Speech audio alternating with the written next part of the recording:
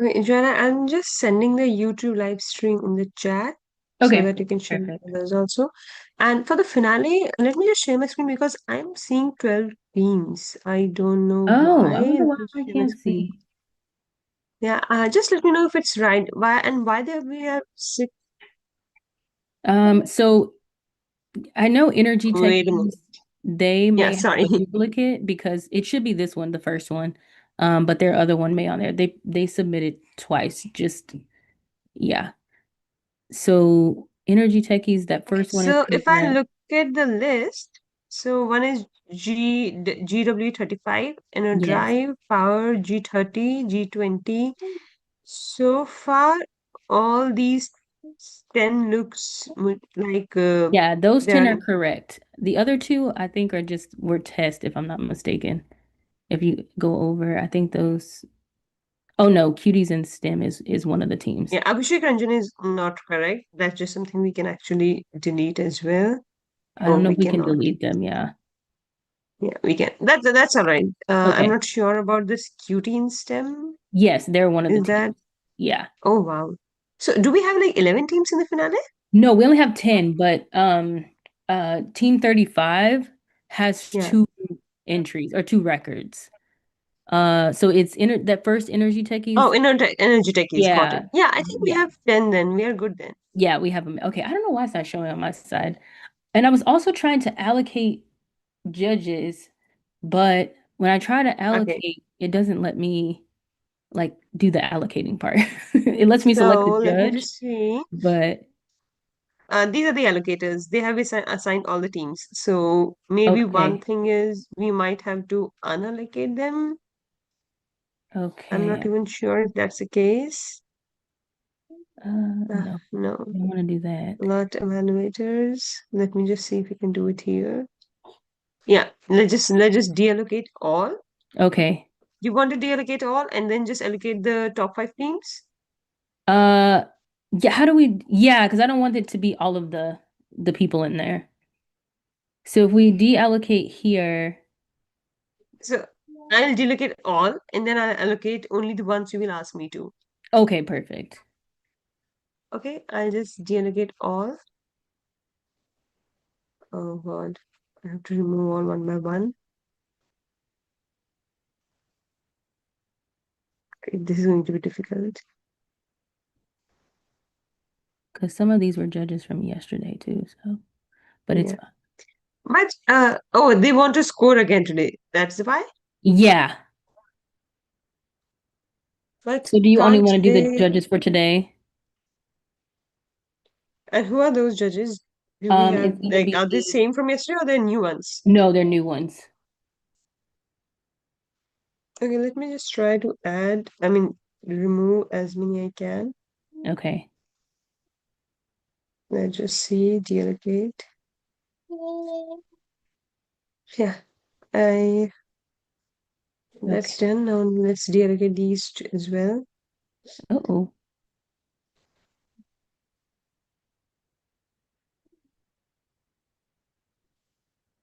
Okay, I hope I didn't mess up. okay. Evaluator. Management. Oh, great. We have evaluated. That's good. Okay, then we go to 100. We go to the second page. We just delegate.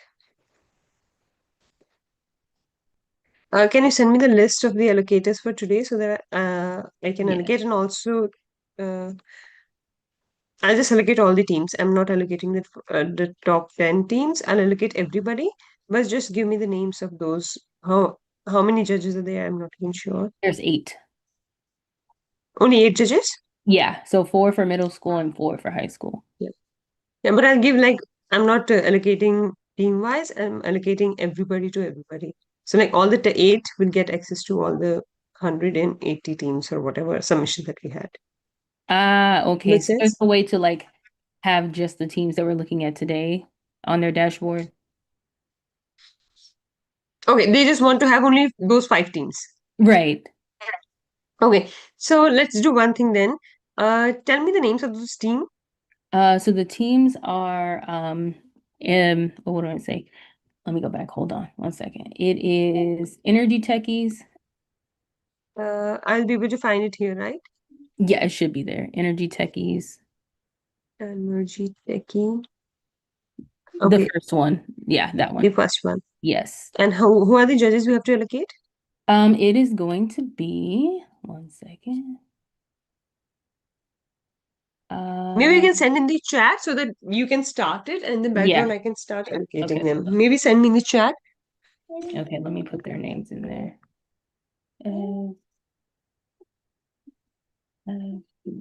because they must be waiting uh I don't see anybody in the yet. waiting room. I don't know if I have this.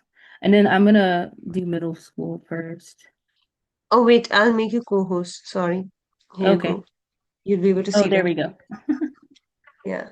Okay, middle school judges are these: Elizabeth Fisher, Jason, Jermac, Jermark, just kidding. And then Cheyenne. Give me team wise, okay, so that it's easier for me to Oh yeah, allocate. so teams for middle school are gonna be EnerDrive. Yeah, no, I just mean Energy give me Techie. everything over. Give me everything written so that I don't lose it. Okay, I got you. Yeah. 1 second. Actually, I'm gonna drop in the chat anyway Yeah, better. the presentation list, and then I'll add the judges there. That'll make more sense. That way you have them. With the time slots? Yeah, I have Okay. a doc for you guys. Yeah. Were you able to get in contact with all the girls that are on board for presenting today? Yes. No one was like, no. As Bush. Well, hold on. Let me make sure I'm writing the judges' names right. 1 second. Bye. Okay. Oops. Dribble. And we Chavez. have the middle school first and the high school, right? Correct. Hmm. Correct. Elizabeth Fisher. Fish. Oh yeah. Fisher. Jason. Jermark. And Cheyenne. Tita. Diaz. Okay. And then judges for high school. We're gonna go down and Jose. Jose.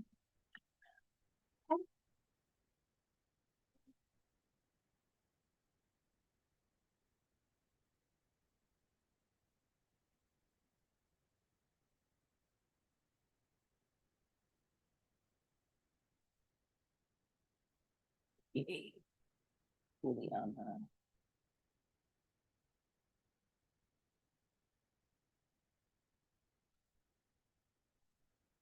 Juliana.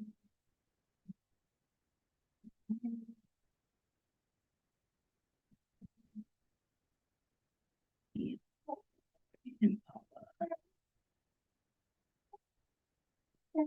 Make sure I spell that right. Okay. And then I'll share this link with you all, and then Bitey, you can use that.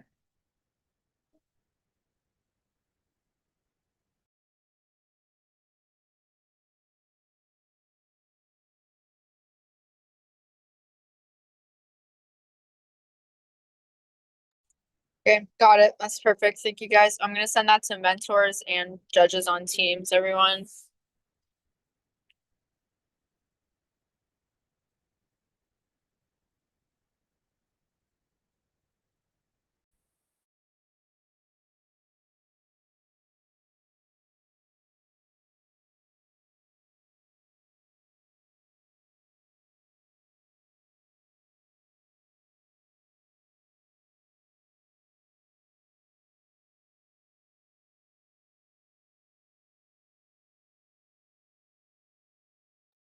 Two quick hack to skills questions. Are the girls that didn't advance able to see their feedback today?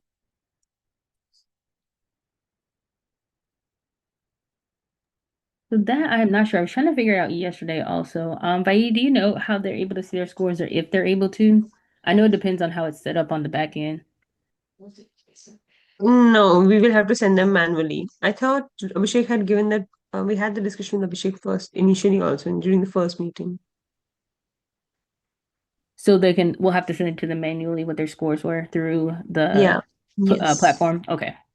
Yes. Okay. So there's a communication, Jaya, the communication through the platform. You can send an email. Through that, you can send them the feedback. Okay.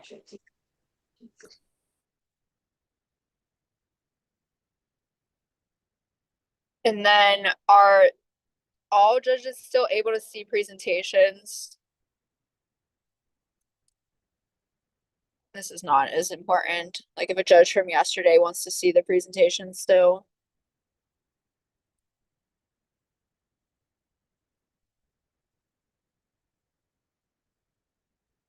It's fine I'm if not. not sure actually, because I know right now we're trying to add the The judges for today to be able shortlisted. to see the shortlisted projects. Okay. So we should be able to keep it to where everyone can see it, but I'm not 100% Yeah, sure. that's bottom of the priority, honestly. Okay. The girls' feedback, I would say, is more important. Okay.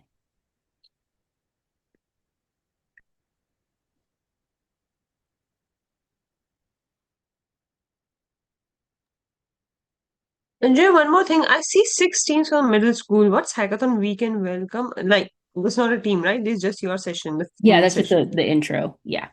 Okay. So the first team is at 9:30 PST.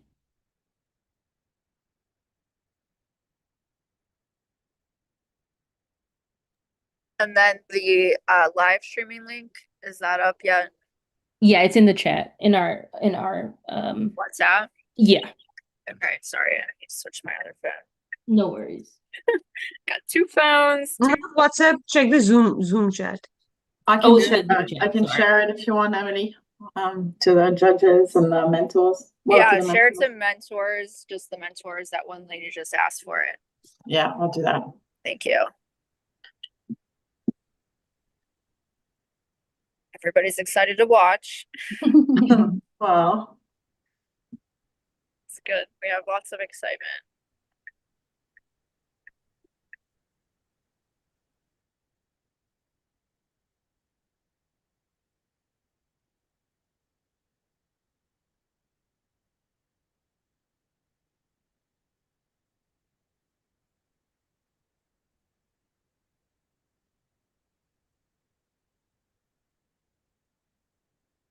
Yeah, but judge.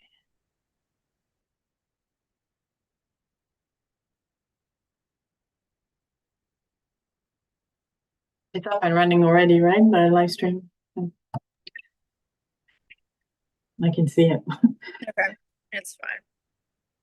We're not saying anything confidential. No, just Yeah, FYI. No, that's good.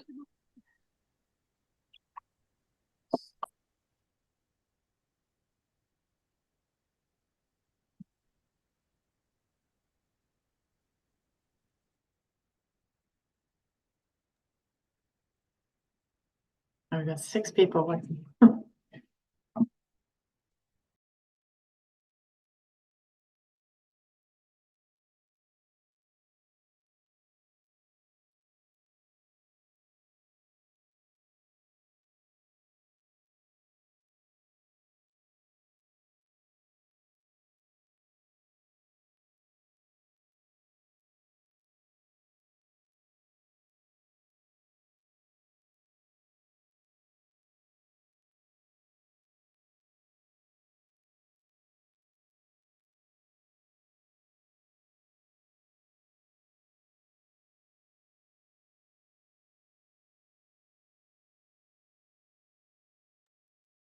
Do I need to do another chat with the judges as well? Are there external judges?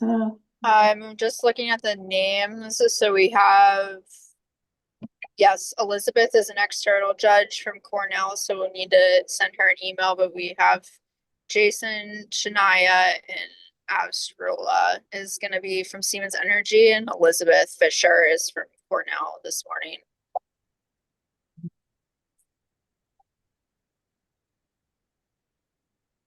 I would just send them a reminder to try to log in as soon as they can to this call, and then I see Shania in here if she can log Kirsten. into Hack2 Skills. Kirsten sent morning. an email.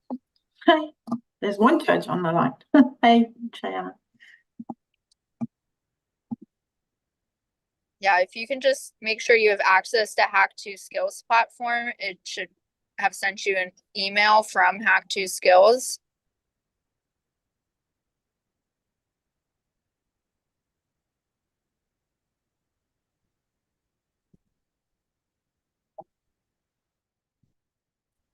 Yes, I checked it on Friday, and Friday it was good, and the clock was ticking. And right now I'm looking into it, but it cannot let me get into the evaluation. It says evaluation is closed. It's at 0000 in the time, Okay. days, and hours. In the action center. I don't know if I'm in the right place. That is the right tab. You cannot click start evaluating. Correct. Yes, I cannot. Okay. It's blocked. Okay, shooting stars, are you still allocating teams?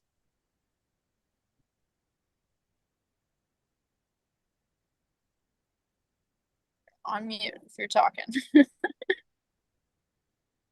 Shiana, we have allocated all the 5 teams to you. You should be able to see it. Maybe Cheyenne, can you share your screen real quick and we can see what you're seeing? Yep. And they can walk you through, because this is really the best time to do this. Right. Perfect. Thank you.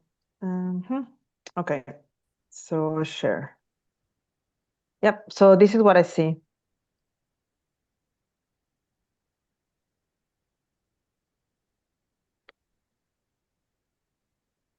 So yeah, on Friday when I tried it, it was on and the clock was ticking, and I did have the start Yeah. evaluation enabled. But yesterday Okay, night just when I give me a checked it, minute. I'll check back. okay. You're in the right place though. This is good. We just need to put up another module, probably for this evaluation round. Thank you. Yeah, no, thank you for judging. I mean, Jared, there's one thing. I'm not able to find the third team from the high school, Power Play. Do we have another name for this team? It came up when I searched it. One second. Let me make sure. Hold on.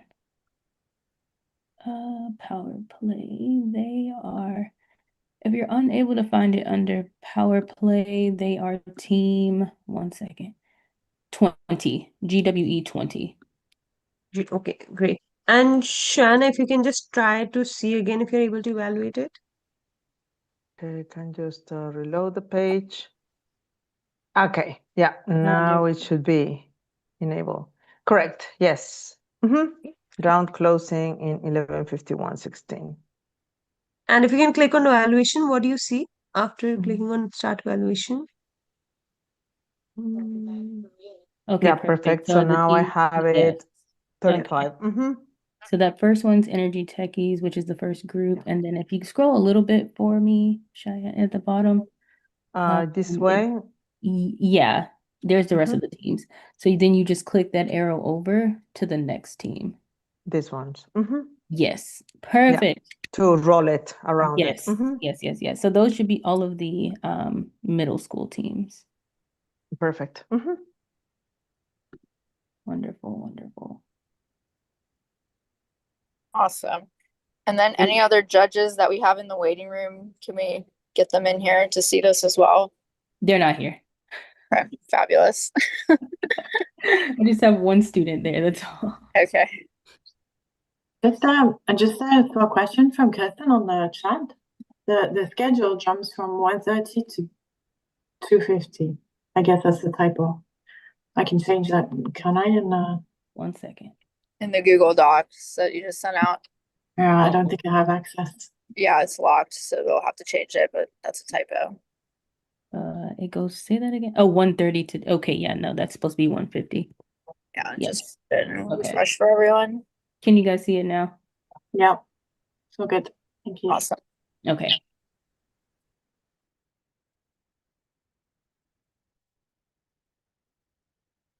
Okay, perfect.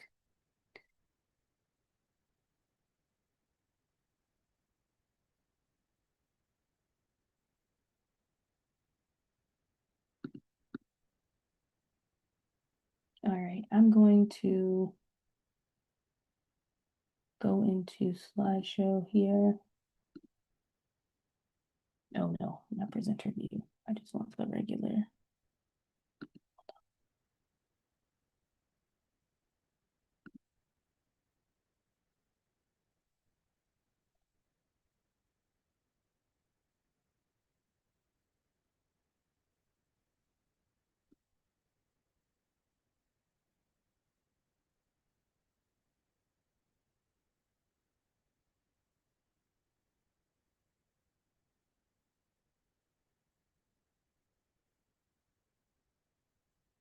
Yeah, you probably want to start sharing your screen, right? We pull the girls in at 15 after. Yeah, I'm sharing that. Okay, can you guys see? Yep, I can see it. Oh wait, why is it back? Yep. It went to the very beginning. JK, hold on. I was like, Yeah. I want to go back. Forward.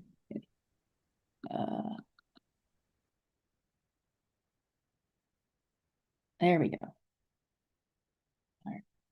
Beautiful.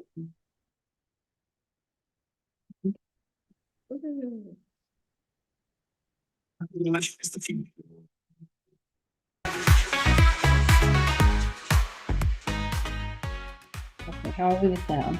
Just a little lower. Little lower?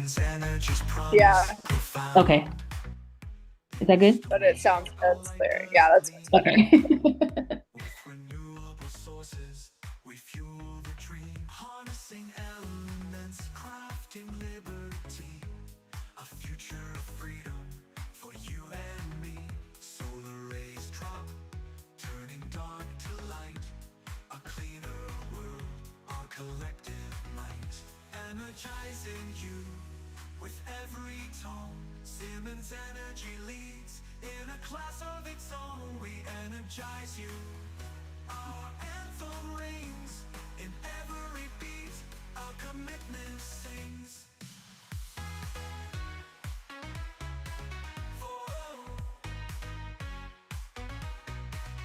From Earth's core to the azure skies, our green energy fervently flies. Progress dances in sun or rain. Siemens energy moves with purpose, never in vain. Turbines spin, a harmonious beat, a change so sweet, we can't retreat.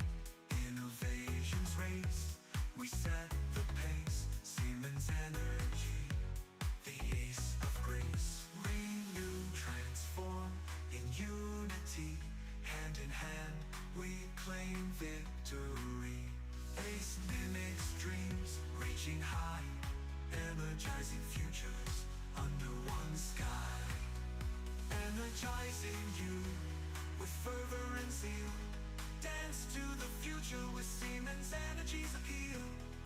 There's no other judges in the waiting room. Journey's true, we energize you in all we No. do.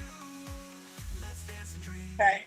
Reach for the stars. Shania, if other judges are having issues, maybe we'll just have you share your screen real quick with everybody to show how to get into the evaluation, and then we'll take the first presentation. But hopefully they'll join during the 15 minutes of shooting stars talking. So do you want me to wait until other judges join? Yeah, so we have 3 other judges that are going to judge with you. So if Yes. they're having issues with Hack 2 skills, we can just have you pop up your screen to show them, and that usually does the trick. And then we can take the first presentation, but just stand by if they have issues. You'll Okay, be our perfect. lead judge.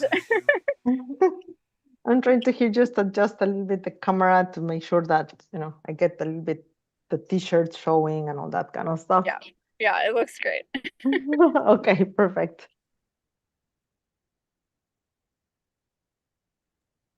All right, I would say run the song and then pull in any of the girls that are out there, and we'll start the show for today. Thanks, everyone. Emily, the 2 judges are Afterbal and Jason. That's who we're waiting for. Yeah, we have 3 people we're waiting for. Okay. I can't. Yeah. And do we go and evaluate after each one of the presentations in the H2S, or do we Yes. wait until, okay, so. Yeah, I would do it after so you don't forget anything. But if you want to take notes on the sides, that's Yeah. good too. It is Mhm. kind of fast paced, but today you'll have lots of time for questions. Okay, perfect. All right.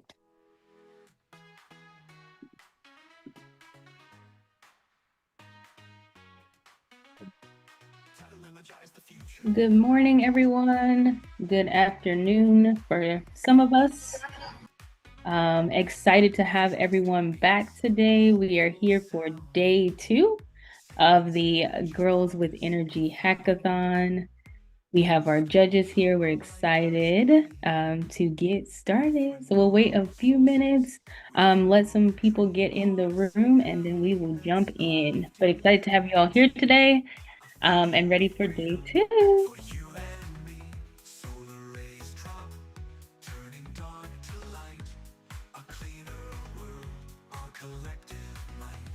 Energizing you with every tone. Siemens energy leads in a class of its own. We energize you.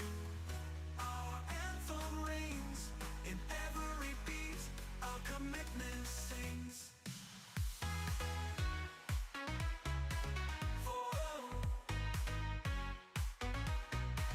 From Earth's core to the azure skies, our green energy fervently flies. Progress dances in sun or rain. Siemens energy moves with purpose, never in vain. Turbines spin, a harmonious feat, a change so sweet, we can't retreat. Innovations race, we set the pace. Siemens energy, the ace of grace. Renew, transform in unity, hand in hand, we claim victory. Ace mimics dreams, reaching high, energizing futures under one sky.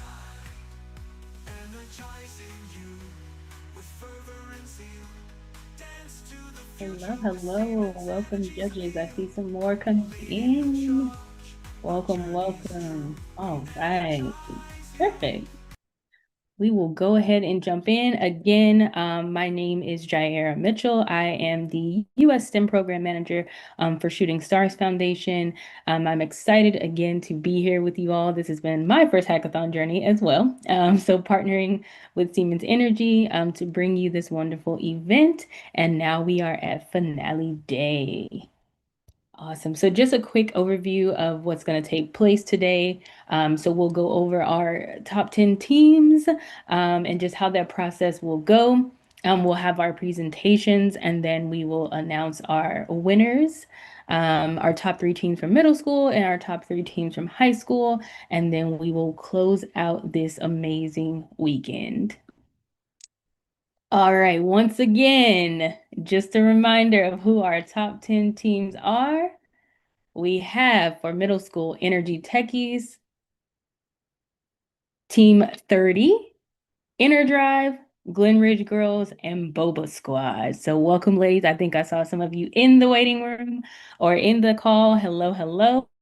And for our high school teams, we have the Powerhouses, we have Power Play, we have the Powerpuff Girls, and we have Cuties in STEM and the Cool Cats. So very exciting. And today, ladies, we do have some new judges for you. So you'll get some fresh scores, fresh perspectives, and fresh feedback today. So excited.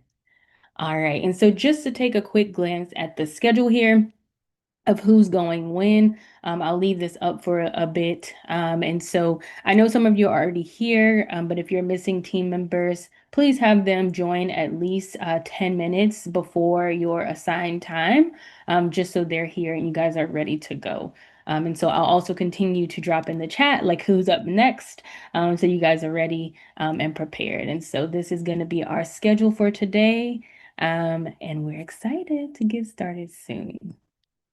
All right, so let's just review the rubric. So same as yesterday, but one of the things that I want to highlight, so you guys had the chance to get some feedback yesterday. So hopefully you were able to implement some of that for your presentations today. So again, we're looking for relevance of the project, so making sure that it aligns strongly with our theme this year, which is Energy for Good. We'll take a look at the design and planning, so looking at your implementation plan, any challenges that you can anticipate, and just what metrics of success you would use for your product or project. We'll also be looking at feasibility and scope of solution. So is it feasible? And then also, is this something that we can scale? And then lastly, just is the idea novel? So is this something that we've seen before? Is it something fresh? And if it is something that we've seen before, how did you guys make it your own? And then lastly, the one thing that will really be important today is just your overall presentation skills. So are you confident? Have you thought through some things? Is your team taking turns in terms of answering questions and engaging? Are you smiling? Right? So really just putting forward your best foot when it comes to presentation. All right, and now for our judges. So we have middle school judges and high school judges, just like we did yesterday. So our 4 judges today, we have Mr. Chavez, we have Miss Fisher, Mr. Jermark, and Miss Tia Diaz. And those are going to be our middle school judges. And then for high school, which they may not be here yet, they'll probably join us later. We have Mr. I don't want to say this wrong. Bajarano, Miss Molina, Miss Diaz, and Miss Dickey. So I apologize if I mispronounced that. So very excited to have you all here with us. I'm excited to hear your feedback and your thoughts. Thank you. I know some of you are internal to Siemens, and I know some of you are not. So very grateful for you guys taking the time to join us here, and especially you, Miss Fisher, joining us from the wonderful Cornell University. So thank you. All right, so before we jump in, our first team on deck for middle school is going to be the Energy Techies. So if you all are here, we'll give you a few minutes to get prepared. And so we'll go ahead and jump in soon. But if you guys are here, just be prepared on deck. And then judges, we just want to make sure that all of you have been able to get into Hack2 skills. So if you could take a moment to get yourself logged in and then just come off of mute if you need some assistance, so we can walk you through that before we get started.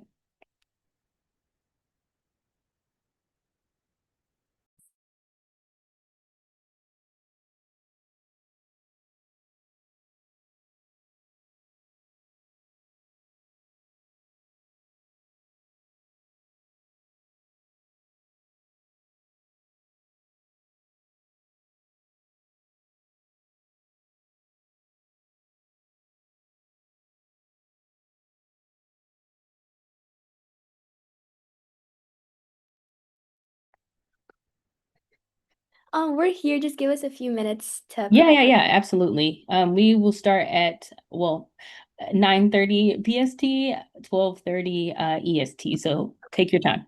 Okay, thank you.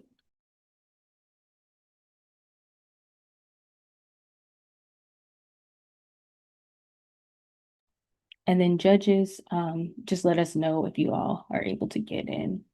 You should be able to see the teams as well. So if you click Start Evaluation, you should be able to see at the very bottom of your screen each of the teams. So you can score and then scroll over.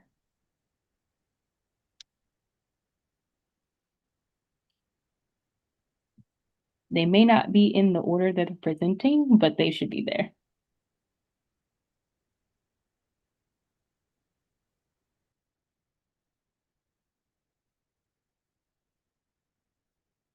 Perfect, thank you. I am connecting from Europe and I'm having some technical challenges to get access to my laptop. So Okay. is that okay if I take notes and then I try to figure out how to put the feedback? Yeah, and if you do you have your phone or like a tablet with you? Yeah, I'm working with my tablet, my phone, because my Okay. laptop is not somehow it's not connecting. So I got I'm sorry you. about Okay. that. Yeah. No worries. Yeah, you can do that and then you can input your scores once you're able to get logged in. Okay. Perfect. And then Energy Techies, whenever you guys are ready, feel free to share your screen, even if you're still kind of collecting. You got like 5 minutes. So You can share your screen or take over screen sharing whenever you're ready. So I'm logged into my dashboard. I see, hold on, let me get back over there. Right now I'm not quite sure where I should be going. I see the GWE 35 Energy Techies. And Yes, that's the first team. Is that what I'm supposed to do? But I don't Yes, see that is correct. It'll Yeah, just- so that's gonna be the first team. Did you click start evaluation? Is that how you're able to see them? I think so. Yeah, perfect. So that's gonna be our first team, and you should be able to input your scores. Okay, I do see the scoring section on that. So Yes. okay. So Perfect, then you're in the once I'm right done, it'll place. Give me the next one. Is that right? Yes. Okay, great. Thank you. And I will also let you guys know which team is up next. So no worries I there. don't see how to navigate to a different team, so we'll just hope it all works out. Okay, yeah. Yeah.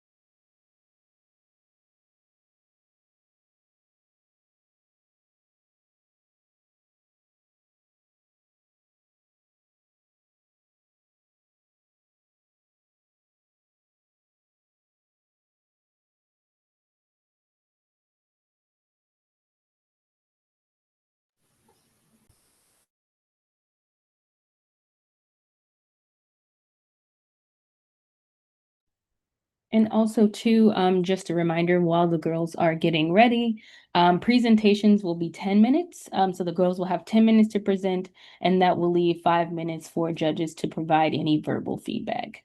So just to give you guys a heads up. So we'll have about 15 minutes per team. And like I said, 10 minutes to present, and then 15 minutes or 5 minutes for you all to give any feedback live.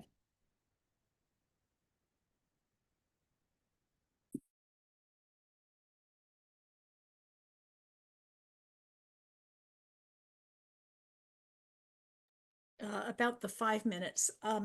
So I thought we were going to be asking questions during that 5 minutes rather than. Yes, so during that 5 minutes, you can ask them questions, and then your scoring is going to take place in Hack 2 Skills. Okay. Yep. Great.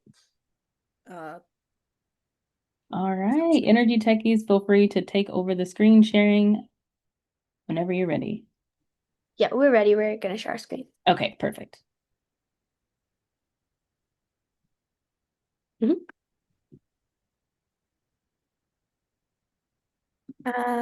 Can you see your screen? Yes, we can. Okay, so I'll just. My phone. And you guys have like 2 minutes if you still need a little bit. Oh, okay. So check. Okay, I think we're ready. Yeah. All right, take it away, ladies. All right. Hello, judges. I hope you guys are all doing well. This is our project that we've created called Energy Saver, presented by Azmina Sheikh and Sashmati Shankar, me. So, meet the team. Azmina was our team leader and our contributor, and I was our co-leader as well as our contributor. Our problem statement. Many families struggle to pay high energy bills, spending a large part of their income on heating and cooling. Unpaid bills can lead to power shutoffs, leaving families without heat, air conditioning, cooking, or refrigeration. Children, older adults, and people with health issues are especially at risk. Low energy efficiency in many homes drives higher costs in energy use. Assistance programs exist but don't reach everyone in need. And finally, families in financial difficulty often live in unsafe and uncomfortable conditions. All right, welcome to Energy Saver, your smart energy companion where you save energy, save money, and you save the planet. Our solution. Our solution is a smart and simple tool that tracks daily energy use. It provides quick and easy tips to help families save electricity. It sends friendly reminders to unplug devices, turn off lights, and use energy wisely. It gives families a weekly energy score to track progress and stay motivated. It helps save money without requiring expensive home upgrades. It makes energy saving easy, fun, and effective. It supports families in reducing energy use and lowering pollution. And finally, it benefits both household budgets and the environment. Some wow factors of our app are: the app saves money without requiring expensive upgrades or equipment, making energy saving fun and engaging rather than boring and complicated. It empowers families to take control of their energy bills and usage. It helps reduce pollution while ensuring households stay comfortable. And this solution combines affordability, ease of use, and positive impact all in one. Also, we have a prototype ready here today, and we can make it an app that families download on their phone and start using right away. So, why do we want to solve this problem? We have seen families struggle with high electricity bills, living in cold or overheated homes, or sitting in the dark during power outages. We have seen that the stress it puts on parents and the joy taken away from kids. That's why we have created our app to save money, save energy, and save the planet. All right, let's jump into our demo presented by Asmina. So as you can see, this is our design. We have the front end and we have different user interfaces like energy dashboard, smart reminders, energy saving tips, and weekly energy score. We have the back end with the API layer, which has a notification system and a energy analytics engine system. It can connect with the database, but we don't have it yet in the prototype version. It can also connect with utility company APIs and smart meters, but we don't have it in the prototype for now. So next, we're going to go into the prototype app. Can you guys see my screen? So this is the Energy Saver, your smart energy companion by us. And are you guys ready to save energy and money? So we can, and this app can also track usage, smart tips, and save money. So let's get started. Next, first you have to sign in to continue saving energy. And also this is a demo app. Then you would start scanning your home, and it would just do like this if you had the app on your phone. Then you would get a little notification here that it found your energy devices in home and it's going to set your budget. So then you're going to continue to budget setup. Next, it's going to ask you to tell about your home, your city, your house size square feet, your rooms, and your bathroom. And next, it's going to ask for your energy and budget info, the price per kilowatt, monthly energy budget, and your last month's bill. Next, it would ask about your appliances and your energy plan. So it asks, do you have a time of use electricity plan, or do you own an electric vehicle, or do you have a smart thermostat? And these questions can actually save you more than $500 and more annually. Next, we have the debt manager. It helps catch up on bills and reduce future costs. So for now, they can do what amount that they haven't paid for last month's bill, and it would try to combine bills, or you can say no debt. And it would also give you some tips how to reduce energy this month by maybe like AC and heater set to 76 Fahrenheit summer and 68 Fahrenheit to winter, and that it will tell you how much you save per month with a proper thermostat settings. And also it'd give you an emergency tip, like if you can't pay, it would tell you to contact Georgia Power for an example and tell payment assistance programs.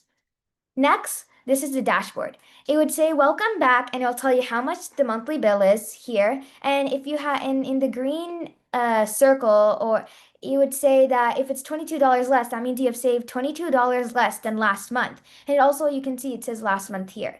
Next, we have our savings goal. It tells us how much progress in this month we have spent through their goal to spend, and it would tell us how much percent we have spent it, which is 73% complete, and it'll tell us to keep going. Next, we have we can add bills and we can get tips. And for an example, today's energy tip is to like unplug electronics when in use, and you can also mark it as done, and you can also see your recent achievements here. Next, this is the bill tracker. It monitors your energy costs over time. You can add your bills and put your amount and the kilowatts you've used and the bill date. Next, we have the budget manager. It tracks and controls your energy spending.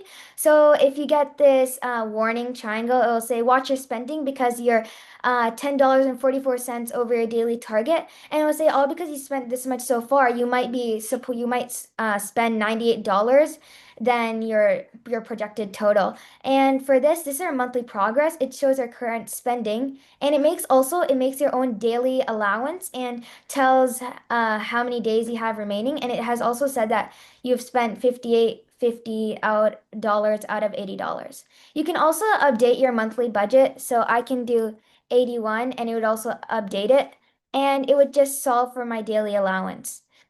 Next, we have this week's pattern. It tells us how much we spend from Monday to Sunday, and if it's these green arrows, that means we're on track, and these warning triangles mean that we're getting a little bit off our budget. This is the debt manager. You can also access through the app, and you can you would also be able to see the same things that we saw before. Next, we have the smart devices. You can monitor and control your connected devices. So right now it says that the smart home connected. So we have two connected, and it's telling us how many watts have been drawn. So right now we have living room lights, which is taking 27 watts, and we have smart TV, but it's telling us it's standby. It also shows us today's usage pattern. So it's showing us how much watts we have used in total until 7 p.m., which watts. It also gives you smart notifications, which you can receive in a smart tablet, smartwatch, or your smartphone. For an example, it will tell you you have used 10% less energy today, or great job, or remember to turn off the kitchen lights tonight. And if it gives you this green hour, that means it's good. And if it gives you this yellow bell, that means it's going to it's like a reminder or alert. Next, we have heavy appliance tips. So based on your city, it would say your peak hours. So on weekdays, it's saying your 11 a.m. to 7 p.m., which is the highest rates. And for best savings, it says 7 p.m. to 11 a.m. and weekends. So for an example, it will say if you have EV charging, it would tell you the best time and the peak time, and it'll tell you this potential savings you can save that year. And also here it shows if it's easy, medium, or hard. And every time you do it, you can mark it as done. It would show down in your progress. And we have many things like washer, dryer, air conditioner, and refrigerator and thermostat, and your heavy appliance schedule. And you would also be getting it here down in your progress. Next, and finally, we have achievements to celebrate your energy saving milestones. So right now it's saying that they're their energy champion, and it would show them how much achievements they've made so far and how many points they have earned. It would show their last achievement, and it would show all the achievements they have earned so far, and where they're in progress, and it would give them a little message to keep it up, and so then they would be able to, so they'll be motivated to save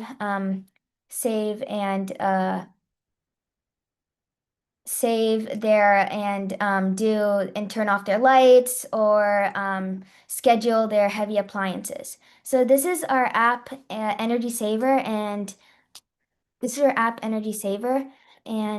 Sai is going to go through the rest. Yeah. So our learnings during the hackathon were we learned how to work together as a team and collaborate. We improved our public speaking skills, and we learned how to create a web app, which was an amazing accomplishment for us. And we learned we learned some creative ways to solve real world problems. Some fun moments during the hackathon. We got into a little argument, but we don't talk about that. Thank you, judges, for listening. We hope you guys enjoyed.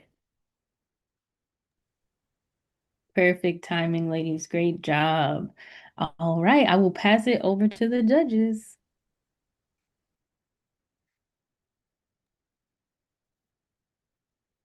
Can I start? Absolutely. Great. Could we just go back one slide, because I'd really like a little more detail about some of those things that you learned. So tell me, let's start with the web app. Tell me more about how you learned about creating a web app. So we learned how to do the web app is me and her we were like researching how we can do like an app and make an app. So we found Lovable, where you can make app, and then we both started like brainstorming and made we started brainstorming and started creating it together. Okay, and so that's a site that sort of you put in some kind of menus or things you want to have in your app, and Yeah, it sort of yeah, turns it into an app for you. Mhm. yeah. Great. Um, and then tell me more about what you learned about teamwork, or and also just about your process of how did you split up what you were doing, or how did you work together? What did you So learn about that? So the process was actually a little bit hard because time management was a little bit of a challenge for both of us because we both did a lot of extracurriculars. So it was hard to meet up with each other. And finally, one day we met up with each other and we were like, yeah, we have to get this done. So we worked together as a team and collaborated. We both had many different ideas, but then we started like eliminating them. So that was our roadmap to like coming here and yeah. Thanks. Maybe I'll jump in. Great presentation. Thank you very much for sharing. I'm curious about the end users and a bit of your thinking. So first, I'd like to know if you thought about your target audience and who you think could benefit from this the most. And secondly, maybe based on your own experience here, is there something that you think that target audience would really come to an aha moment about, oh, we didn't know that before, that the app would help guide them to? So our target audience are basically for our community, because in our community we have a lot of low-income labor families, and they have to decide whether they're paying their bills or paying putting the food on the table. So we really wanted to make this app for them so it would help them. And it would actually, and we also learned like these small tips can save like a big part of their electricity bills just by following these small tips too. Right. Okay, thank you. I'll go next. Thank you so much for presenting it and for creating this amazing app. It's a great job. I have one question on kind of like how are you planning to really spread the word of your app and become it like have it available? Like, do you have like a plan for promoting it and market it, or how do you plan to, yeah, get it So to use? yeah. So beyond this prototype, we have a three-step plan. First, we want to get feedback on the prototype and we want to add some additional features. And the second step is to make the app downloadable so that both Apple users and Android users could use it. So we would put it on the App Store and the Google Play Store. And our final step would be to partner with some utility companies to get like the smart meters data. Excellent. Thank you so much. Yeah. Any I also, yeah, I also have a question, maybe a comment, and thank you very much for the presentation. It was very impressive. As let's assume that you go forward and plan to implement this app, I think you're gonna have to add something to a carrot to get the people just to input all the data, because as you say, right, so we have to get the data, get the monitoring, the achievement, and so on. So that's something to take into consideration as you move forward, right? Because I think at the end of the day, someone needs to sit down and put the data in, and then get the data and get the measurements and the achievements. So, but overall, it's very cool, and I can see even applying that app in my house. Why not? Thank you. Any other questions? Awesome. Wonderful job. Oh, did you have another question, Elizabeth? I did, if that's okay. Yeah. I'm just wondering if do you see any connections between what you did in this project and things that you've learned in school, or that you think you'll be learning in school coming up? Oh, so we both go to different schools actually. So she does online school and I go to a charter school here in Georgia. My school, like in all grades, because my school is a kindergarten through eighth grade school. So basically we have a class called coding. So for elementary, it's called computer science, and then in And then for middle school, it's called coding. So it's called like Intro to Digital Tech. And basically in Intro to Digital Tech, they teach us a lot about like using Python and JavaScript. So I would say that that really helped us like while we were building up our project, like while we were developing our app. So like learning about all of that really helped. And also in my school, we have it's called it's like we have so basically every year in middle school you learn something new. So last year you were learning about coding like Python, JavaScript, and HTML, and also this year we're learning more about AI and AI ethics. So we're still learning about it, and for this year. Thank you I very have a much. question. I live in Atlanta, and I know you guys said you live in Atlanta as well. What schools do you guys go to, if you don't mind me asking? Oh yeah, I go to FAST. It's a charter school, Fulton Academy of Science and Yeah, Technology. yeah. Awesome. And then I as me, you go where? and I go to Georgia Cyber Academy. Yeah, perfect. Okay, I've heard of both of those, so thank you. Awesome. Well, thank you again, ladies. And we will be announcing winners later on today. So either feel free to tune back in via the live stream, but we will definitely let you guys know when to come back and hear Okay, who are the winners. Thank you so much. thank you. Bye. Bye. Bye. All right. And next up, we have Boba Squad. I saw you guys here. So whenever you are ready, you can take over the screen sharing, and then we'll give judges a few minutes to finish up their notes, and I'll let you guys know when to start. Okay. Okay. Do we see it? Yeah, we can do it. Hold on. Can you guys see? You can see your screen? Yes. And so Okay. judges, are you guys still finishing up notes? Okay. Yeah. So we'll give you a few minutes. We'll start on the minute. So we'll start in 3 minutes, ladies. Okay. All right.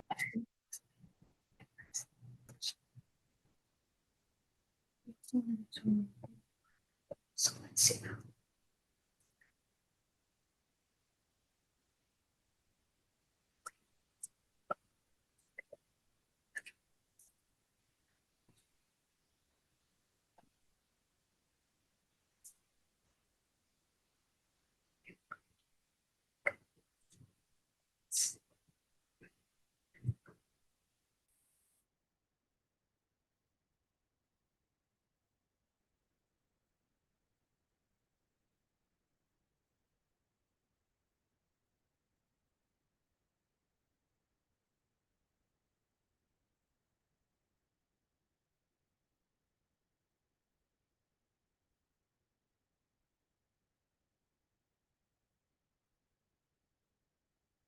Look anywhere. You adjust it so like it's an easy eye movement. Okay. Yeah.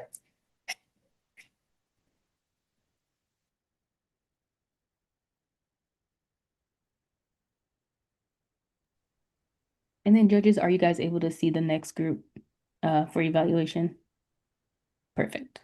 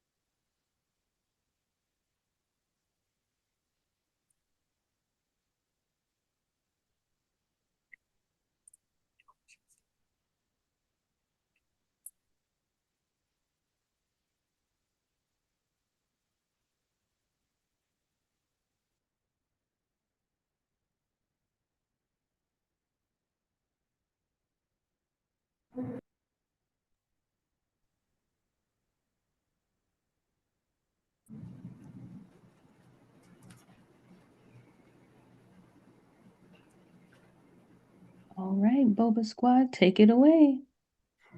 Okay. Hello, thank you for your time, and this is our team Boba Squad. My name's Kalyani, and I'm the team lead. My name's Kshita, and I'm the app creator. My name's Akshara, I'm researcher. That's Ashka, who's contributor. Problem statement. Nearly 80% of Africa's population lives without electricity, leaving hundreds of millions of people in the dark. In Niger alone, 20 million people living in rural communities lack access to reliable power, forcing families to rely on expensive, unsafe, and unsustainable energy sources such as kerosene and firewood. The entire country's electricity supply is only about 500 megawatts, which is extremely small compared to the growing population of and rising energy needs. Tawa is the poorest region in Niger, facing some of the harshest challenges and widespread poverty, which is almost no and limited infrastructure and almost no access to affordable and reliable energy. Our solution will focus in that region. Below are two graphs showing our collected data. Why Niger? Niger is one of the poorest countries in the world, but it is also the largest country in Africa with a total area of 1.2 million square kilometers. 80% of their land is desert. Niger is also one of the hottest countries in the world, which makes it perfect to use solar-powered energy. The Harmattan is a dry and dusty trade wind in the northeast of Sahara Desert to West Africa, normally during late November to mid-March, where Niger's winds can range less than 4.4 meters per second, as you can see on the map. Research. In 2023, 20.1% of Niger's population had access to electricity. Niger's share of power has been cut by 34 megawatts. Most of their energy is mainly from wood. Energy poverty makes it hard for schools, hospitals, and kids. Schools because they have to keep records and lesson planning for teachers. Hospitals because they use lots of machines that perform functions to save lives and solve health issues. Kids because of overall learning and they need to succeed in the future. Our solution aims to give people electricity in an efficient way. Our project is a power plant that includes a 5 megawatt wind turbine, a 5 megawatt solar panel as the total output, 5 megawatt gas turbine as a backup and for peak periods, a 5 megawatt battery pack, and an app for energy management. Existing research efforts in Niger, specifically in the region of Tahua, includes the Sino Solar Hybrid project that includes a 5 PV diesel battery hybrid power plant, the Tahua Solar PV Park, which has not been yet implemented, but is predicted to reach to 60 megawatts as the capacity, a 60 megawatt solar plus storage that is being planned currently in Tahua. So what makes our idea novel? As you can see, the existing efforts for renewable energy systems include solar incorporated with diesel. Diesel is not eco-friendly and solar is not always efficient, especially when it's not sunny outside. That's when our idea kicks in. Our power plant is powered from 2 different renewable energy sources, including wind and solar, and it incorporates a backup gas turbine only to be used for emergencies and peak periods. We also have an innovative energy management system with our app. Our idea can also help the economy with education and job opportunities. Introducing our invention, Luminex, the power plant. As you can see, this is the design of our solution. First, we have the wind turbine, the solar panels, and the gas turbine as our 3 main sources. The energy produced from the system can go to homes, hospitals, and schools, and many more public services. Specifications. For the solar panels, we have about 12,500 panels, 500 watts for each panel, so the total output will be 5 megawatts. Battery, the capacity can go up to 5 megawatts hour. Wind turbine, we use a Siemens Energy wind turbine and the total output can go up to 5 megawatts. Gas turbine, we also incorporated a Siemens Energy gas turbine and the total output can go up to 5.8 megawatts. Our gas turbine can be used in full power within less than 2 minutes, making it very easy and efficient. We will use an inverter for wind turbine and the solar panels. Development roadmap. This shows that we research problems, make a detailed design, find out what power plants have been implemented already, bring all the parts together, create final design, and put the product into action. These points will measure our success in our journey. Finish making the product, success in the tests, first implementation, seeing positive improvements in the regions where we implement the product, expanding the concept of our idea to multiple parts of the world. The app. This app/website can be used to keep track of how much energy there is and where the device is. The app can locate where the power plant is on Google Maps. The energy levels show how much energy there is and generated used for the whole entire day. There can also be a bar showing the total amount of energy generated, electricity that has been used. Since we are generating our power plant from wind turbines, solar panels, and gas turbines, the app can show how much battery or generate electricity there is left to light up a building or turn on a fan. The following slides would show our design of the app. Homepage, login, sign up, main page. So this page shows everything about our product and description information about it. Your power plant. So here is an example of where your power plant would be, and then over here would show different types of energy being like how much is produced, total amount of energy used in total, and storage percent, like how much battery there is left in that app. So site assessment. First, we check out the land. Site readiness is where like we confirm it and like start. And install the power plant is where like we build a power plant and like put it there. App implementation is like where we establish the app. Integration with the app is where we connect the power plant and the app together and then put into action and create more. Why we chose this project? We chose this project because we wanted to make a real world impact as millions of people in Nigeria and across Africa still lack electricity, affecting schools, hospitals, and daily life. It was also a challenge that felt achievable since designing a hybrid power plant with solar, wind, and gas backup pushed us to research deeply while still being realistic. The project gave us each a chance to grow by contributing through coding, research, design, and presentation, also while improving teamwork and time management. Finally, we picked it because it has a future potential. What we designed for Niger could one day expand to help other countries facing similar struggles with energy poverty. Challenges. The materials are expensive, so there won't be any profit since Niger is poor. We'd need to figure out how to build it, and since the materials are more expensive, that means they're more fragile, therefore that means no second chances. It had to be scientifically possible and feasible, and also we needed to find reliable sources for research. Future enhancements include using sand as storage, making the power plant efficient for other countries, implementing the power plant sizes depending on what it's used for, integrating AI with the app, finding different resources other than wind and solar energy to power up the power plant, and possibly making it hydropower. Lessons learned include presentation skills, effective research, teamwork, many aspects in technology, how to push beyond our limits, and time management. These are the references and sources that we used for the research and the design.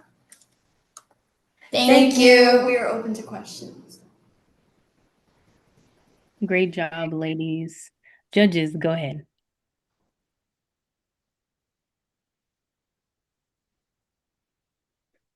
Oh, I guess I haven't been muted this whole time. Maybe I can go ahead again, if that's okay. Thank you. That was very nice.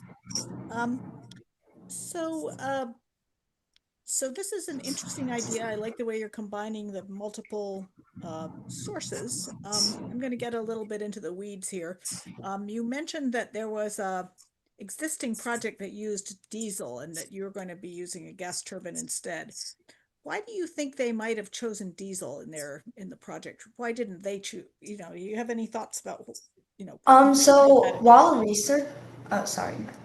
while researching, we found that most of Niger's energy is based off of oil. To be specific, 69% of it is based off of oil. So possibly because that is the best source for them to use, the easiest way, and the source that they have been using is probably why they've incorporated diesel.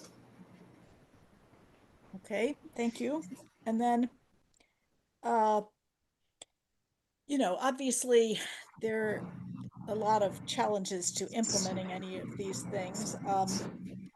And you've done a great job of highlighting, the the difficulties that Niger has faced having to do with energy. What do you think has stood in the way of doing a project like this in the past? Well, it could be like the geography, because like it's like since they're more deserted and like their population density is lower, it causes it to be more expensive. And less people are there to help out on the project. And you have to distribute the energy too once you create it, right? So you need a lot of infrastructure for that. Yeah. Yeah. Okay, thank you. You're welcome. Thank you. It ties in a little bit to my question. First, thanks. I think absolutely worthy selection of cause here. Very Energy Star region, so very well done there. Niger is a big country, right? With, as you said, very scattered population. In order to be able to use this project, you're going to have to find a location that has access to all the resources needed. So wind, solar, also gas or something to run the GT and so on. Did you have any specific thoughts about maybe where in the country this could go, and then also maybe in more than one place, if you could perhaps scale it to multiple locations, if you were able to pull it off? So first, as we have said in the slide, we would go for Tahua because it is the poorest region in Niger and they're very much in need. And then after we start making profit by selling it to customers, we would go for overall Africa and obviously the country of Niger, and probably go up towards the Middle East. With the research, we also found out their infrastructure is very low, and it's also very windy there, so it's easier to use wind power. Yeah. Okay. And then maybe on the cost side, do you have any idea about how much this might cost?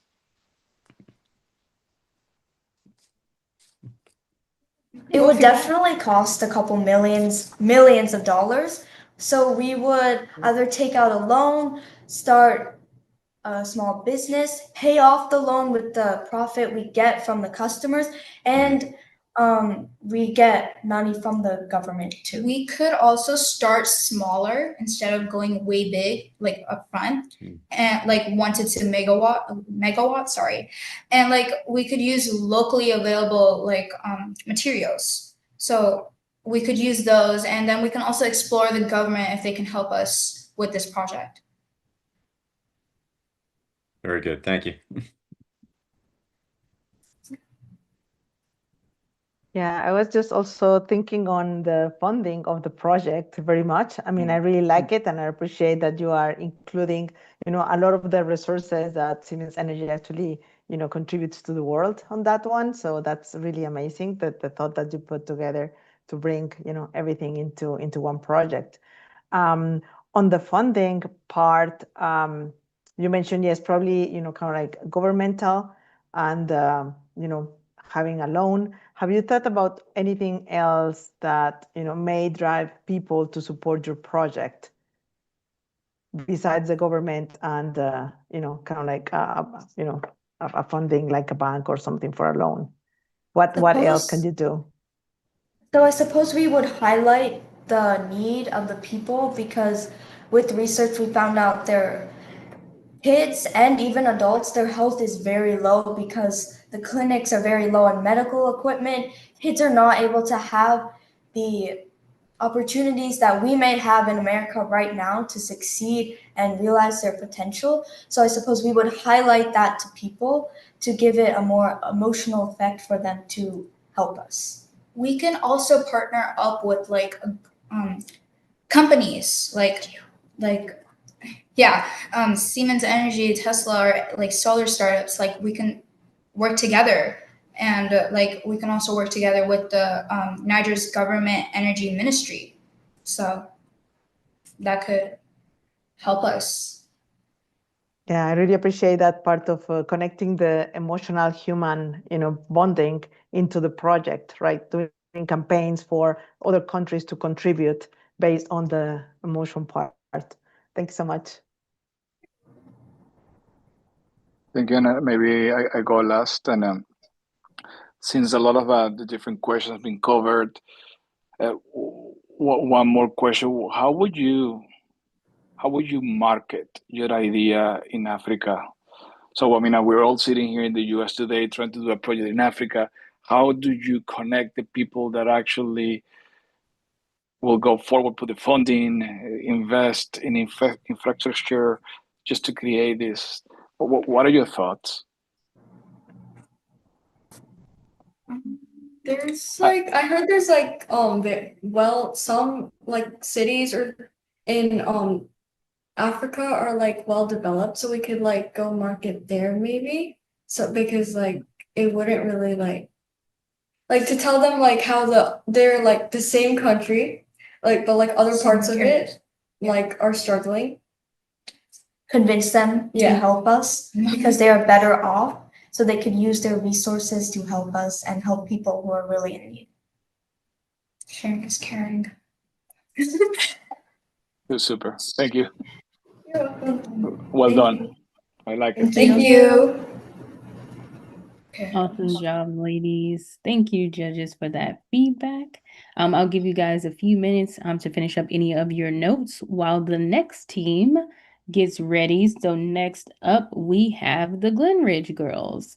I saw you guys here, so whenever you are ready, you can start your screen share, but we'll give judges a few minutes to finish up their notes.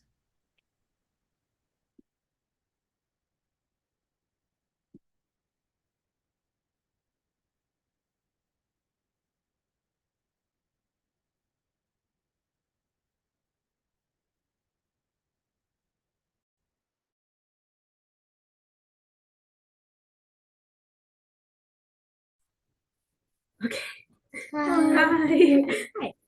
Hello, are you guys ready for us to start the presentation?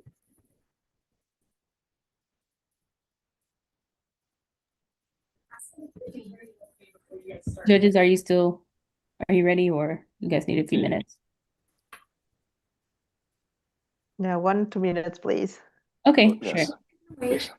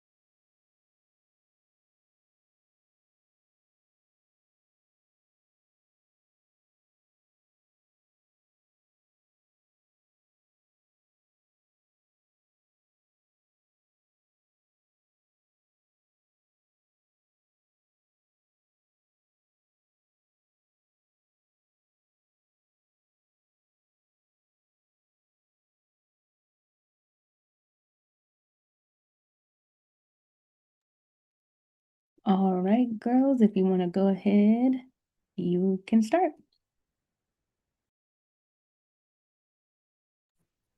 Okay. We are Glen Ridge Girls with Energy. Our project's The Hive. I'm Elizabeth King. I'm Isabella Carroll. I'm Emma Wen. And I'm Laurel Chapman. We're all in 7th grade. The problem: most desert communities don't have access to electricity or a safe place to stay during severe weather. Here is the solution. The Hive is a building that produces energy from desert communities by harnessing the power of sandstorms. It is also a shelter for the community during them. Here is a diagram of the hive. On the top, we have a communication tower so that when severe weather or sandstorms come, we can be alerted and so we can alert the people. On the outer shell, the building is covered with hexagon tiles that are also solar panels, and when the wind hits them, or when the wind or sand hits them, they get a small amount of energy and it is diverted to energy management. Below that, we have the hydroponic towers, maximizing the efficiency use of space and also reusing water. Below that, we have food division, so everyone gets their food correctly and orderly. We also have energy management to organize the energy. And below that, we have the playground. And also on the playground, when the kids jump on the playground or play on it, we will also have those tiles so we will get a small amount of energy. Below that, we have the main hall for meetings, the sleeping chambers in case the severe weather lasts for a couple of days, and the emergency for food preserves in case things get really bad. Here's a 3D model. The white pillars represent the hydroponic towers, and the pink lumps represent the playground so that the kids can jump on the hills. The blue lumps represent the emergency food preserves. The app. We designed a community app to help them navigate the hive. I will be walking you through most of that. This is the home page. You click sign in after turning that in, personal registration. Take a picture. You can add a family member and take another picture. When you're done, hit done. Click here to see a bigger version of the weather. Click here to get directions to your assigned hive. Do your hive ID, check who is in the hive, and volunteer at the hive. If you click emergency, you can contact the rescue team and send your location. If you click contacts, you can choose out of your contacts to either message or call. Now back to our presentation.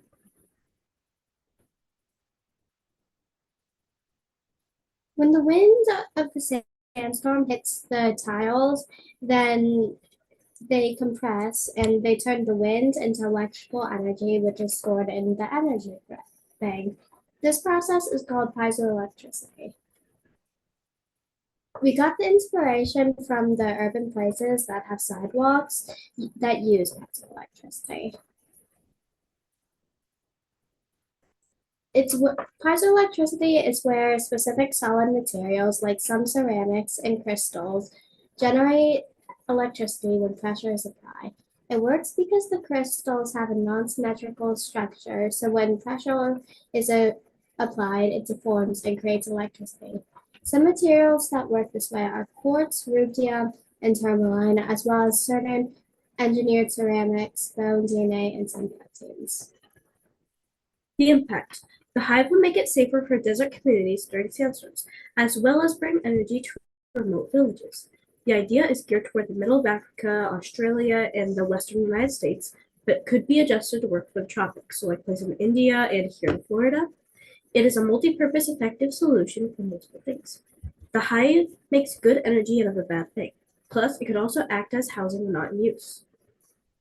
Extra energy. With the extra energy, we can fill rechargeable batteries because batteries can be universally used and we can transport them to towns for them to use.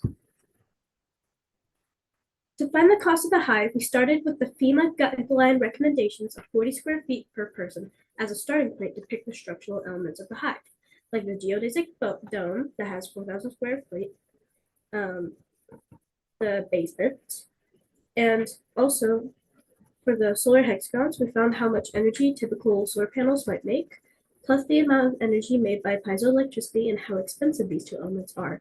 And multiply them because it's a dome, so it's not just one solar panel, it's multiple solar panels, to find out how the full system will cost. Then for the battery, playground, hydroponics, and beds, we found them from the homeguide.com, the solar system, the DIYsolar.com, Walmart.com, and ATO.com. Also, we used 40 square feet per person, but it could vary based on how many people we want to hold. So if we want to hold, like, we could make it where there's 80 square feet per shelter resident, but that'll cut the amount of people basically in half. So it really just depends on how many people we want to put in the hive. How we plan to get funding. We are aware this project costs a lot of money, and we're kids, so we don't have that much money. And doing a big sale will not cut it. So here are some nonprofit organizations that might be willing to help fund the UN Convention to Combat Desertification, UNCCD, Red Dust, Fuller Center for Housing, and the Galilee Center.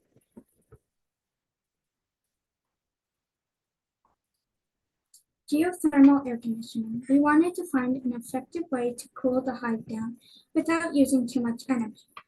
Basically, if you dig 30 feet into the ground, it's always the same temperature.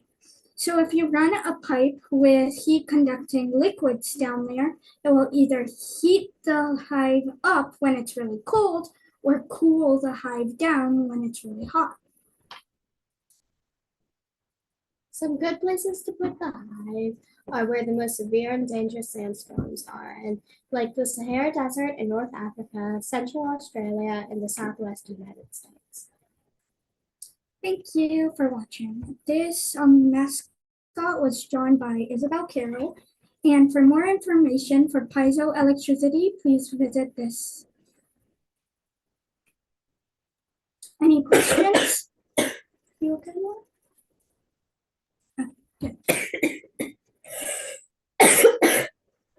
Be happy to ask some questions. Thank you very much. That was very interesting and creative.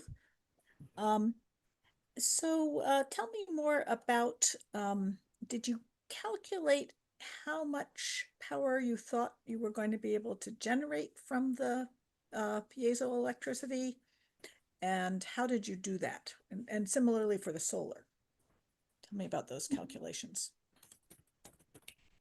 He's asking how you calculated the general amount of electricity. Okay, so right, and then was it enough for the people inside, and you know, so sort of an energy budget? Like, how did you figure out how much you were going to harvest, and then how much you needed? Okay, so when you go to DIYsolar.com, they give you some solar hexagons, and they don't give, well, I forgot what it was, forgot how much kilowatt energy, but it's an amount, and then you went to a website with the piezoelectricity, and I was able to like add them together, but basically all of those together made 12 kilowatts for power. I did not estimate how much energy the hydroponic system is, but I'm sure that I can do that pretty quickly. But basically, I'm sure that it can last up to like probably, would you say like 3 to 4 days. 3 to 4 days. Like one bag. Yeah, so it can last for about 3 to 4 days on one charging of a battery. And since it's also solar panels, it's always getting it except for nighttime. Right. And the wind may be blowing some of the time, but not all the time. Yep. Okay. So yeah, thank you. I'm going to ask a more general question, which is, was anything that you did in this project related to things you were doing in school or have done in school? And can you just give me an example or two of those connections, if there were some? We just did this on our own time. Not really. We did everything on our own time, and we wanted to solve a problem in the world. So we thought that was a good problem to solve. Yeah, I wasn't like thinking you were double dipping and doing something for school and for here. I just meant like, did it reflect something that you might have, some skills you might have acquired in school, or is it just really? Well, kind of reflected renewable energy when we studied engineering. Yeah, we learned about renewable energy. We also learned organization and how to present well in school. Yep, thank you. Yeah, thank you. A very original idea. I especially like the inclusion of the playground feature in the design. So well done there. You can probably get just as much energy from the kids there as maybe the sandstorms. So thanks for sharing. I'm curious your key learnings here. So, what were your big takeaways from this project? And then if you had a little bit more time, is there something that you would have liked to expand on? Well, I guess I would have liked to calculate more of like exactly how much it would cause energy and know the exact long time that the energy can go for. And my biggest takeaway is that if you work hard and you think of a good idea, you can work on it. I would have liked to go into the drawing with a little more detail. And I have a really big takeaway with engineering. I would have liked to learn a little bit more about piezoelectricity and how that works. And my biggest takeaway is probably finding out a little bit more about how that works. Yeah, and my biggest takeaway would definitely be trying to figure out how long it could last just based off of one battery like fill, because I didn't actually find out how big the battery is. I'm sure it's probably about the size of like one of those like bus batteries, but I'm not 100% sure, so I'd like to go more into that.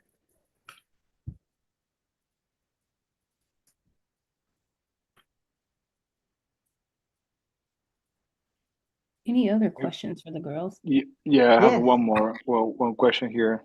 Yeah, I'm gonna go first this time.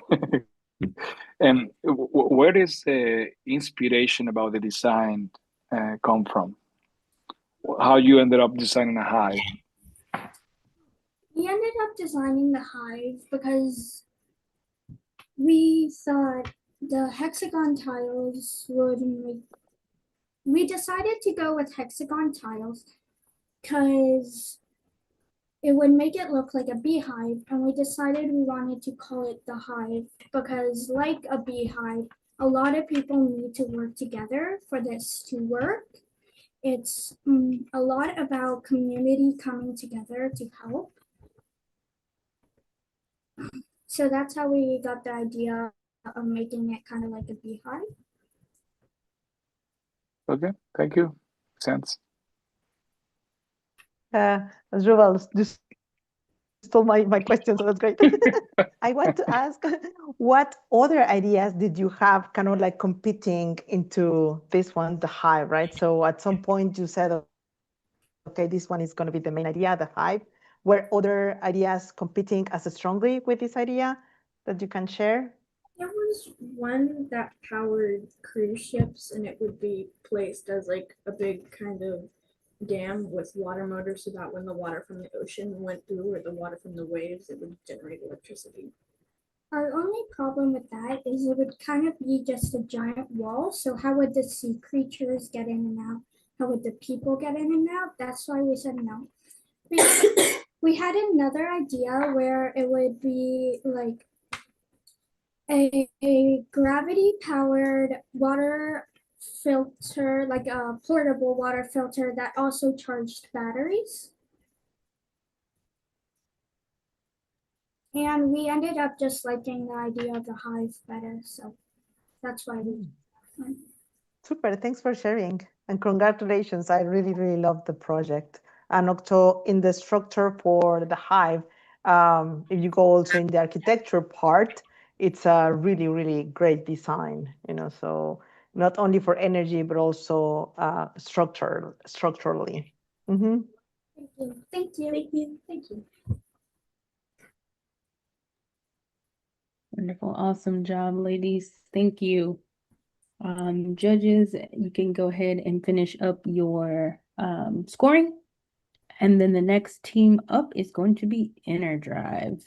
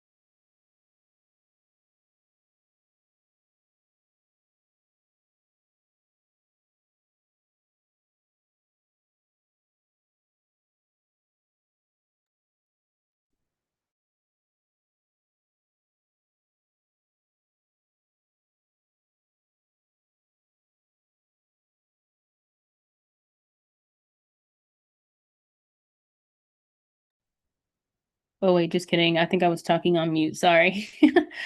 EnerDrive, you can share your screen whenever you're ready.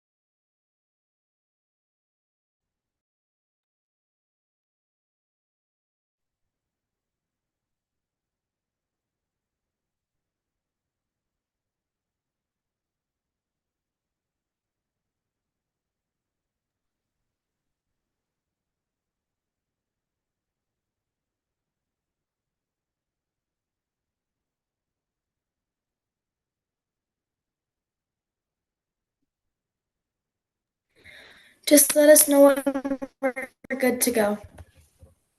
All right, judges, are you good to go? All right, you ladies can start.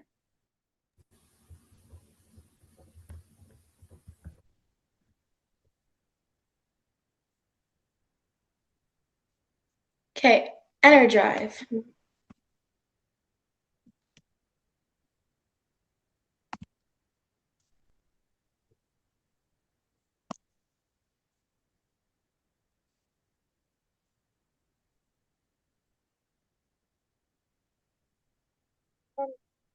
So let's see what the challenge is. So remoteness equals a high price, which means people in remote northern areas of Canada often have limited access to services and resources.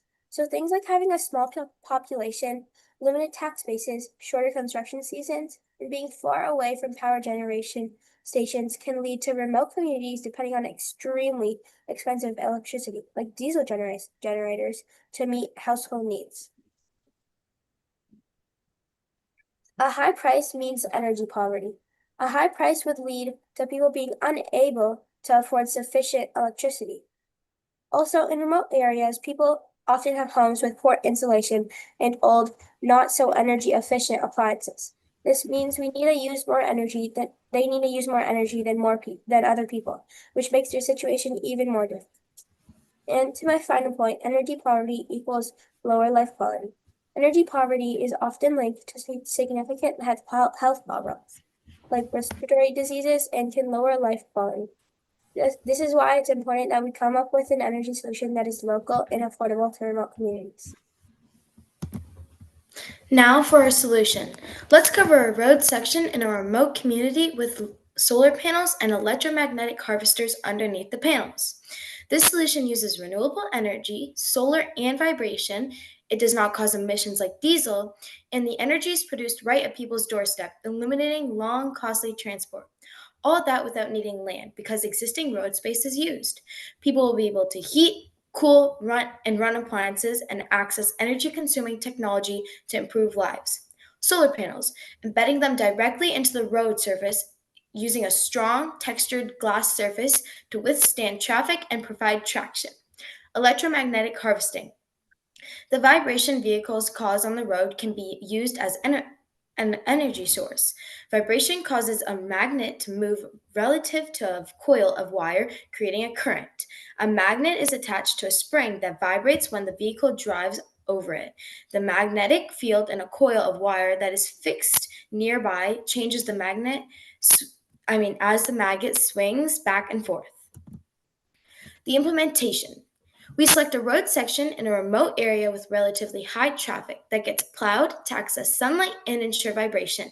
Solar panels get embedded into the road surface using a strong, textured glass surface, and electromagnetic harvesters for vibration and are installed underneath these panels. We could use Highway 560, which runs through northeastern Ontario and connects Highway 144 and 11 near Englehart. It is a good location because it has small indigenous communities nearby and relatively heavy traffic because of logging industries. The design of the solution would require engineering resources and trial runs that will be costly in the beginning. The road glass surface would need to be designed to survive cold temperatures and impact of snow plow shovels and vibration. The initial cost would need to be financed through applications for grants from the provincial and federal government. If it's implemented successfully, it could reduce diesel and fossil fuels, understanding that diesel fuels are used very often in northern areas of Canada, be used in all of Canada or beyond, even on highways such as the 401. Maintenance and panel installation can create jobs for local communities to install the panels for the road. This will reduce unemployment rates. And as a bonus, the asphalt gets replaced with recyclable glass surface. We understand that the initial cost for the design might be high, but think that the technology is quite simple and in the long term would be much cheaper than other energy sources, especially remote communities. Let's dive into the tech details. A household in Canada uses about 10 to 14 megawatt hours annually. Hypothetically, each 1 kilometer road could give power to 30 to 50 houses, maybe even more if some of the energy can be stored in added batteries for wintertime. Our initial research shows that 1 kilometer of solar road could produce up to 280 megawatt hours annually. 1,000 vibration events per day by a car could produce up to 3.65 megawatt hours annually. This will vary by the location, example, if the area is shaded or sunny, and the weight of the vehicle, if it's a car or a heavy transport truck passing over it. A series of electromagnetic harvesters would have to be installed under each 1 kilometer road so that makes an impact.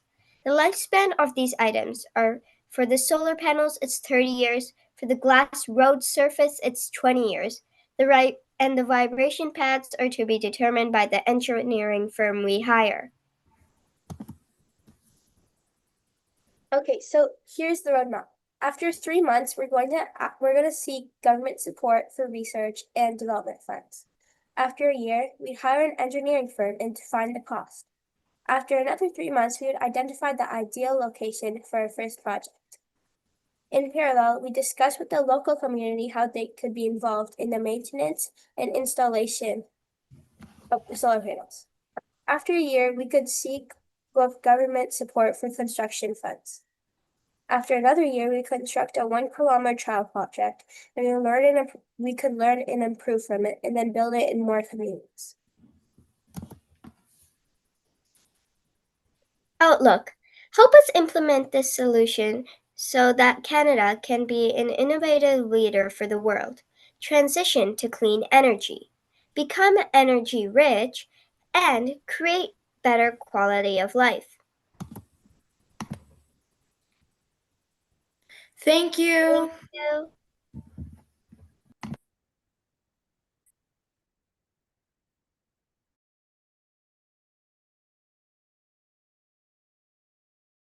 All right, judges. Questions.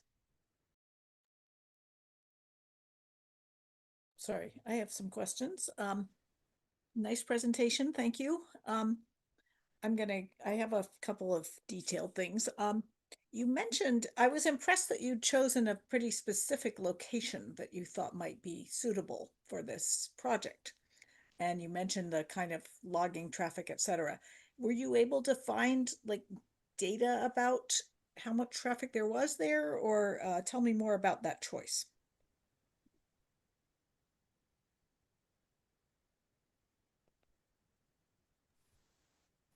So for the area we chose, we wanted to choose an area that was really remote. And when you think of a remote area, you don't think of a lot of traffic. So when we were thinking about that, we were like, maybe we should find a place that like companies used for some sort of items for transporting those items, right? So then we just thought, well, maybe we could find some heavy trucks which would create a lot of vibration on the road. And it would also just be a truck that would transport the logs throughout the areas, which we didn't get an exact area, but for the slide, we chose maybe like a highway in a remote area. So because highways are usually plowed, which would help with the sunlight for the solar panels. And as you can see here, we said maybe Highway 560, which runs through the northeastern Ontario, and connects to the 144 and a near 11 near Englehart. So that was like our location that we had thought would be best for this project. Yep, thank you. Yes, I was noticing how specific that was. Okay, and then that's interesting that you chose two sort of parallel technologies for harvesting energy, both the solar and the motion generated. I noticed that your estimate of the motion generated was that it wasn't going to produce anywhere near as much as the solar. So did you ever consider having just the solar, or why did you think it was important to have both of those technologies? Since it would add to the complexity, right, to have the two technologies, and there wouldn't be a lot more energy generated, it looks like.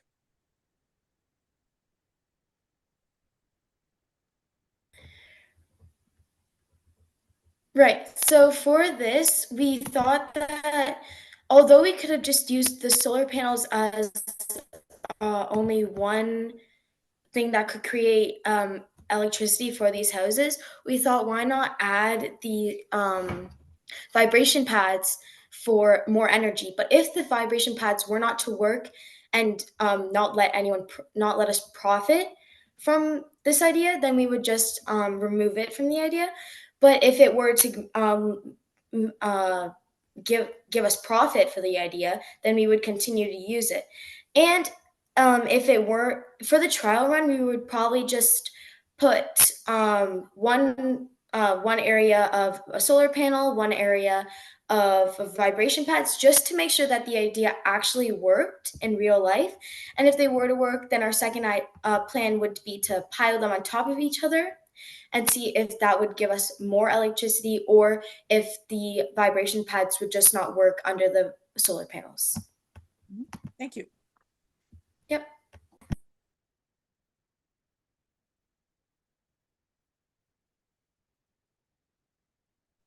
For the maintenance of the solar panels, I know that you put in one of the slides, kind of like the lifespan of each one of the components, but I don't know what would be the risk associated of having solar panels on the ground, and if they need more maintenance, regular maintenance within that lifespan, right? That needs to be considered.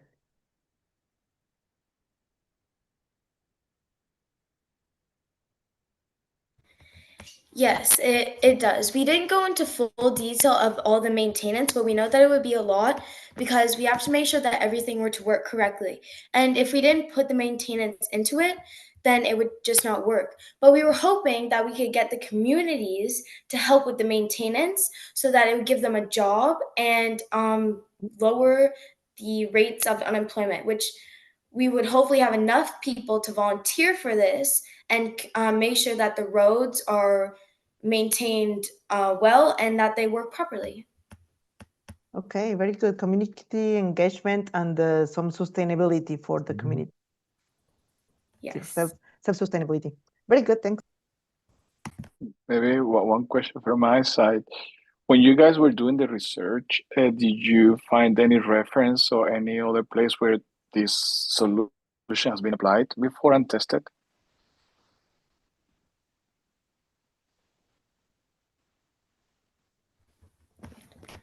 When we were doing the research, we actually found this video, and it was of this couple that had created. So basically, vibration pads haven't been fully tested yet, and it hasn't been an idea to add them both together, but it has been an idea to use solar panels as a road to create electricity. And this idea was a couple who created it, but not just for roads, for any place where there was any movement. And it showed that it worked very well. So we thought that maybe if we had used it for the roads and added the vibration pads in, that it would just create a lot of energy. Okay, thank you. Yeah, maybe tacking on to the maintenance topic. This particular area of the world gets a lot of weather, snow and ice, and not a lot of sun normally. Were there any thoughts on how that impacts the energy output from the solar, and then also any special maybe snow removal or maintenance requirements that you considered in the design?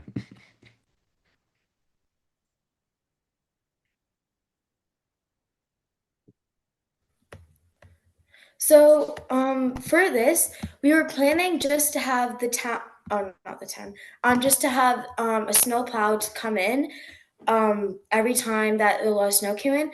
But you're right, there's always a lot of, it can get really cold and create a lot of ice. So maybe we could add in some heating pads that could melt the ice and the snow.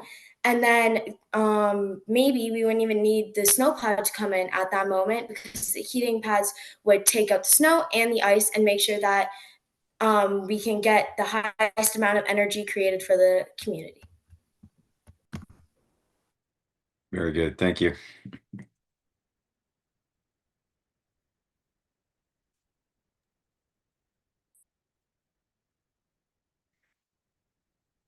Maybe a last question if we have 30 more seconds. Yeah, go ahead. Yeah. Did you have fun on this project? I mean, was it something that you enjoyed doing? And how was your takeaways?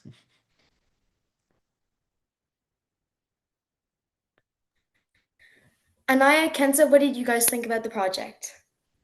Like I thought it was really fun, like researching about it, figuring out how to like make it work. Yeah, it was really fun. Yeah, me too. I really thought it was fun and engaging.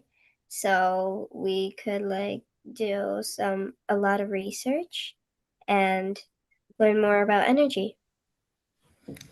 Yeah, it definitely made our brains work hard. Very good. Thank you very much. Great job. Thank you. Thank you, ladies.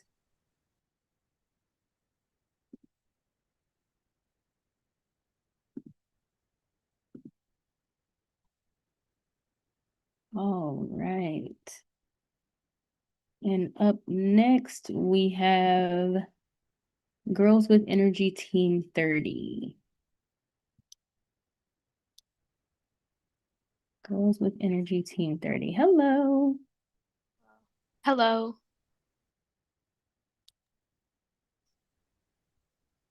Let me just share my screen. Okay. I know you can take a few minutes if you need.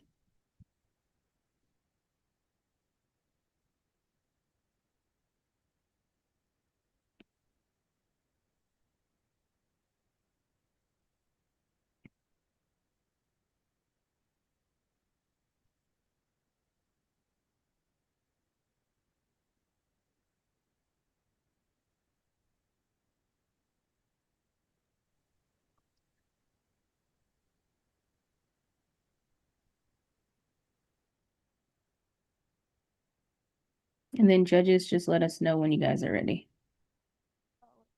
So no, just maybe turn off the notifications.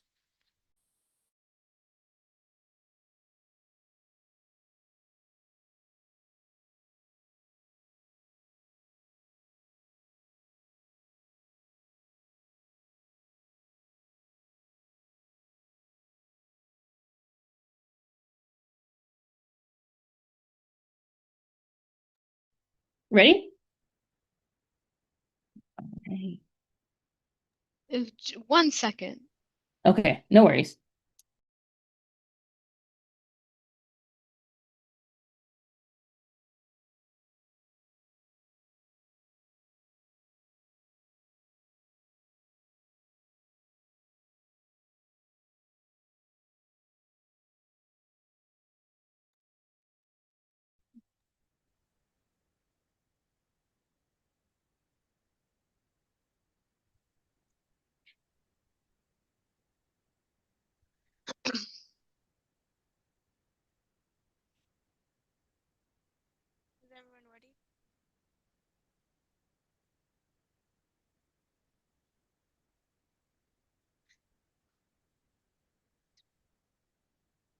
can we start? Yes. Okay. The multitaskers presented by Team 30.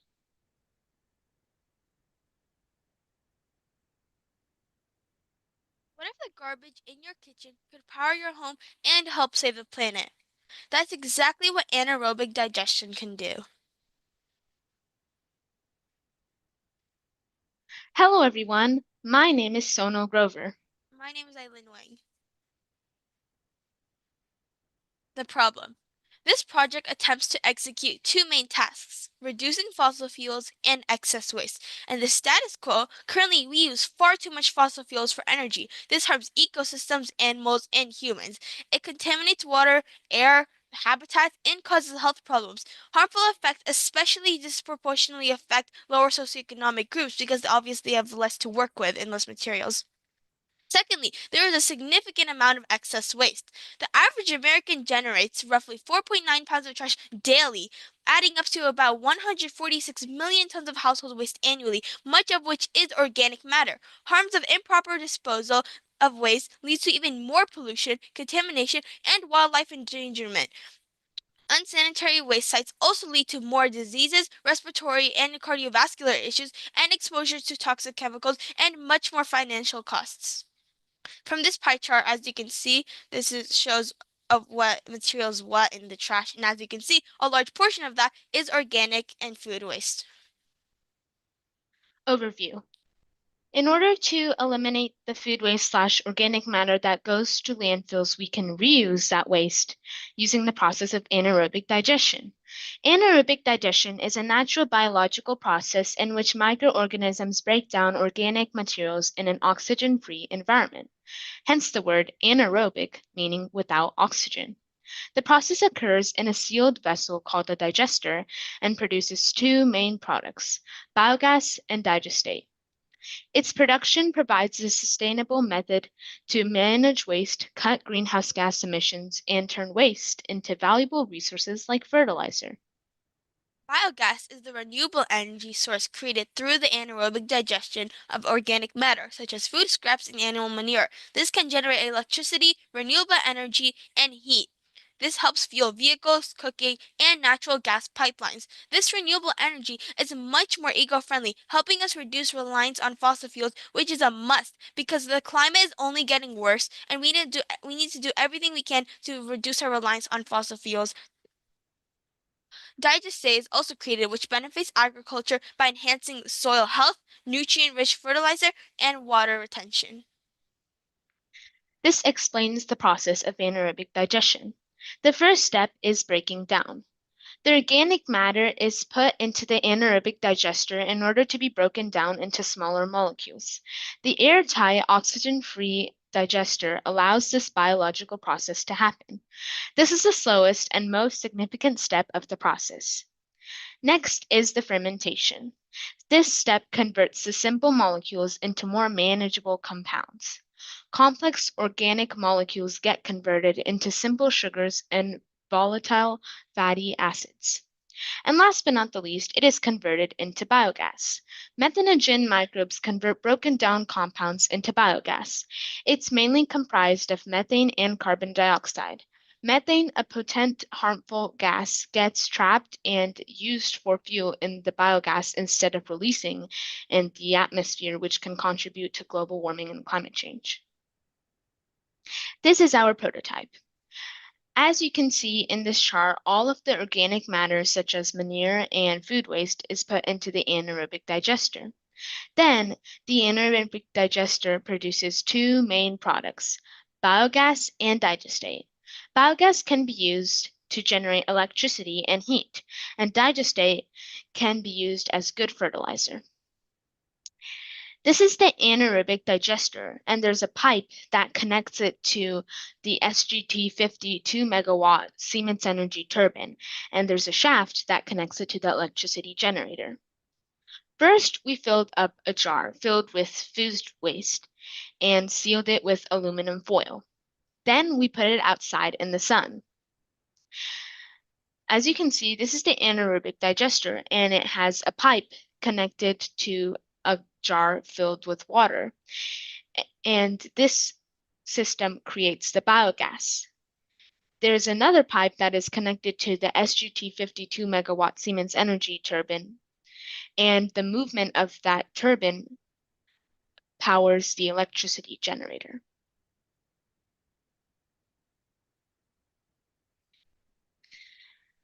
Define. In our everyday lives, we throw away lots of trash. About 54% of disposed trash goes to landfills. The trash releases fossil fuels contributing to climate change. Measure.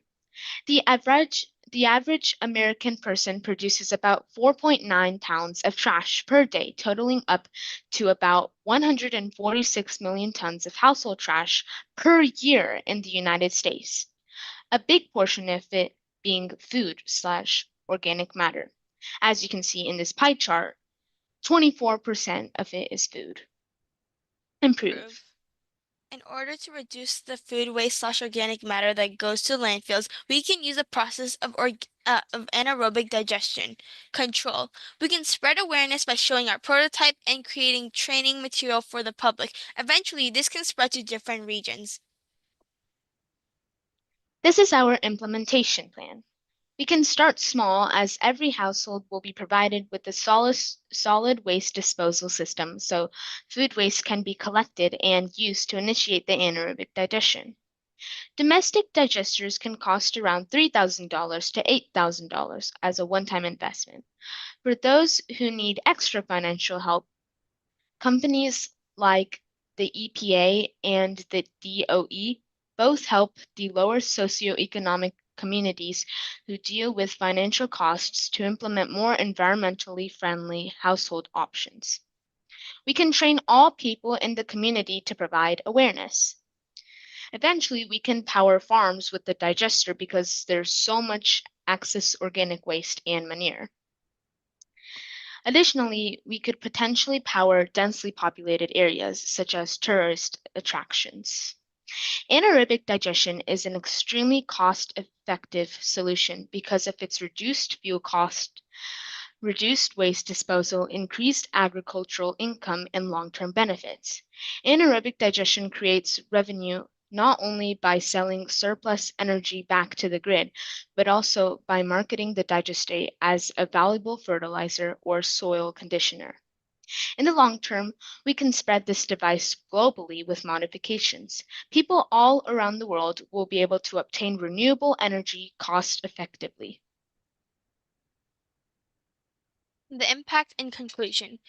Anaerobic digestion takes place by breaking down organic waste, including trash. This is significant because the environmental externalities in our world are only getting worse. And unlike other solutions, anaerobic digestion multitasks by reducing greenhouse gas emissions and fossil fuel use and by preventing excess waste at the same time. Anaerobic digestion also leads to economic advantages since you won't need to dispose of food waste and it will already lead to renewable energy from the biogas. It can also generate economic activity through job creation and opportunities of the creation of more anaerobic digestion facilities. However, some limitations of anaerobic digestion include its low range of variability. For example, it needs specific and controlled pH levels and temperature that could possibly be disrupted by poor feedstock. Anaerobic digestion turns waste into clean energy, cuts emissions, and nourishes our soil. Triple benefits for a sustainable future. We can turn yesterday's trash into today's energy and tomorrow's fertile land. Thank you. Thank you.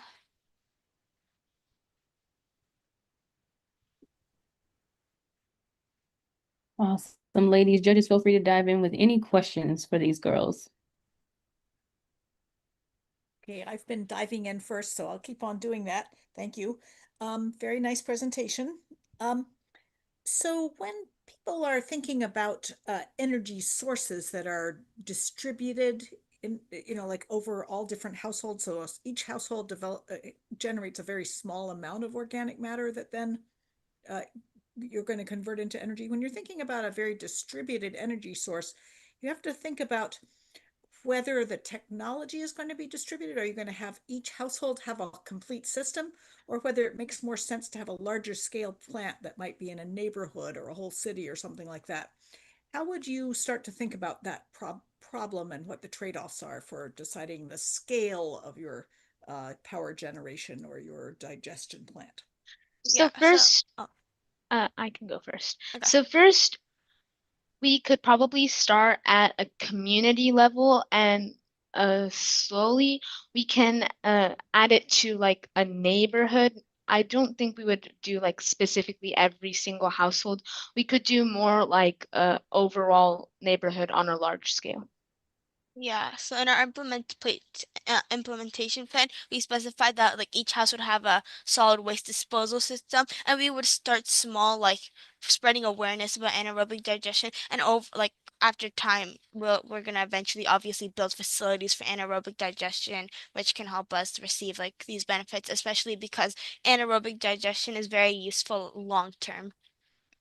So I'm not quite understanding, each household has a system for disposing of the waste. Yeah. Does that mean then the waste is collected and brought to the neighborhood or whatever it is? Okay, great. And then that's where the processing happens Yeah. and electricity generation. Yep.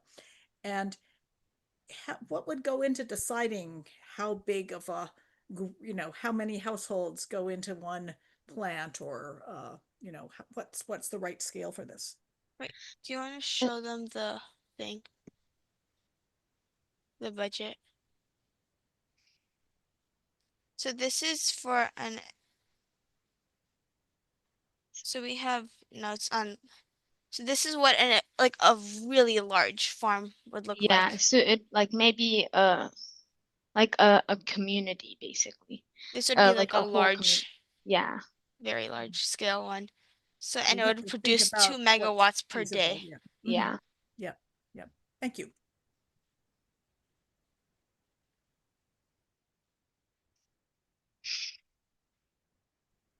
Yeah, that was going to be my question, is how much food waste that you need to produce a kilowatt of energy. So are these calculations here based on the research that you did? Yeah. This 150 to 200 tons? Okay. And then do you know approximately how much, let's say, a regular neighborhood would produce in a given day? Well, this is on a larger scale. Right. But like for smaller ones, we did research and it said like on average it would take like about $1.2 million and it could like produce like enough to like enough for like surplus excess energy too. Right. Okay. But this would be for like a city then, Yeah, this or would be a large one. okay. Thank you.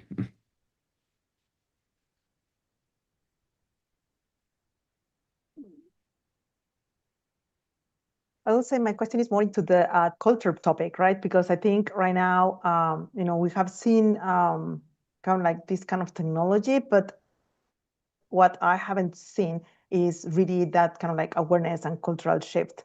How do you plan to really sell this idea, to the people so that we can be mindful about, kind of like segregating our, our waste and really using, these bio generators?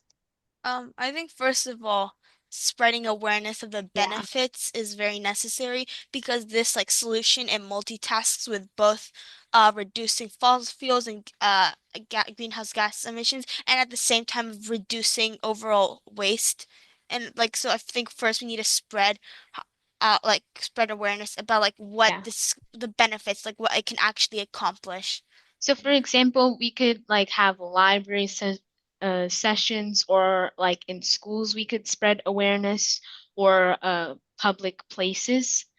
And it's already being implemented in some places. As you can see in this map, it shows how many systems it has. And this is like for farming areas.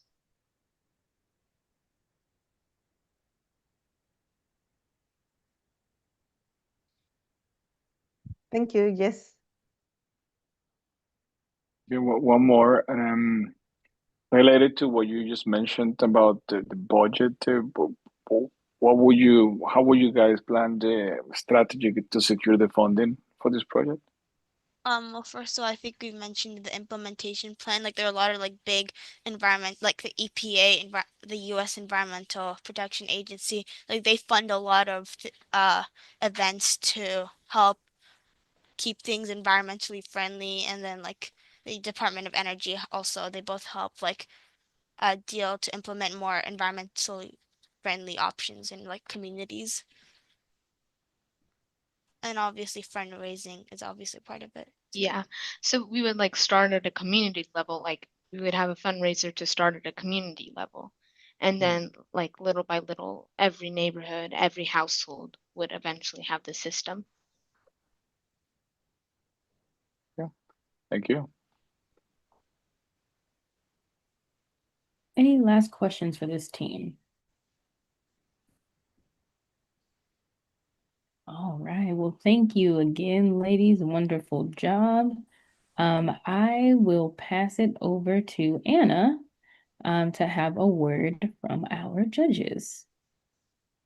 Hello, everybody. Can you hear me?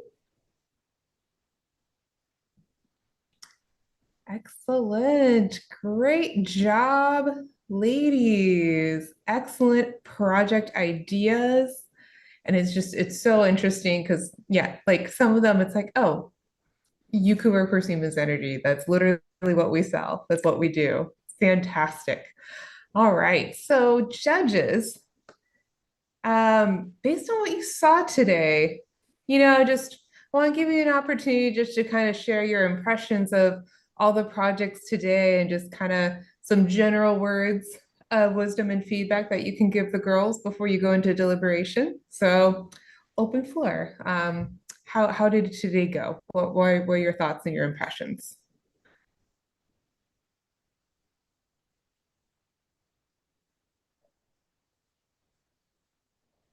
I can go first. Mm-hmm. I think for me, what my takeaway, all of the different ideas they have a very strong purpose behind, which is fantastic. They're really looking at how to generate electricity, help the community, bring people together, and so on. So that's super cool. Also, some of those ideas, I think they are already out there, but we don't seem to get traction behind them. And my wish is we get more people just like this young generation fostering these ideas, because I think they're cool. And if we combine them all, little by little, we can do a better world. So I'm very impressed in general about the ideas and the passion and the research. And wow, amazing. Oh, wonderful. And then maybe Elizabeth Fisher, I know like you are not from Siemens Energy, and we appreciate you being here to provide a different perspective. What are some of your thoughts from today? What can you share? Thank you. Yeah, well, I've really enjoyed participating. Thanks for inviting me. And of course, I'm usually dealing with students who are maybe a little bit older, who've been through middle school, high school, and then they're, in their second year of college or further along. So it's been very fun for me to see the similarities and differences in the group, like the younger students versus the students that I see on a regular basis. And I would say that, one of the things you want to do is keep that creativity, don't let the creativity go. So as you go further along, you tend to I certainly spend a lot more time thinking about how feasible things are. But I think it's great to try to retain just, thinking outside of the box, and it's great to generate ideas. And then of course, you need to evaluate them. You need to decide which are more feasible or more competitive. But don't get too inhibited from that early stage of just sort of out in the, wild ideas that might be very creative. Thanks. That. Yeah, because sometimes it's not that it's a bad idea, it just needs to be a more refined idea. So I love that. Thank you for sharing. And maybe one more judge on, thoughts, feedback, perspective. Yeah, I would like to share also, this was amazing. It's my first time participating. And right now, the whole project has won my heart, mainly with Elizabeth's comment, right?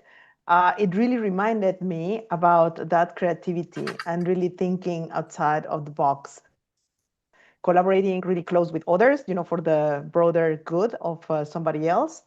And, kind of like really thinking of, what the people shared about, bringing emotion into really creating that awareness for us to really go towards a better place for our kids and next generations to live.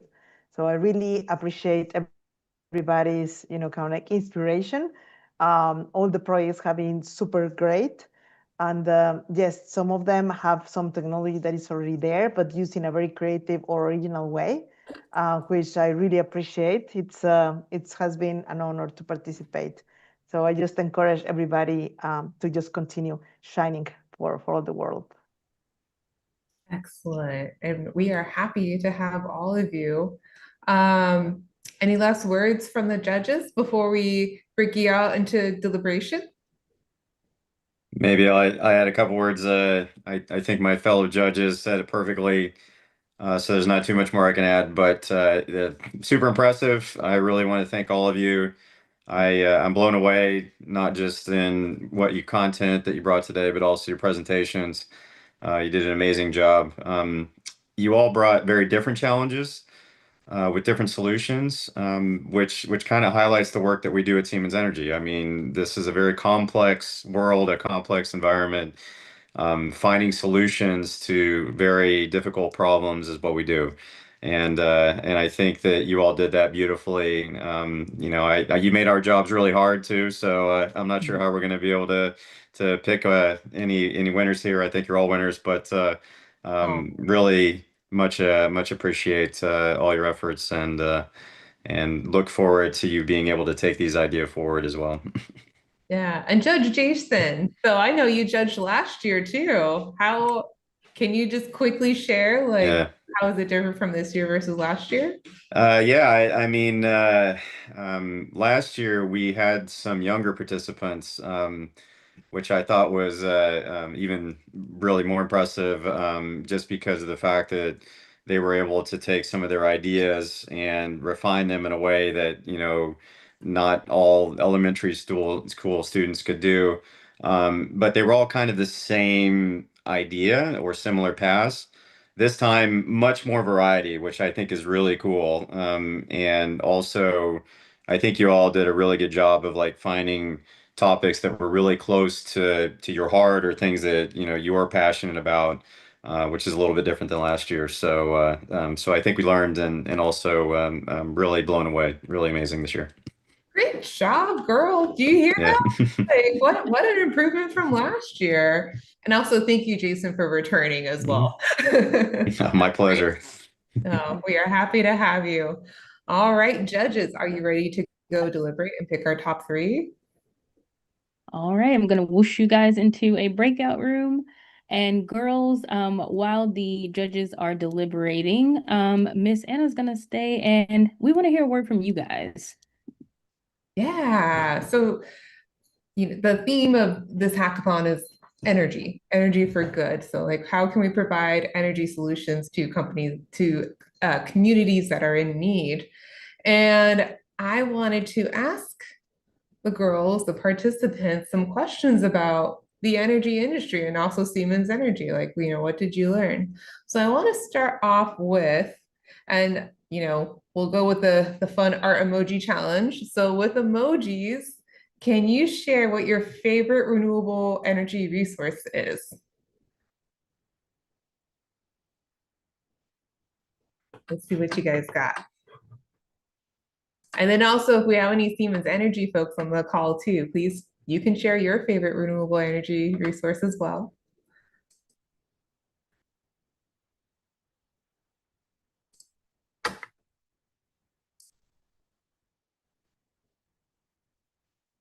Well, I don't see any emojis coming through. Do we have any participants on the call? Oh, fire.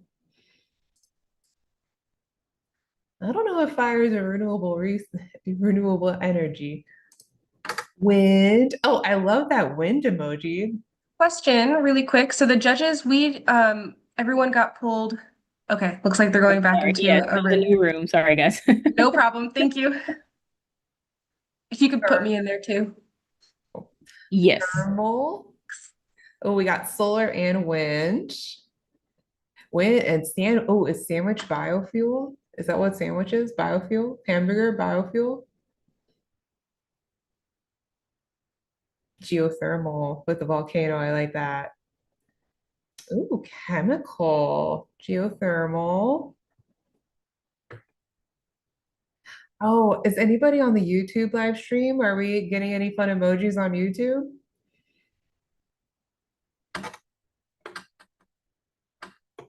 And apologies, I don't have the YouTube live stream up.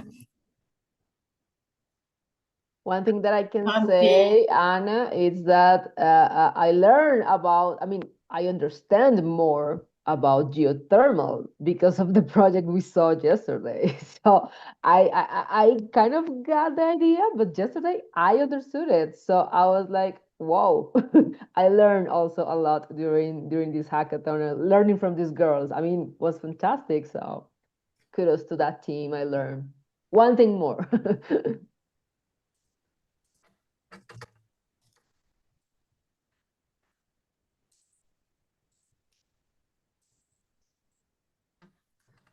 All right, let's maybe move on. I like the cup of chai. A cup of chai, renewable energy. Me personally, I'm a coffee girl. Love my coffee. All right, let's move on to the next question. Once again, with emojis, would you rather control the oceans or the weather? Which one would you rather control?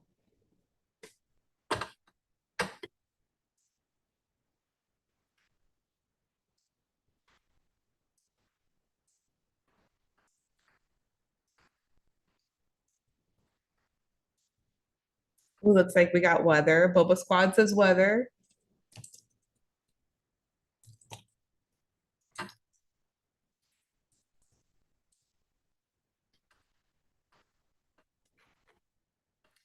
Any emojis on the live stream in YouTube?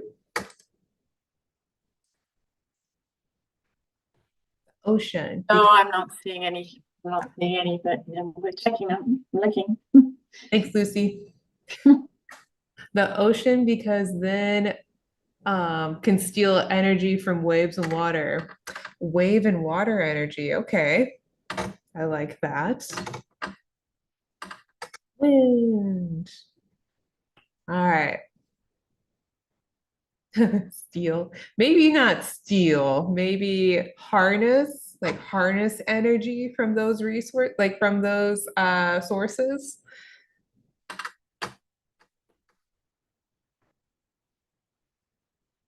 What else do we have?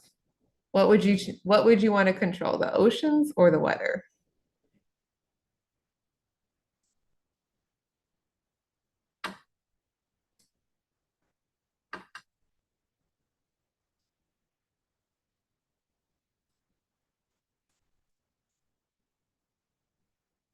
All right, let's move on to the next question. All right, next question for everybody is, what innovative technologies did you learn for energy? So, we got an answer. Oh, weather, because clouds are water vapor. I like that idea. All right, so what innovative technology have you learned? Yes, Boba Squad, I see you have your hand up. We learned a lot about gas turbines and wind turbines and solar panels and how you can use them effectively. We make those. We make those and we sell those. Which is one thing that I really liked about your project, Boba Squad. I was like, oh, that's literally what Siemens Energy does. That's what we do. Thank you. Yeah, you guys looking for a job? Yes. Yeah, actually, maybe. I'm broke. I need money. Yeah, and then maybe Boba Squad, so based on what you learned about the energy industry and like energy solutions, has anything changed your mind, or did anything surprise you about Siemens Energy or just energy in general? was actually surprised that you guys had wind turbines and gas turbines. Like I didn't even know like about it until my friend told me. Like I thought you guys just helped create them. Like I don't know you guys like owned the gas turbines and wind turbines. Yes, we have. So I work in business process improvement.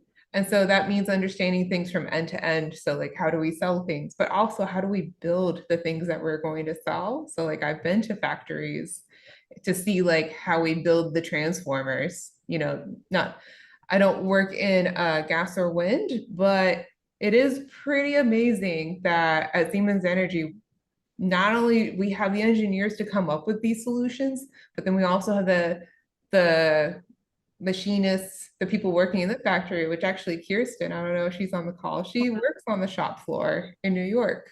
She helps build some of these things. I come in. I've been working on gas turbines design for 20 years and development of gas turbines, and now I'm working in the shop floor and we're repairing them. So they come in from the customers and we repair them. So it's pretty cool. So the girls in Montreal, you can come and see that. I'll try and organize that.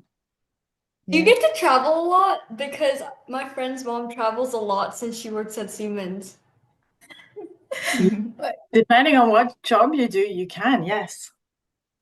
So you can do whatever you want, really. You need to know what you want. If you want to travel, there's loads of opportunities. If you want to stay in your city, there's opportunities too. Okay. Thank you. you. Thank you. Yeah, honestly, don't this could be good, this could be bad advice, but say yes. What's the worst that could happen is you find out that you don't like something. So I don't know, just say yes.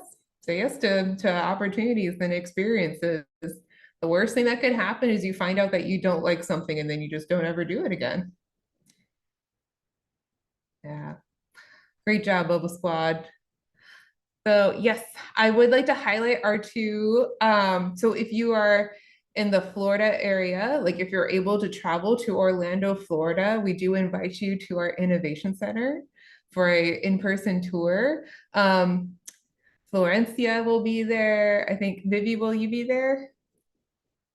No, we'll miss you, Vivi. Carolina, you're in Orlando, correct? Carolina will be there. I will be there for the first weekend. Emily will be there for the second weekend. And then, like Lucy mentioned, we also have a tour for our girls in Canada. And then, Lucy, can you speak to that tour again? Oops. There we go. Try to unmute. Yes, so we have a factory in Montreal where we repair and make gas turbines and power turbines. So what we're planning on organizing is bringing you over to visit our shop. So, and it will be in November. We need to decide a date. We'll see how many people are interested, and we'll organize it around that. And it's in Montreal, so if you can make it to Montreal, let us know, and we'll try and organize it around you.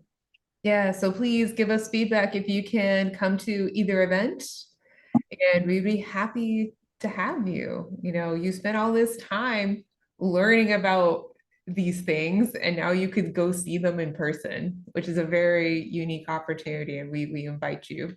So please come. You're welcome. All right, and then I think it's time to hand it back over to Shooting Stars for a intermission break. I think it's time. Yes. I'll come back on. So really quickly, also, girls that are still on the line, if you have the opportunity now or just soon, please fill out the post-event survey.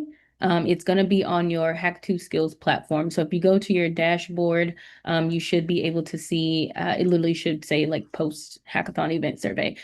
Please fill that out for us. Not only do we want your feedback, but we also want to make sure that you receive your certificate of competition as well as prizes if your team wins. So please get that filled out as soon as possible. Now would be great since it's fresh, but you do have until the 21st to complete it. So please get that filled out so that we can send it to the right place. Should ask for your email as well as a phone number just as a backup. And then before we hop off, if you girls have any last thoughts, I did see some wonderful comments for the Siemens Energy team in the chat.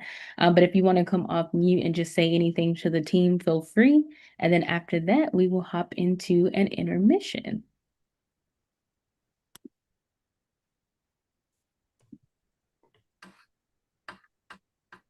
Well, great job, ladies. Great job. You know, very impressed with all your ideas. And yeah, once again, like you're thinking like a Siemens Energy employee. So congratulations. Even if you didn't get into the top 3, you should still be proud of yourselves for making it this far. Congratulations. Great job. Absolutely, yes. Wonderful, wonderful work. Right, ladies. Well, thank you guys so much. Join us back if you are on the live stream or if you are here currently at 12:30 p.m. PST, which is 3:30 EST for our high school presentations, followed by our winners. So we're going to announce our top 3 teams from middle school and high school after our high school presentations. So excited, glad that we are here, and you guys have really brought it today, honestly. So even yesterday, but really love that you've taken the feedback, turned it around, came back today, and presented to a whole new set of judges. So we will see you back here shortly.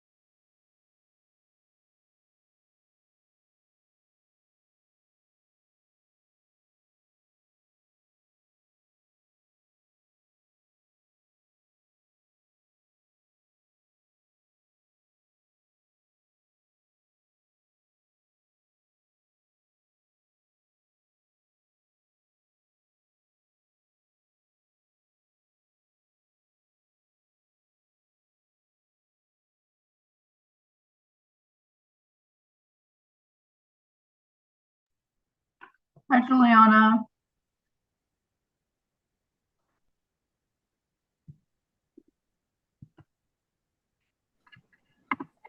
Hey, Emily.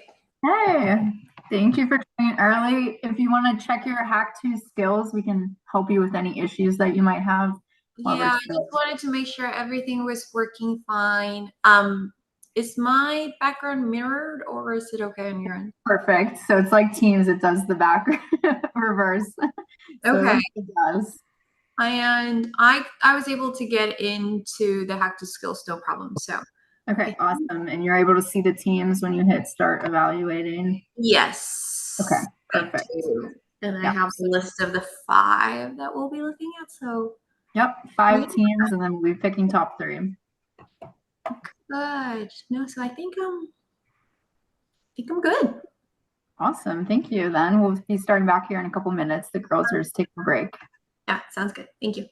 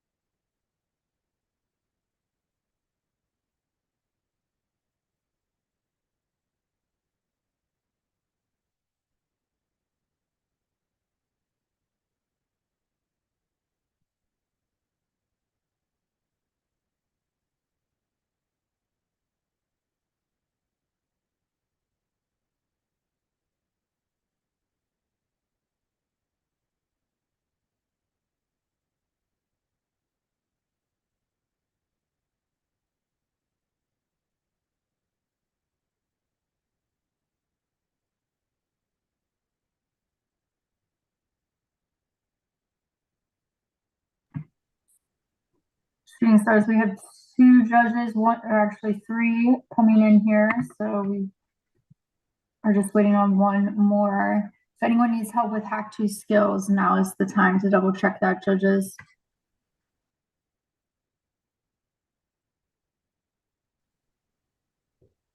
I am just accessing my dashboard. It seems to be working. It has my name and everything in it. Evaluation closing in 8 hours. Like I see a countdown. Is that the right place? Yes. And then can you click start evaluation just to make sure you can see all of the teams? Yeah, so first one's energy for good. Use technology to create clean, sustainable energy solution. No, at the very bottom, it should be teams. So the first team should be like Powerhouses. They may not be in order, but it'll be like Powerhouses, Power Play, Cuties, Yeah, and so I see yeah. the team listing and I have Powerpuff Girls, GWE, the Powerhouses, Cool Cats. Yes. Is this all of them? Correct. So that'll be the 5 that you'll be judging. And like I said, it's not in order, but we'll let you know who's up. So, okay, perfect. Awesome. And thanks for renaming yourselves as well. Thank you guys. Hi, good afternoon. Can you hear me? Yes, we can. Perfect. Hello, everyone. Hello.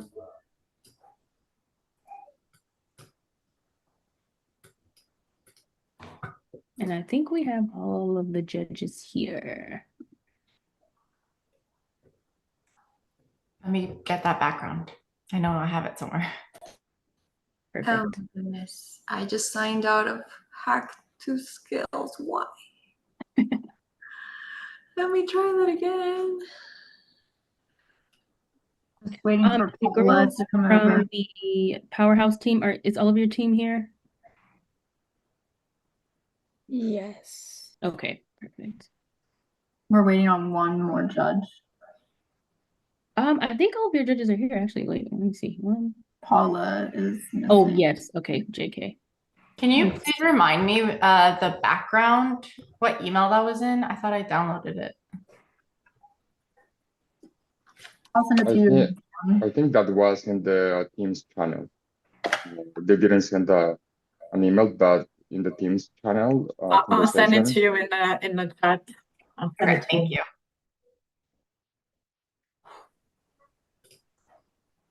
Okay, well, welcome back, everyone. It is 12:30 Pacific, 3:30 Eastern.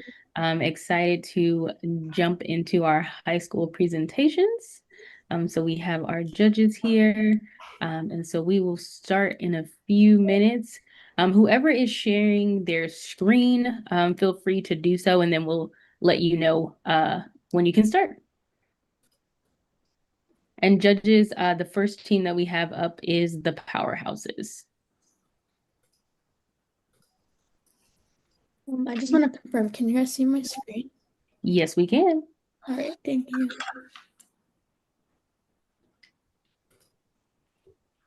And hi, Paula.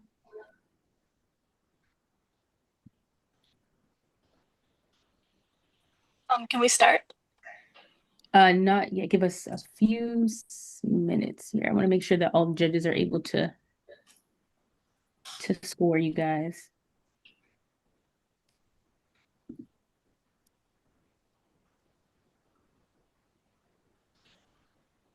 Paula, are you able to access Hack 2 skills? Can you hear me? Oh, yeah, we can hear you. Okay. Were you able to log in? Yes. Okay. The Hack And 2 then, skills. yes. And then to score, can you see the teams? If you click start evaluation, you should be able to see.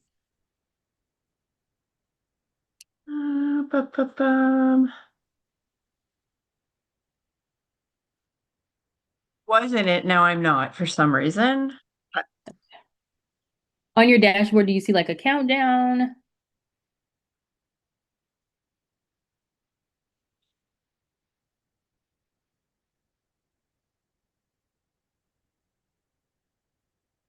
No.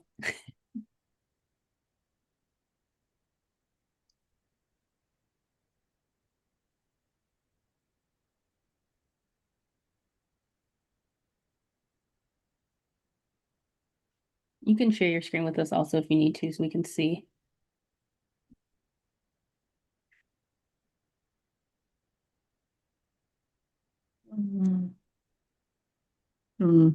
I am so sorry, you guys.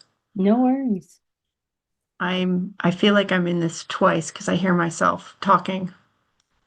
Oh, we can only hear, well, I can only hear you once, so you're not echoing on my end. Okay. Zoom. Yeah, don't worry. I feel like once like once you like do the first round, it gets easier and easier. It seems like we've had a really good cadence with everybody. So take your time, Paula. So how do I share my screen? At the bottom of the, oh, excuse me, of your screen, you should see share, and then it'll let you select which window you want to share.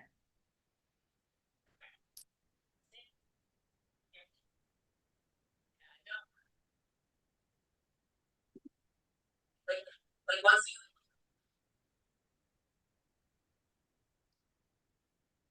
But if not, what do you see on your screen when you log in?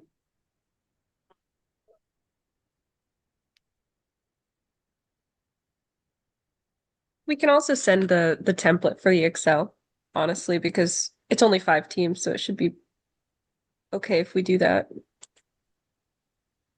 I think Jason had to do that last round as well, and it worked out. Yeah. Yep, let's get that Excel to Paula, and then all other judges will proceed on Hack 2 skills. Okay. Awesome. Thank you, guys. Thank you, guys.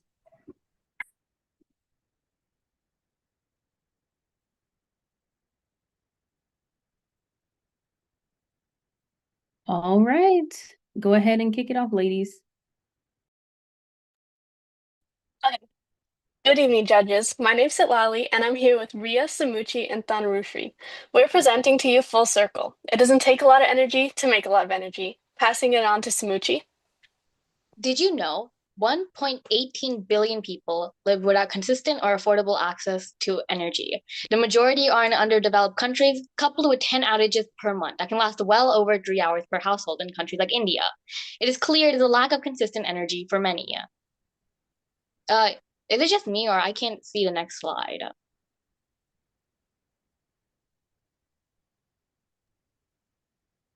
We are still seeing the first.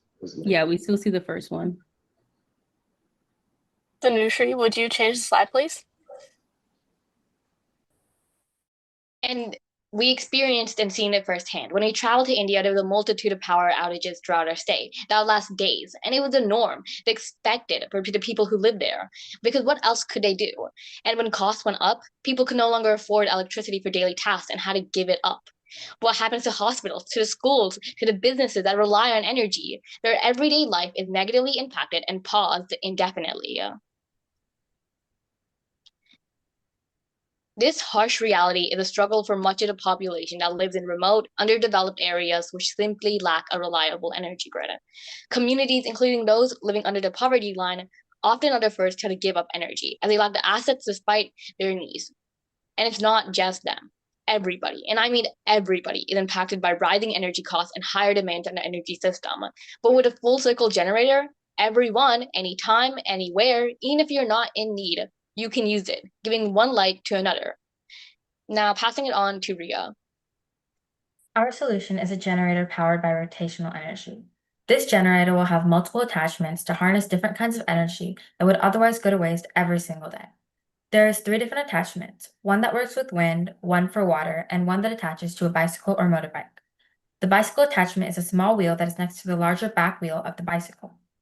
When the bicycle wheel spins once, it spins the smaller wheel multiple times, generating rotational energy. The wind and water attachments use existing products such as windmills and watermills on a smaller scale. When the attachments spin, they generate energy for the battery.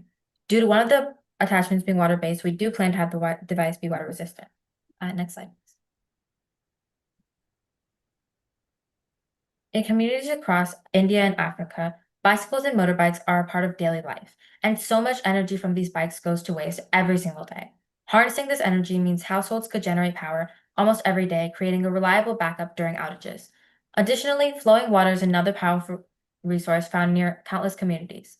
On a small scale, it can provide households with energy, and on a larger scale, it can act as a backup generator to keep streetlights shining and public buildings running when the grid fails. Handing it off to Dhanush.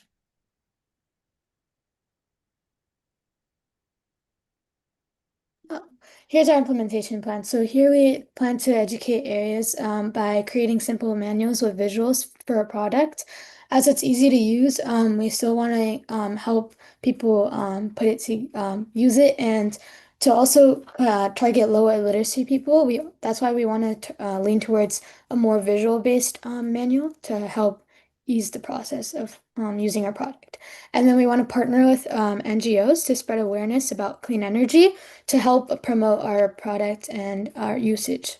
And strategy is we want to launch in remote villages like Indian Africa to measure the outage reduction and also use recycled plastics to make our attachments and further expand to lower income areas as we want to target the people in need. Here's our feedback form. These are just demo screens of how it's going to look like as we promised in our implementation plan. I'll be passing it on to Sitlali or Ria for our costs. When creating this product, we wanted to keep it as accessible as possible for the people that need it. We will be using a 150-watt motor that costs around 25 to 35 USD per unit, as well as a 12-volt battery that would cost about $5 to $10. Our inverter and wiring would cost about 10 to 15 USD, with our attachments being plastic to keep the cost low. We know that plastic isn't the most environmentally friendly material, so we will be using recycled plastic to keep it more eco-friendly. Our cost of production will be around $55 per unit when producing this product in bulk, and though this may seem like a low price in places like the US, in India and Africa, it's a much larger cost. This is why we're planning on partnering with governments and nonprofits to get the cost even lower so even more people can access the solution. Hang it off to Sitlali. So it helps that there's a high potential for scalability. Full Circle has the potential to be manufactured as a larger version and support entire communities during outages. Additionally, we want to focus on keeping all parts of production eco-friendly and plan on using biodegradable plastics for packaging and the whole production process. Full Circle distinguishes itself from other companies that are already using rotational energy because it's more accessible. Unlike companies like Sports Art that use gym equipment to make energy and offset the energy that is used in a gym, Full Circle is more accessible because it taps into energy in everyday life from bikes, nature, and simple motion. We also want to secure grants and subsidies to cut costs so that the public would be able to use Full Circle in their everyday lives. Next slide, please.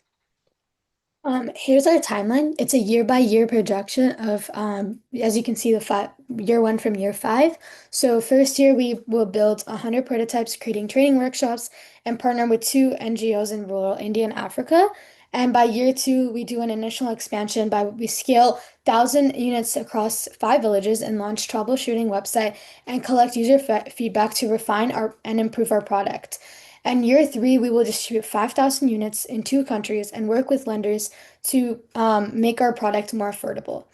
And we will train 100 plus team members to deliver and help with technical support for our products. And by year 4, we would expand to 5 countries with add-ons like hybrid key attachments. And by year 5, over 5,000 households powered by measurable improvements in education and healthcare, and global partnerships with organizations to improve growth and resilience, and scaling sustainability while facing competition will be our main challenge. In short, we will start small, learn fast, and grow responsibly, and empowering our communities with reliable and clean energy. And I'll be handing it off to Sitlali for impact. Yeah, so our solution brings real impact. So in India, it will save lives during heat waves and reduce healthcare disruptions. In Africa, it'll boost economic and local growth. Across communities, it will lower crime, increase access to education, and cut about 10 power outages per month.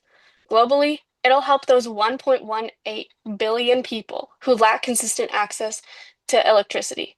Judges, can you see the impact? Reliable, affordable, clean energy scaled from households to entire communities. That's the Full Circle vision. Passing it on to Tanrushri. And here I'll be showing you a quick website demo that we created. So here's our website, and we really wanted to use this website to keep empower 3 topics, which is like the outer order form for our products. As you can see here, we have like how we can book our product. And as we're going to target for people in rural areas, this is only for people who make up partnerships with us that want to buy bulk in bulk to distribute to their communities in local areas. So as you can see, there's like a quick order form with a phone number and our email. And then as we also mentioned in our implementation plan, we would like to partner with organizations. So here's like a form that we want to use to show your interest in partnering with us.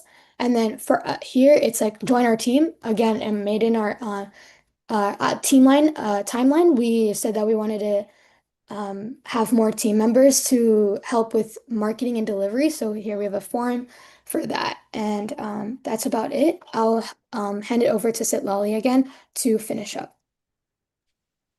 Okay, so here's our works cited. Next slide, please. Okay, judges, imagine a world where one simple product can save lives and bring communities together during times of disaster. That world isn't so far off, and it starts here with Full Circle. Coming back around, we thank you for listening to our presentation, and we hope you'll support Full Circle. If you have any questions, feel free to ask. Thank you.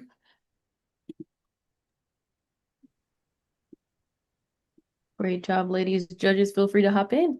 Yeah, I just have one quick question, but before that, congratulations, ladies. This was very inspiring. I'm really happy to see your ideas. And just the question that I have is, from the technical aspect, what you saw that was extremely challenging on how do you come up with this idea that could be quite technical, and quite challenging. So can you tell us a little bit of your experience on that? So we came up with this idea through Samuchi specifically was mentioning when we were thinking about like what we should do. She was mentioning that when she went to India, they experienced like a lot of power outages, and it was very common for them. So we thought about this idea, and we were at first we were thinking about like different ways we could do this. We even thought about like in coastal areas having it be in the ocean, but we ended up having a lot of problems with like erosion because of the salt water. So we ended up not doing that and focusing on like rivers and streams. We decided to do this specifically because it is such an like accessible thing, and because it puts energy and this power into like the hands of the people that like usually wouldn't have access to it. And that way they have their own source of energy that only relies on them. They don't have to like go outside and pay every time they want to use energy. And it makes it more affordable for them. So just to like quickly wrap up to that question, it's just we wanted to create like a more affordable and portable and effective solution to the problem that we addressed. We wanted to keep it very simple and easy to use. So therefore, that's like why we created something like this. Thank you. I'm going to ask a really simple question. So you power this block up with energy from your work on your bicycle or wherever you are. How do you get that into your house? How do you get that so that you can actually use it? Maybe it's a simple question. So when it comes to the device, we're planning to include like maybe 1 or 2 like wires like that you can like plug into the generator and then plug into whatever devices. We're planning to do like a little bit of research to like make sure that the wires are like able to be like the connections that connect to like household devices like fans and like lights and things like that, so that you can just connect it to most of everything. Just maybe like 2 or 3 wires, that way it's like diverse. You can connect it to most devices. So it's a storage device on your bike that holds the power, and then you plug it into your own devices at home. Hopefully, does everybody have a generator in India? Actually, yeah, both my grandparents and a lot of It's a people simple who live there question. Yeah. have like a generator inside their house. Okay. It might not be every single household, but many people do. What do they use today for that generator? Diesel? Gas? They just use like it's connected to like the power, like the current in the like what's it called the current in the city. It's more like a backup system, so like it's stored throughout, and then whenever needed, it like runs it. So like for example, the grid like stops and fails, then it'll start using the energy that's stored in the generator to run like minimal household requirements like light bulb or something like that. Today, those are run by gas. I think it's like it stores it through like a battery when it runs when it has like power, it will run and store energy. And then when needed or when it's needed to be used, then it will start running, I think. So I was trying to get the two together so that people can use it, right? Any other questions from the judges? Yeah. Go ahead, Juliana. Thank you. No, first, I wanted to say thank you, ladies. I'm very impressed. I think you put a lot of effort into your presentation, so thank you for that. In addition, I think it's very interesting to see a design. You know, it's you're not using an existing design, but you're building a prototype, hopefully. So I think it would be interesting to hear if you considered looking into actually prototyping or bringing that design that you drew on into reality to see how it would work. And if you could then potentially see how much power or how much electricity you could have out of this device. Is that something that you looked into or you considered as you designed this? Yeah, that is. So actually we with our mentor we talked about how much energy it possibly could generate, and we were talking about like 10 volts, which could be like used to charge like an average phone or like power like Thanarushi said, like just minimal household appliances, things that are necessities during a disaster. Because imagine not being able to charge your phone, not being able to contact people, and there's no power. Like having access to just even like being able to charge your phone from just having biked around, which is something super common, would be super helpful. And so when we were talking about how we would design it, that was something that we brought up. Okay, because I found it interesting also because you had the 3 different sources, right? So you would physically run the bike, right, to spin the generator, but then you also had the wind and the water. So I was interested in how those other 2 would work. So when it comes to this, it's more of like, so for the generator itself, it's just more of like a block. And then the different, like the wind and the water and the bike thing, they're like attachments, like plastic attachments that you can attach to it. So obviously you can attach it to your bike with the bicycle attachment, which was our kind of like our main idea. But then you can also attach kind of like a windmill like attachment to it so that when you're not using it, if there's a lot of wind, it can just when you're not doing anything, it can just on its like own, it can spin the windmill and generate a little bit of extra electricity, even if you're not like biking or you're not doing that much. Understand. Thank you. Yeah, I think the key to success is that you can create enough energy for your own personal need, whatever that is, right? Like making sure that, you know, do I have to ride my bike for an hour to be able to power my phone? This might be, right? This might be part of the looking at when you prototype it and looking at what can I get out of it? How much can I get out of it? You know, and when do I move it? And how hard is it to move from A to B to C, right? Like to retrofit.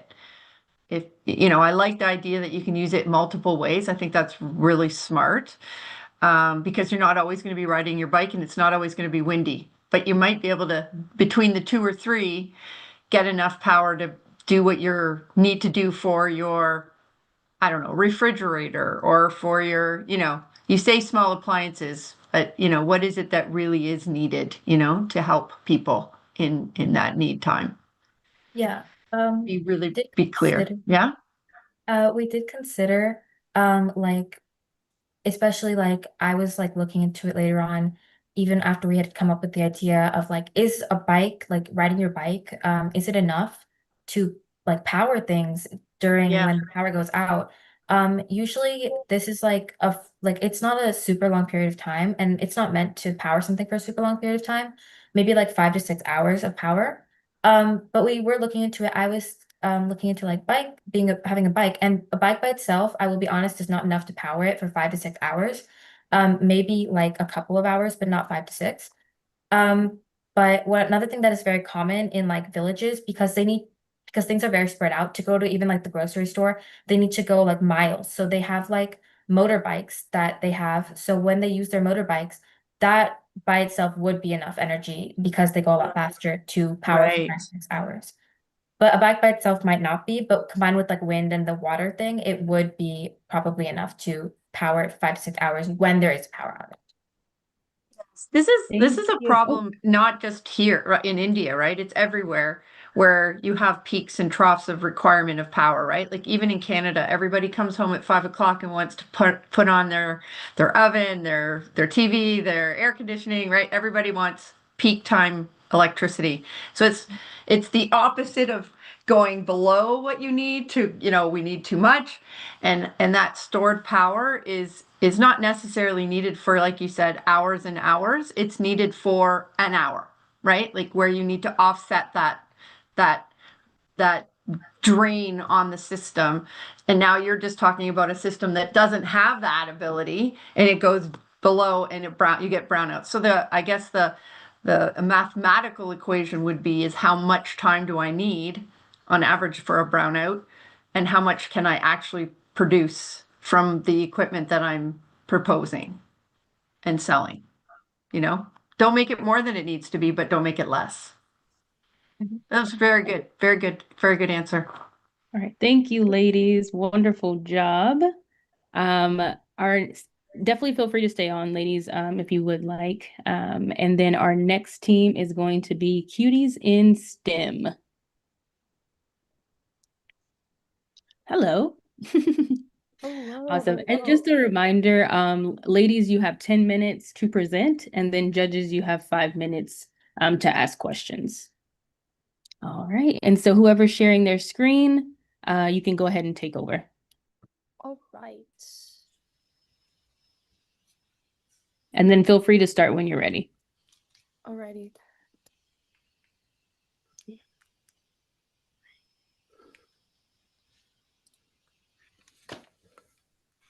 Emily, you could start. Okay. Whenever you're ready. Hello and welcome to our pitch presentation, Waste to Watts. We are Cuties in STEM and we are from San Jose, California.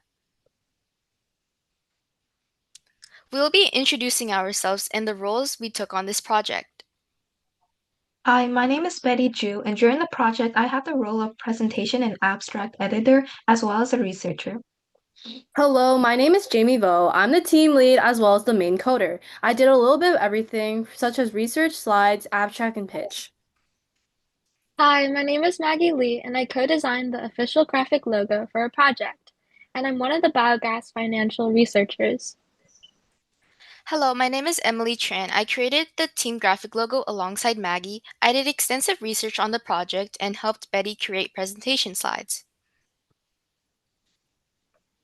Now that we're done with introductions, we'll be moving on to what problem we'll be addressing for our project. Imagine living in a world where basic electricity isn't guaranteed at all. Your own home, school, hospital, and business could go dark at any second. This is a reality for over 600 million people in sub-Saharan regions of Africa, and this number has only been rising. 90% of its residents rely on kerosene and firewood in their daily lives.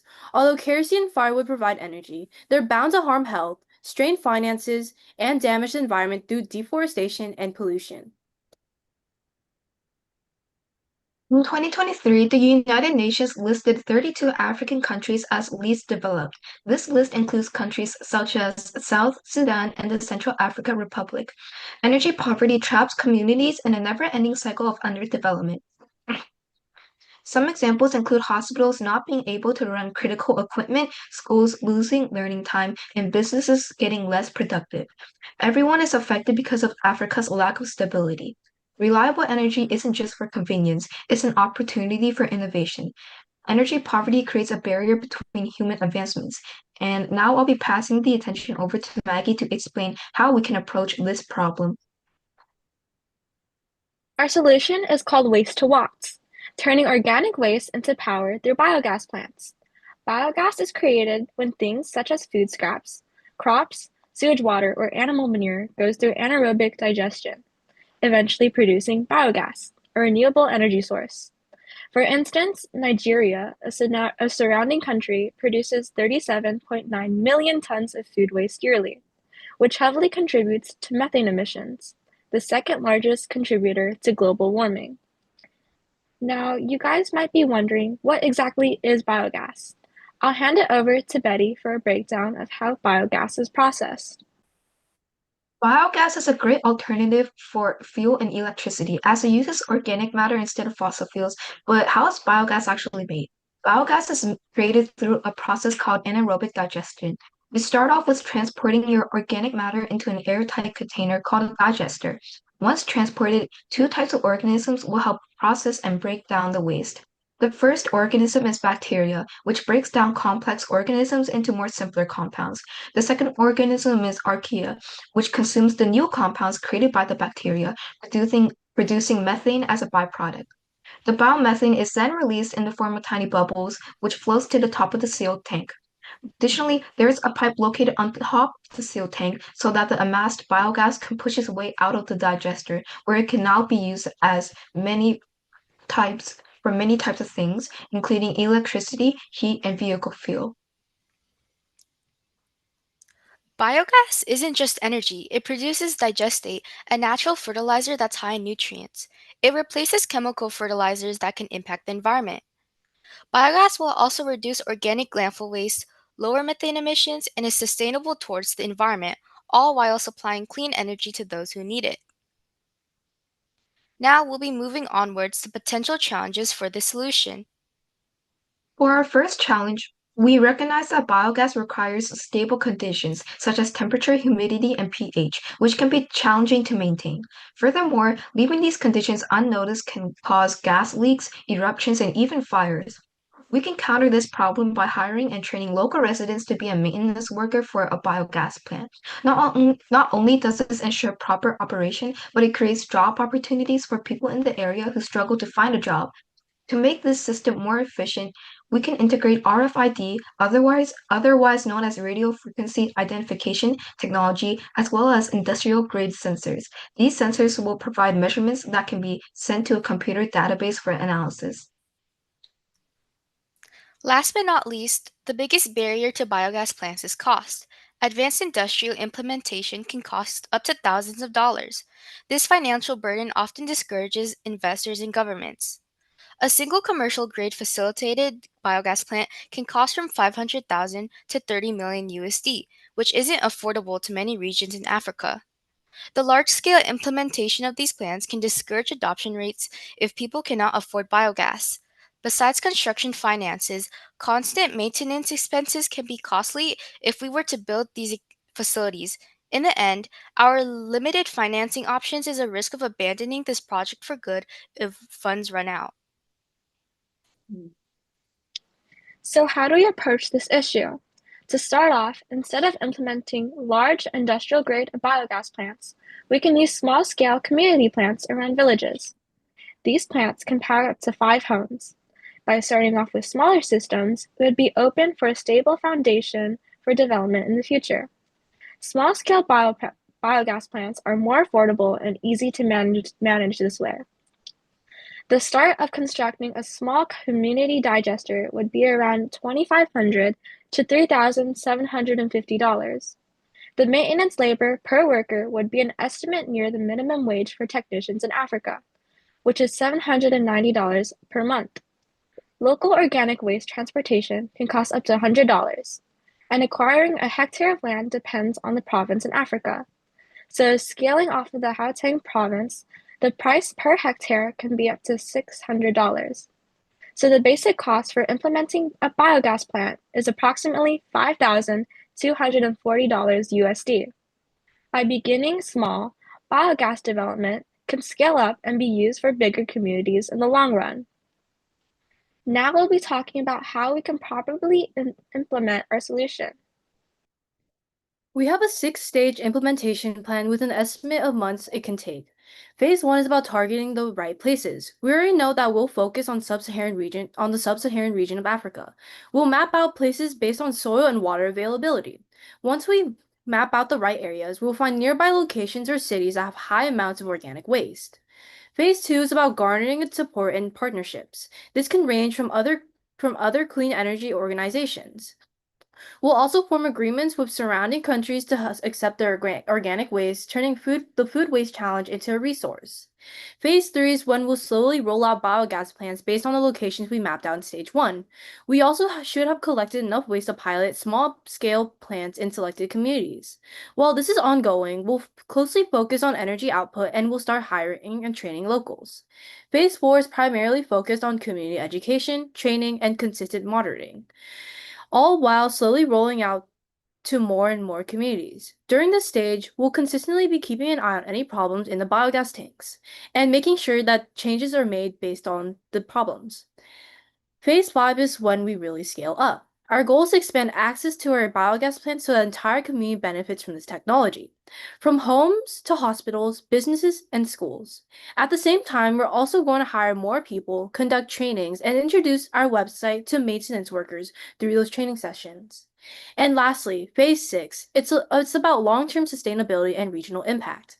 We'll continue to upscale and start upgrading to biogas plants to have a bigger size, higher quality sensors, stronger materials, and we'll also work with local governments to secure funding that will last.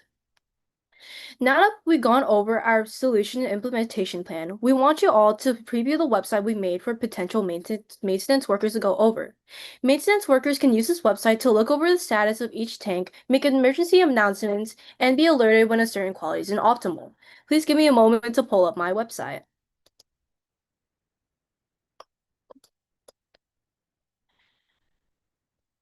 As you can see, we start off with a login page, and there isn't any specific password or username, so I could put anything and I'll end up into the dashboard. So for this demo, I'll just put my name.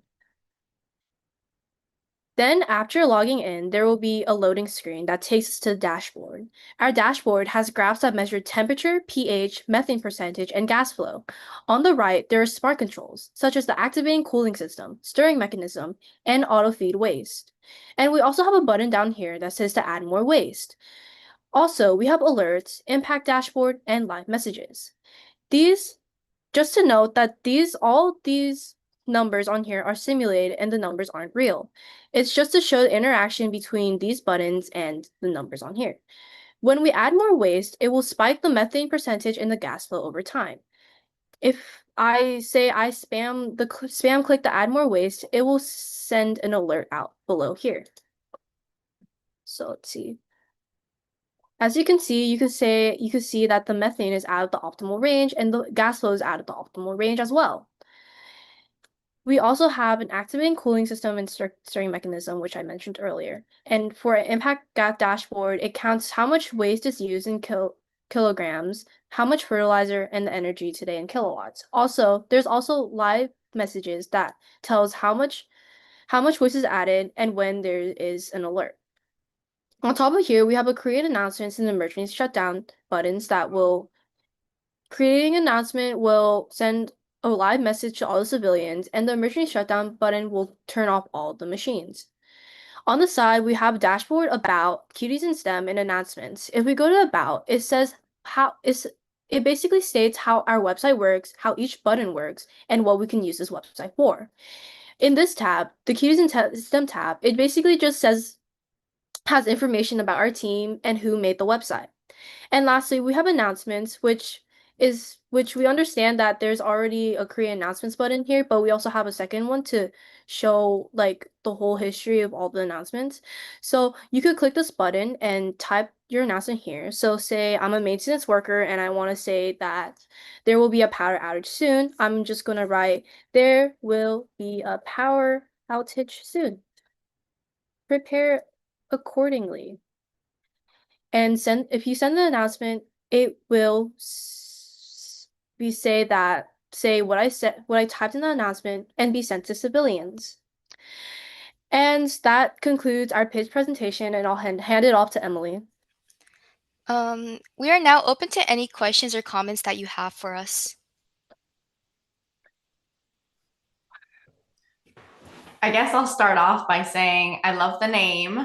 I love the presentation. It's super well done. The website looks amazing. I'm very impressed. You guys bring such a good mix to the combo on just being yourselves, obviously the things that you guys like, and bringing kind of science and STEM into it. So I really like it. How did you guys come about this? Like, where did you hear about this this problem, but this solution? Like, obviously we've heard about it. Did you guys go look at what maybe other countries are doing? Because obviously it's an effect, and these there are people doing this. Did you guys go in and look at maybe the pros and cons and why there isn't more of these than they should?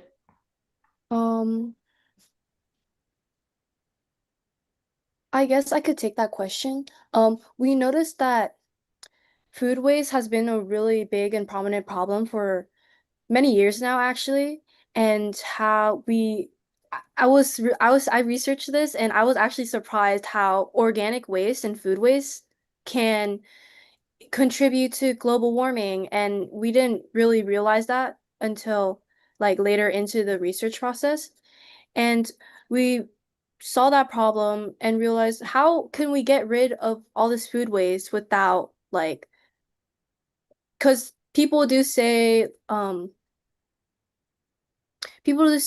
do not waste your food, but that doesn't, I'm so sorry.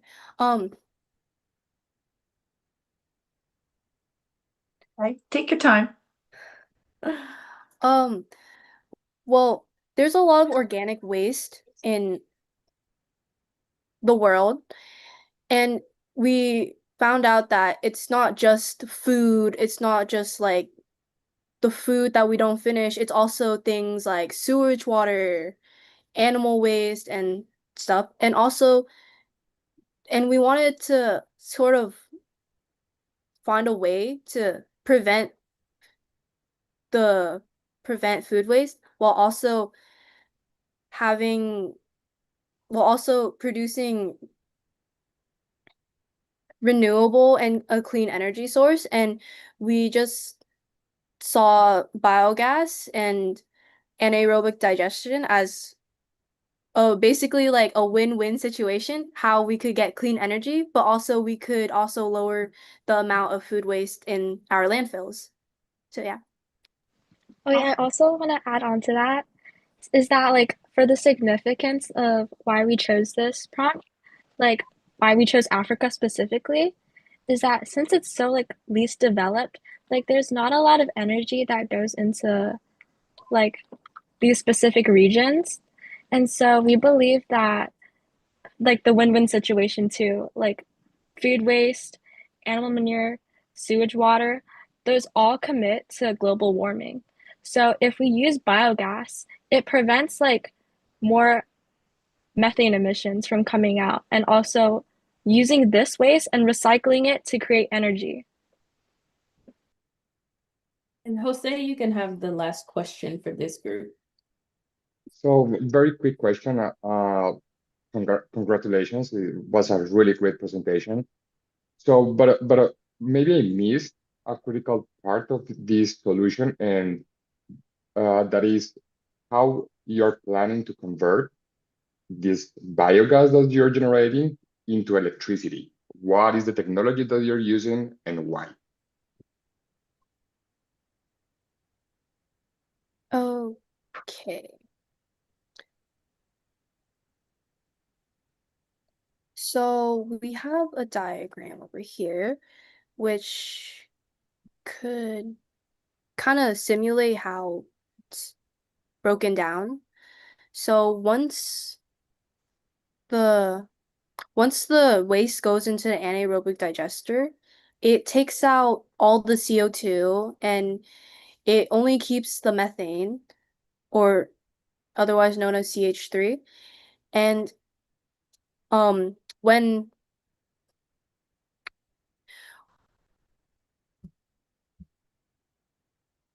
Do you want me to take over? Yeah, can you please take over? Okay, so basically, like the basic process of this is how our waste is processed through the anaerobic digester, and it creates a slurry in which like it gets rid of the CO2, and then we want the methane in there.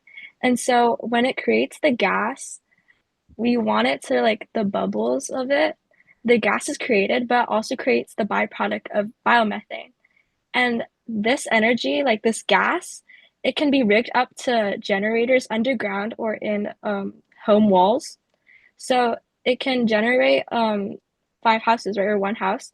For one house, it's 2 to 4 cubic meters per day. So the amount of I think, what do you call it, biogas in our digester is created, the more energy can create for our homes. Okay, so if I got you right, you're saying that if I look at your chart, if I look at the biogas cloud and the arrow that is pointing up to the light bulb, in between those two, you're saying that you need a generator. So you're using your biogas in that generator. Am I right? Yes, we have a biogas generator for electricity. Okay, thank you. Awesome. Great job, ladies. Thank you so much. Awesome. All right. Next up, we have Power Play, and judges in your dashboard, they're going to show up as GWE20.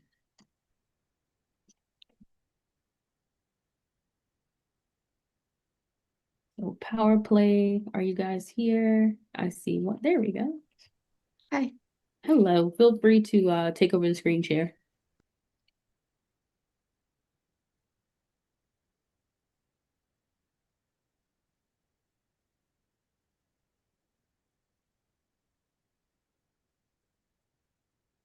Hi, I'm Jashika. I'm in 10th grade. I'm Arshi. I'm in 9th grade. And I'm Sinishka. I'm in 11th grade. Together, we created Power Play. Our motto is Step, Spark, Shine. Every step makes a spark, and every spark can shine a light for learning.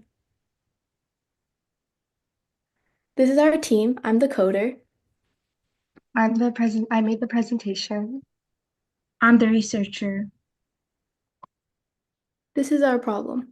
Imagine this. You arrive at school early in the morning. It's still dark outside, and often the inside is dark too, because electricity can be expensive or unreliable. When this happens, the lights remain off. Projectors don't function, and students lose valuable learning time. Additionally, schools spend thousands of dollars each year on electricity, funds that could be better spent on supplies, sports, or clubs. We wanted to find a way for students to generate electricity simply by moving around the school. Our solution consists of piezoelectric floor tiles. Piezoelectricity refers to the phenomenon where certain crystals generate electricity when pressure is applied to them. We plan to install these tiles in high-traffic areas of schools, such as hallways, gyms, playgrounds, and entrances. Each step taken on the tiles produces a small amount of energy, which is stored and used for noticeable applications, such as powering hallway lights, charging ports for devices, and a digital display that shows the total energy collected from footsteps throughout the day. For the initial test, we will begin with one hallway and a portion of the gym, using about 300 tiles. These tiles connect to a small control box. Inside the control box, the electricity is cleaned up and stored in supercapacitors and a battery to prevent waste. This stored energy can be then used to power LED lights, charging ports, and a display. The tiles are designed to be safe, featuring non-slip surfaces, low voltage, and are easy to replace if any of them break. The first test would cost approximately $85,000 to $95,000. However, the school wouldn't be responsible for funding the entire amount. We plan to utilize green energy grants along with an Adopt a Tile program. In this program, families or local businesses can sponsor a tile for $250 each, and their names will be displayed on a board. If all 300 tiles are sponsored, that would generate about $75,000, leaving the school to cover only $15,000 to $30,000. This amount is comparable to the cost of a single science lab, but this lab would produce energy every day.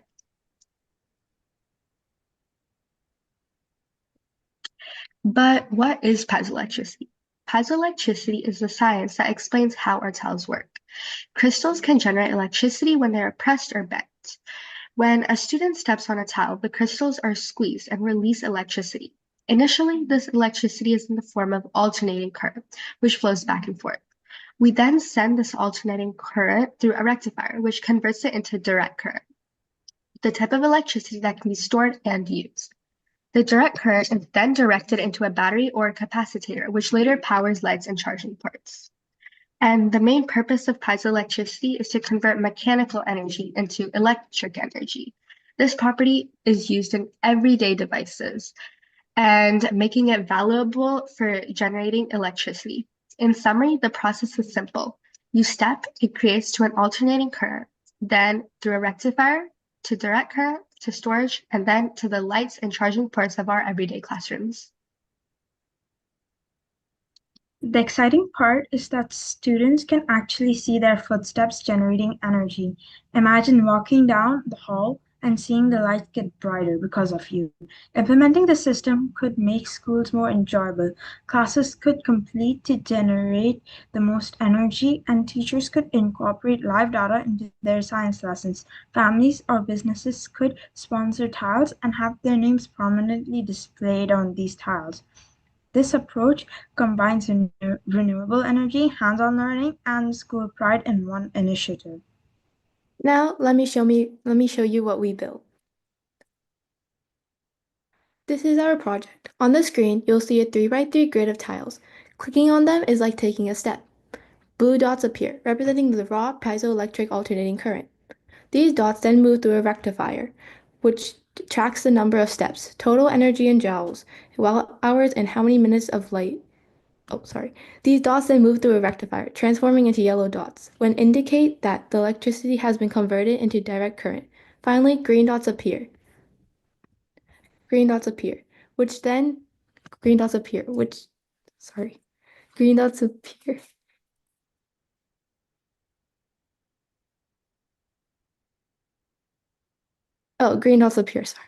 which is then being stored for future use. On the right side of the screen, there are counters tracking the number of steps, total energy in joules, watt hours, and how many minutes of light that energy could power.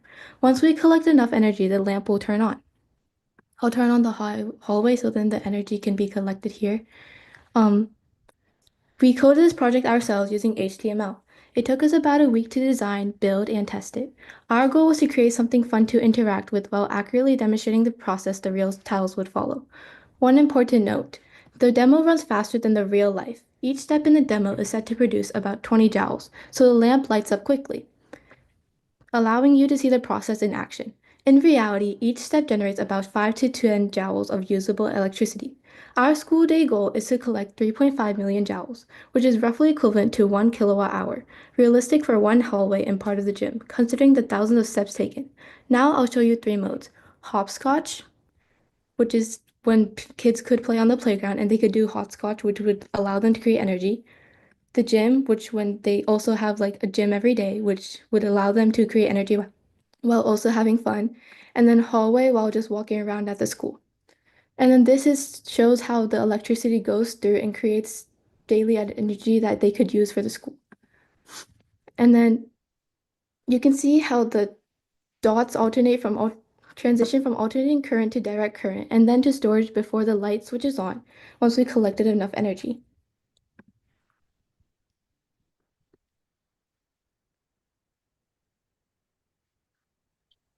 Now that we've gone through the demo, let's talk about what we've learned throughout this process. Throughout this whole week or past few weeks, we've discovered that footsteps can indeed be converted into energy. However, since each step generates only a small amount, the most effective results come from busy areas. We learned to plan for both costs and safety. Additionally, we figured out how to explain scientific concepts in simple terms that everyone can understand. Most importantly, we learned how to collaborate as a team and learn to design, code, and present our project. Students already take 1,000 of steps every day. Why not make those steps beneficial for their own school? This is Power Play. Step, spark, shine. Thank you. Any questions?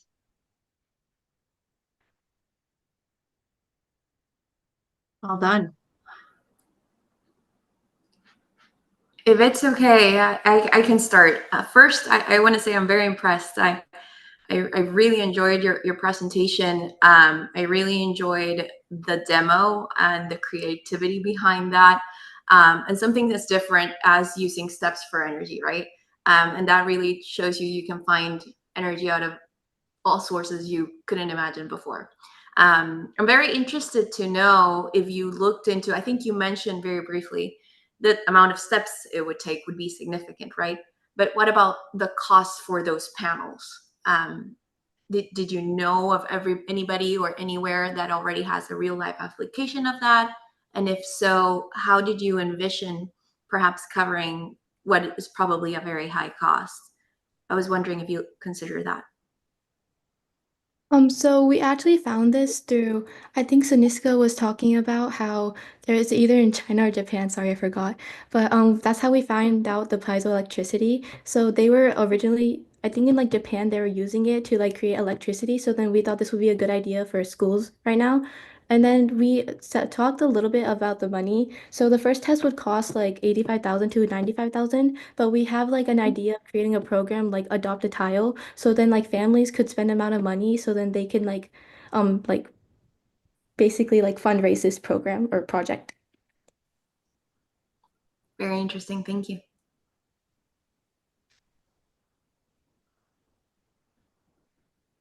Yeah, I had a question. Very well done, really well presented. I also really liked the presentation. That little software demo, where did you guys get that from? Did you guys build it? Or I was really intrigued because it was really nice. So I'm like, I'm assuming people are doing this because you had the hallway and yeah, I'm very curious. So I'll answer this question as well because I was a coder. I used a website Replit and basically it just like help. It's like it also has AI included into it, so I could ask it questions to help me build the demo when I had like my own ideas and stuff to incorporate it. So yeah. So you made it, is what you're saying? Yeah. Wow, that's pretty cool. That's really nice. Yeah. Double thumbs up. Very, very impressive. That, yeah, very well done, you guys. Thank you. Awesome. Thank you. All right, ladies, thank you so much. Feel free to hang around and stay on if you like. But if not, definitely make sure that you're back to hear the announcement of the winners. Awesome. Perfect. All right. So next up, we have the Cool Cats. Cats. Cool. Hello, should I share my screen? Yes, you can. Okay, let's see.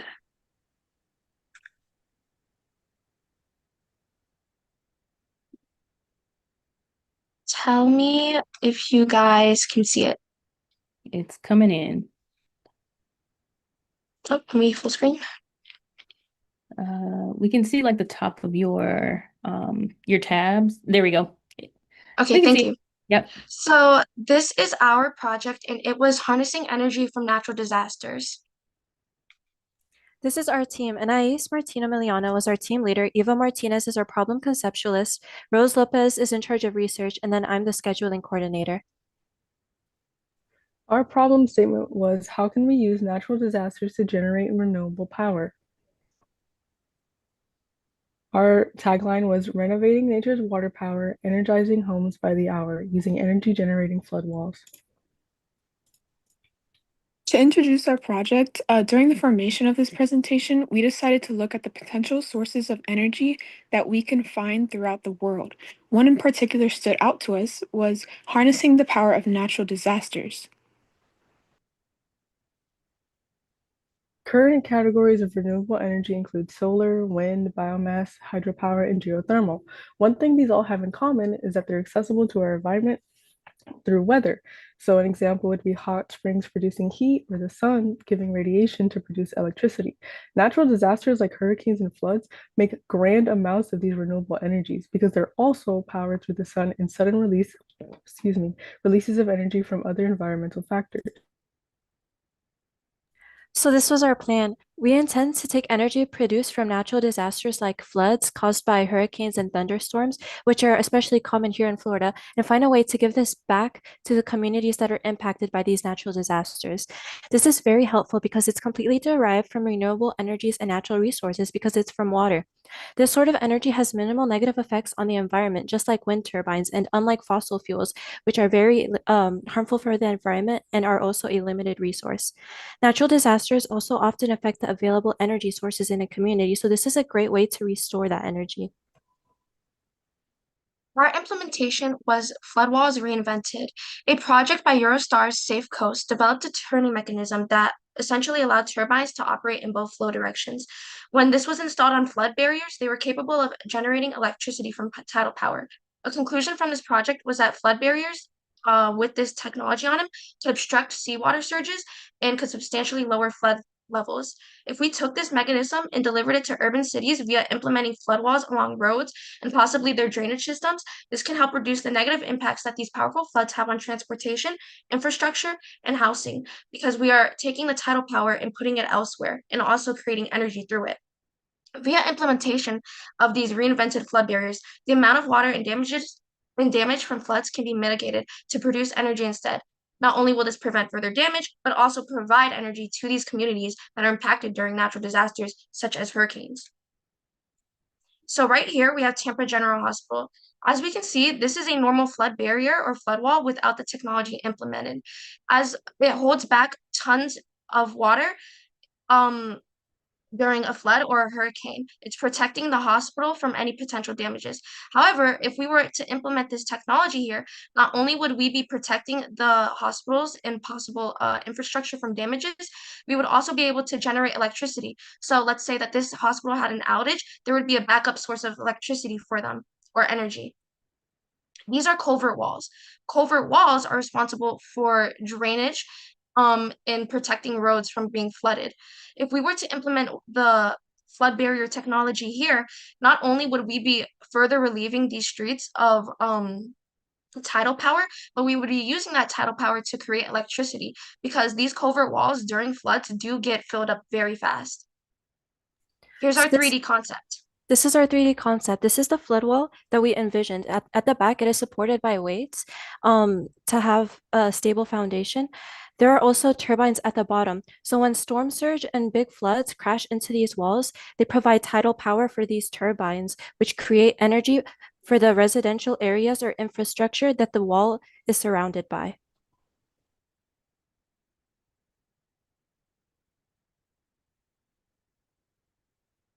Oh, although dams, so another thing to consider is the technology that's already in place to help with floods. For example, dams. Dams, although they help mitigate the effects of water and help hold back water, they're not necessarily foolproof and their benefits do not reach every area.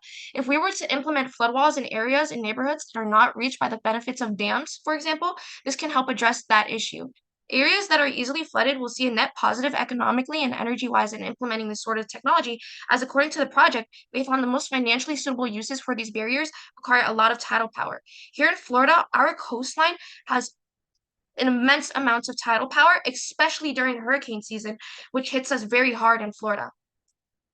As previously stated, the project found that to be financially feasible, there needs to be strong tidal powers. The coastlines along Florida are estimated to produce 5.1 gigawatts of energy alone. This is not considering natural disasters such as hurricanes or tornadoes. If flood walls were implemented on cities along the coast, possible damage in the drainage systems as well, we would be able to harness this energy and use it for communities as well as sell the energy to boost the economy in these communities. So during a natural disaster, when there is a lot of damage and a lot of repairs needed that is financially costly, these flood barriers would make all the difference.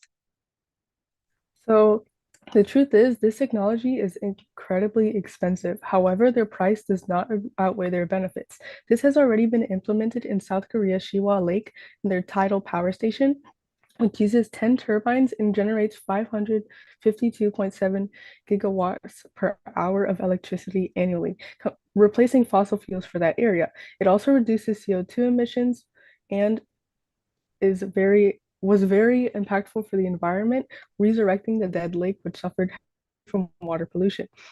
So in South Korea, it cost 560 million to build, but this was around 2.7 kilometer long seawall. A tidal barrage costs from 130 to 280 per megawatt hour. The cost is dependent on scale, depth of water, and dimension of turbine. So an example would be Volusia County, which is in the east coast of Central Florida, which is very vulnerable to floods. It would be approximately 1.3 miles long. It would be around 150 million to 300 million for a 100 megawatt barrage, and this area is affected very heavily by hurricanes, with Hurricane Ian costing 325 million in property damage, and Nicole doing 481 to 522 million in property damage alone, with leaving around 190,250 people without power.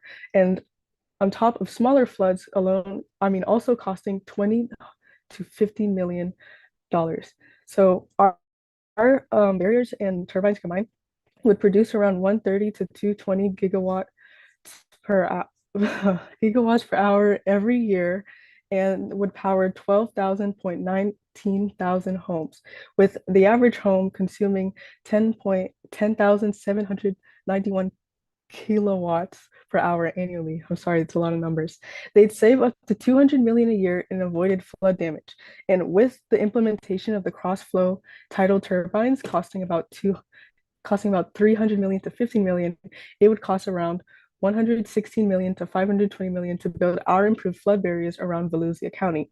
And this is affordable for Volusia County, but since their operation budget is around 1.6 billion as of the 2025 to 2026 fiscal year. So as we saw in real world implementation, I would just like to address some real world issues so that you can see that this would actually have a very huge impact elsewhere, not in just Volusia County, but also along the coastline in Florida and possibly other states. For example, Hurricane Milton cost about $34.3 billion to repair and damages across the Florida coastline. So not just Volusia County alone, which was about a million, I think it was about $19 million in cost for repairs. So this could really benefit not just that county, but all of Florida's coastline as well, because we are surrounded by water.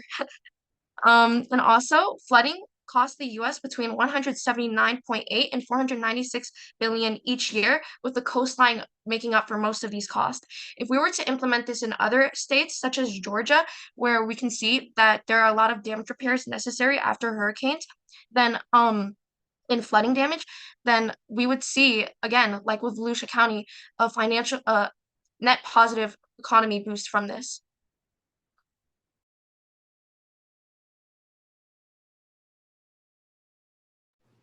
So, what did we learn? Throughout this project, we discovered that areas that are prone to water-related natural disasters, such as floods and hurricanes, leave untapped opportunities in the field of energy generation.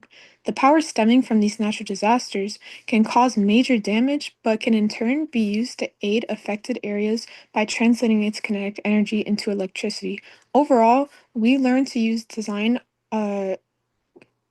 softwares such as modeling softwares, and understood that the research behind these natural disasters helped us to understand the impact that our technology could have on these environments. Thank you. Any questions?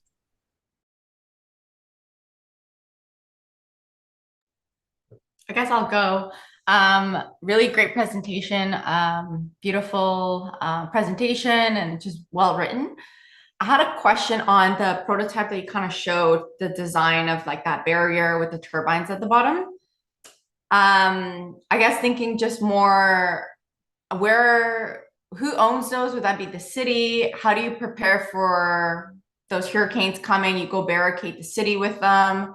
How are they transported? Like I'm thinking more like on when you actually need to go deploy them, let's say around the hospital, etc. And then how is that creating energy, obviously through the turbines, but how are you collecting the energy and then putting it back into the building, etc.? And how much does one of those cost if you guys ran the numbers? Sorry, I just switched my thing. So Essentially, we were thinking for areas that are more easily prone to flooding, such as the coastline and hospitals by the coastline, that this may be more of a more permanent technology. I know there are pop-up barriers.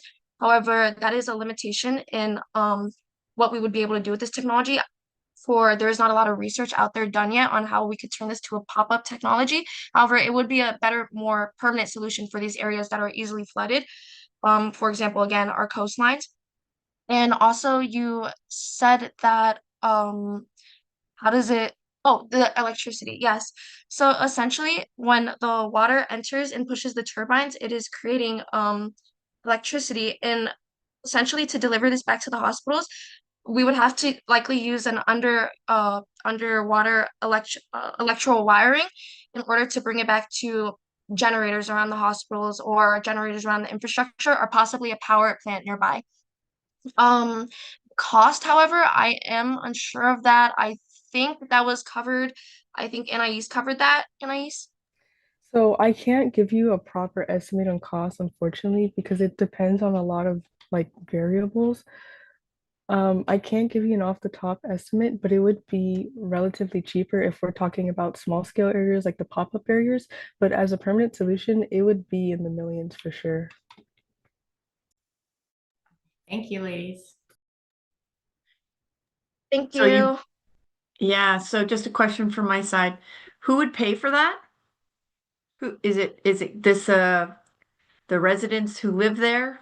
So we were thinking it would be more government paid because, like I said, for the Volusia County example, their operation budget is 1.6 billion or was 1.6 billion. So we were hoping it would be more of a government funding rather than residential funding.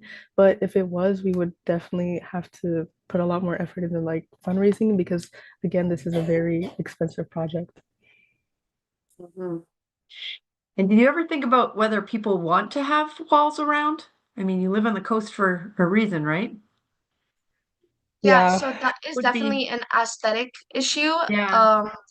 We were thinking like for these places like such as the hospitals that obviously it might not be the most aesthetic, but throughout fine tuning it could become more pleasing to the eye, I guess you could call it. And also not necessarily directly on the coast or blocking out the ocean water, but just implemented there for when these natural disasters do happen. And we can definitely have the permanent ones in separate areas because, like the South Korea example, they have theirs. It's like I don't want to say national, it's like a tourist attraction that people do visit because they are fascinated by it. So this would definitely help those areas as well. Interesting. Okay. Thank you, ladies. Thank you. Thank you so much. Wonderful, wonderful. And our last team of the afternoon is going to be the Powerpuff Girls. Hello. Hello. All right, let me get this shared. Do not yes. Okay.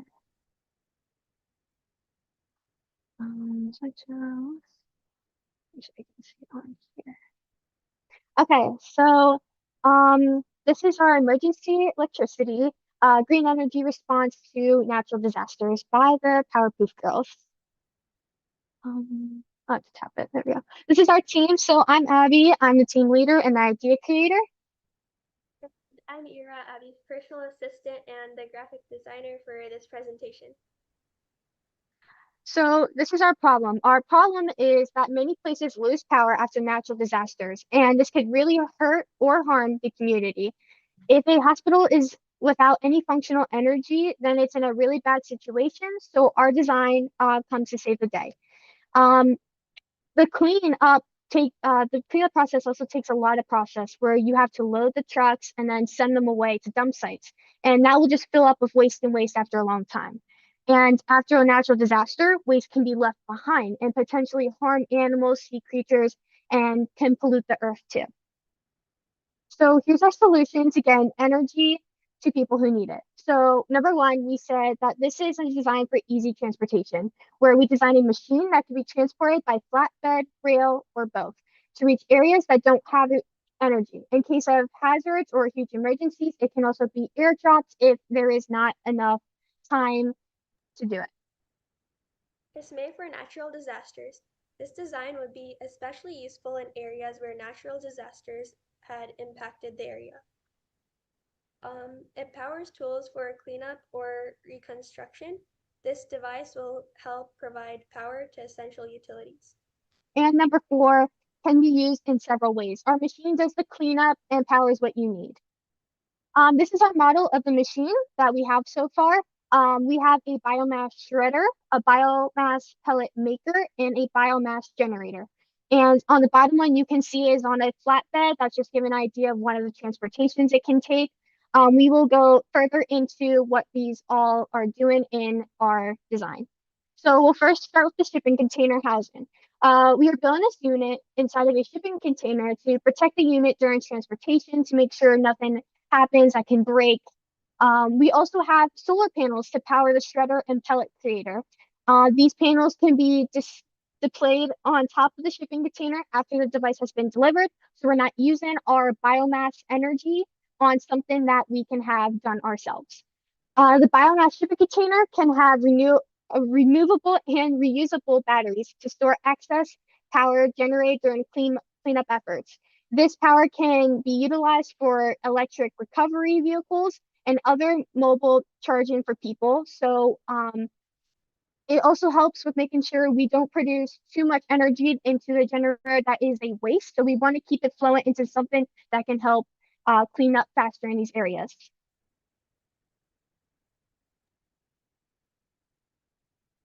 The biomass shredder will process any wood or plastic waste and make it really small. Shredding to this size will allow for the plastic to burn with minimal pollution. To be specific, any waste left after a natural disaster can be potential fuel. This can contain fallen trees, wood from houses, and possibly drywall. Plastic is not a limit either.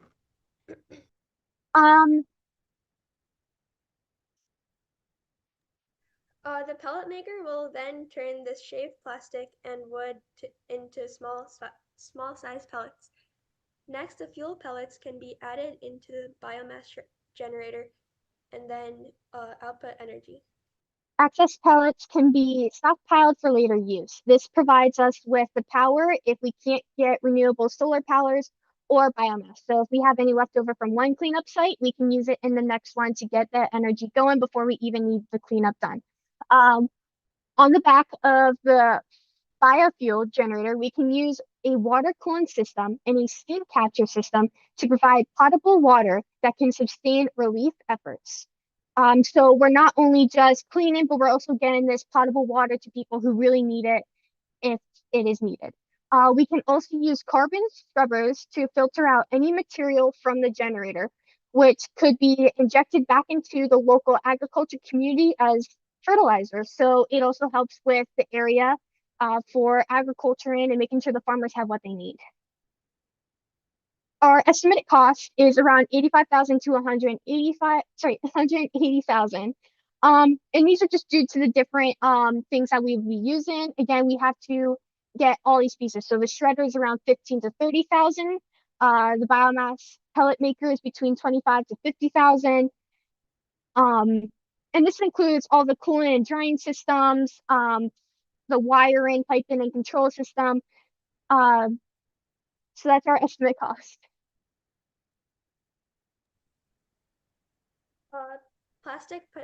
Plastic pollution removal. Integrating plastic as a partial fuel source will also help with long-term plastic pollution in damaged areas. It provides potable water. Using the heat from the water cooling system will provide potable water to the community or workers. Provides for farmers using a carbon filter on the biomass generator. The carbon can be injected back into local agriculture community as a fertilizer. This also, another positive is the cleanup. To power it, you would need wood, plastic. So of course, people collecting the plastic from all around, and the wood that is destroyed from houses or trees can be cleaned up and used for the energy. This is also mobility. It's very easy to transport by many ways: flatbed, rail, boat, or for extreme measures, airdropped. This is also self-sustaining. This provides energy for itself because it has a solar power and will not have to rely on any other things to get it started. We do have risks and limits. Do need to train people, and how long will it take? We do not know if this is something that a certain person has to control to make sure it's the right measurements or making sure that nothing's overflowed. Weight limit on our trailer, we're pretty sure that's totally fine, but we do not know. Again, this is not information we have with us so far. How long does it take to cool down? Going between natural disasters, we do not know if there is a limit to this and how long it will take to get the cooling process down.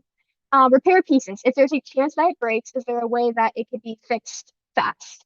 If one of the machines break or a piece of it breaks, is there a way we continue making energy without delaying so we can get on to the next one? Future ideas. For future ideas, we talked about making this a mini version for communities. This will then engage people to collect what they need for energy. So this will teach them to collect plastic, so it helps the earth with plastic pollution. It will teach them to help clean out rivers or lakes, so then you can get fresh water into them, so you get the trees and branches out of them. We also talked about making it stationary in large communities so they could stock up pellets as a backup if anything happens, or just for communities that don't have energy and have a lot of waste. Thanks. Any questions?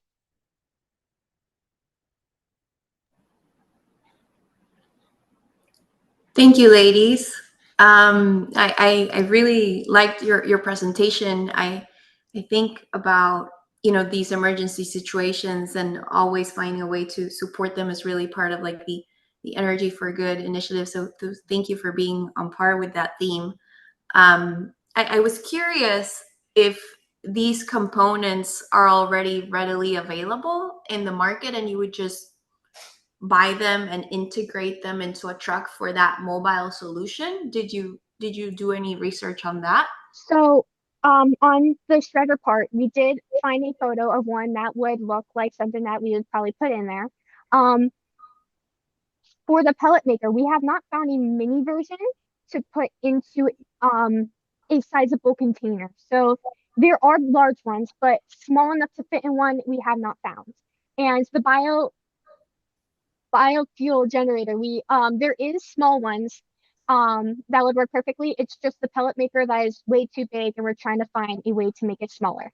Okay, and those generators, do you know what the estimated power output would be, or approximately how much electricity they will be able to power these communities faced by the disasters?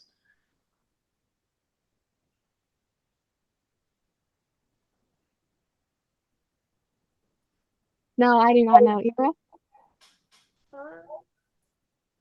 I feel like if we could use solar power, that would be like beneficial, because usually it's like really it would probably use a lot of energy.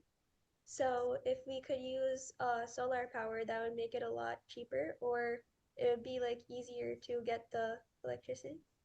It's definitely something we have to research, because I don't know how much biofuel takes up of energy. It's similar to the heated ones, so I would probably look in something like that to find my answer. So that was something that we'd probably look in the future if it was an idea. Yes, I think it was just compared to, a gas generator or a fuel generator. I think it would be interesting for you to compare the outputs of both, and see what you could power with different sources of fuel, right?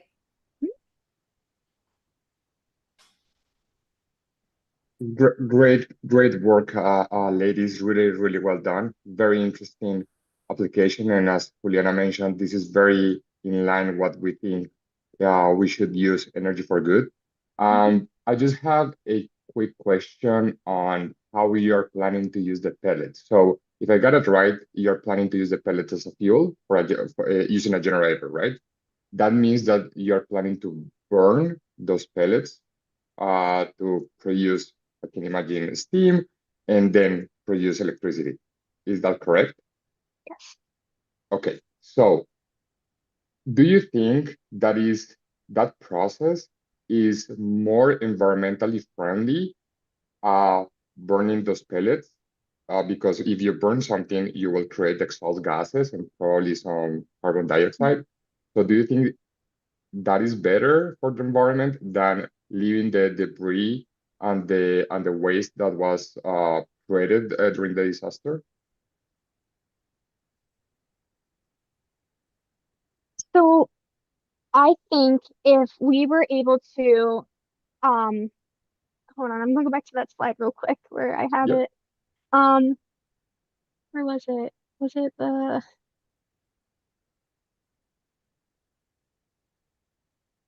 up here? So if we were able to take out the carbon by the scrubbers, I feel like if we could find a way to take out the harmful gases or chemicals that we are releasing up, I feel like it would still be better than leaving all the debris that could possibly hurt animals if they get a hold of them. Or just, it's horrible to have people living in filth. They could deteriorate emotional too, and it's something that we don't want to have around. So I definitely think in future reference, if we can take away carbon, we might as well try to find a way to take away the harmful chemicals when it's released. Thank you. Right, that makes a lot of sense.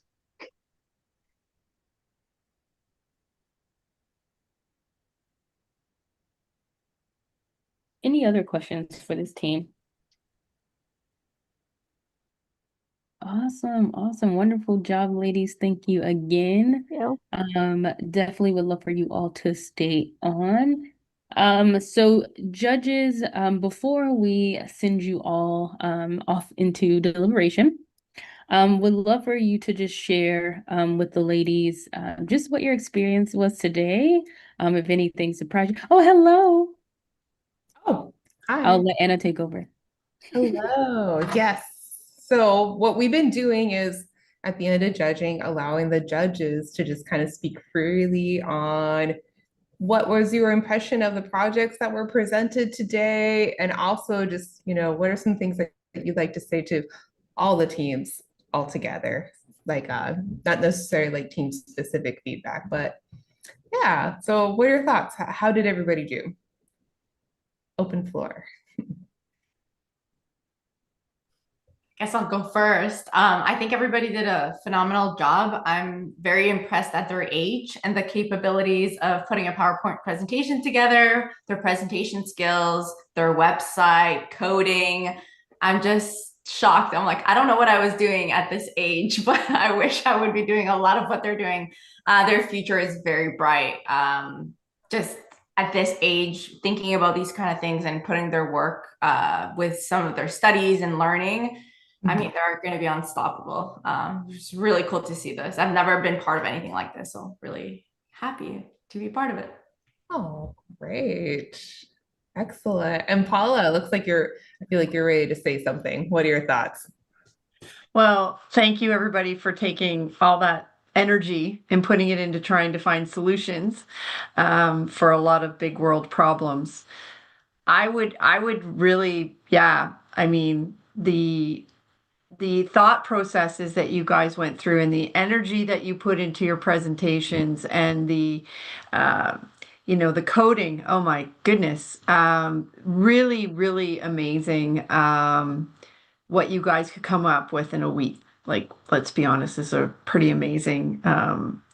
I think that if you had more time, I think you guys all would agree that you would come up with even more solutions or reasons why maybe this didn't work, but this would go. And I think that's the beauty of engineering, is that you're always innovating, right? You're always saying, okay, well, this isn't working, but that's not going to stop me. So don't have our questions, or, we're older, we've already been beaten with reality of things. I love the ideas that come out, and your passion for that. I think looking at where the world needs more energy is very valuable. So keep that energy going, and please keep going down the path. and don't be discouraged if, it doesn't look like it's the right solution today, because today we only see what we can see through today's lens. And you're the visionaries. You're the ones that are going to come up with the ideas that we don't see today. So thank you for that. Oh, you did an amazing job, Paula. I really liked all your challenging questions, by the way. And once again, don't feel defeated just because somebody's challenging your idea. That's not a bad thing. That's a good thing. That means somebody cares. They're willing to work with you. They're giving you your time to to improve your idea. So please, like anytime you're getting oh man, like this person's asking a lot of questions about what I'm doing, don't be scared. That's a good thing, not a bad thing. Excellent. Absolutely. Who would like to go next? Oh, actually, can you do me one favor, Paula? Can you pronounce girls and energy in French for me? For a French. My gosh, I'm fil en énergie. Oh, fil en énergie, which means females in energy. Ah, see, I grew up in San Diego, California, so I'm used to Spanish. Niños con energía. Thank you. Oh, no problem. Put me on the spot there, but I think I got okay. You did good. I think the next two judges can do pretty good with the Spanish, so we got all the languages. So if I may, I just want to thank everybody. I mean, for their time, for their effort in putting all these amazing presentations together. Really, you are the future, right? You are the next generations, and it's up to you to create these ideas to make, our world sustainable. So I really am impressed by really your innovative use of technology. Like I think one of our fellow judges said, I didn't have it at that age, so I am amazed by what you can do today. And I really want to encourage you to keep doing this, right? And investing your time in programs like this, and the potential impact of what you can have in the world is amazing. So thank you for inspiring us. I truly appreciate it. I'm grateful to be part of this. Oh, wonderful. Oh, judges, you're amazing. And Jose, you get the last word. I do, but no, really quickly from my side, really impressed, really well done. I was really actually shocked by the level of the presentations and the pitches and how well rehearsed and familiar you were with all of these technical concepts that usually they are not that easy to understand and they just digest. So really impressed by that. We imagine all the research and homework that you had to do to actually understand these processes and make it a full idea and presentation from it. So really well done. Absolutely inspiring. And I think this is just the start of a great path and future that you have in front of you. So amazing. Really, thank you for your time. Wonderful. Oh, judges, thank you. Thank you so much for your time. And you know what? Like Leslie, or like what Paula said, there's so much energy here. I love my little rocket emojis. Yay, rockets. Excellent. Thank you, judges, so much for your time. You did an amazing job. And also thank you, thank you, participants. You also did an amazing job. And I'm very proud of everybody here today. And so, judges, it is time to pick our winners and deliberate. Thank you.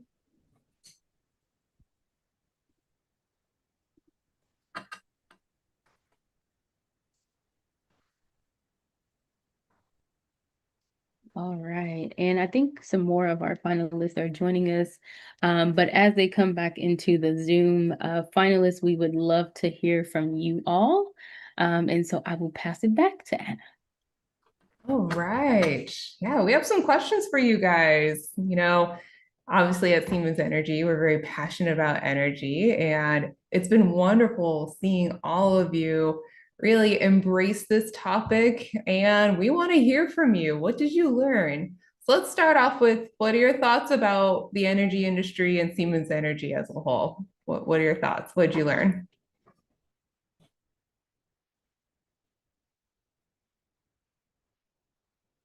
And also, if we have people like from Siemens Energy monitoring the YouTube live stream, that would be helpful too.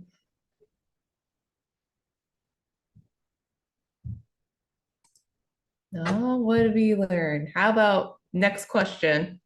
We're going to do like a fun one. So we did this earlier with middle school, and we want to do the same thing with high school. So using emojis, share your favorite renewable energy resource. I'll share mine in the chat. And then also, if we have any YouTube responders as well.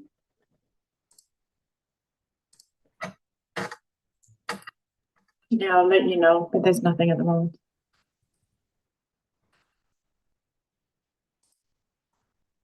Like we got, what are some renewable? There we go. Ooh, waves, wave energy. Like I said, I'm from San Diego, California, so we got lots of that. Like we got what? Ooh, biofuel, wind, solar, wind.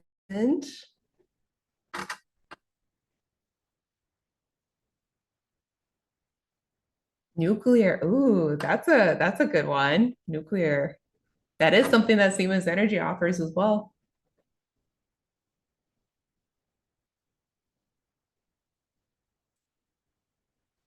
Ooh, is this wind? Let's see, leaf. Oh, compost. Compost maybe for leaves and carrots. Great.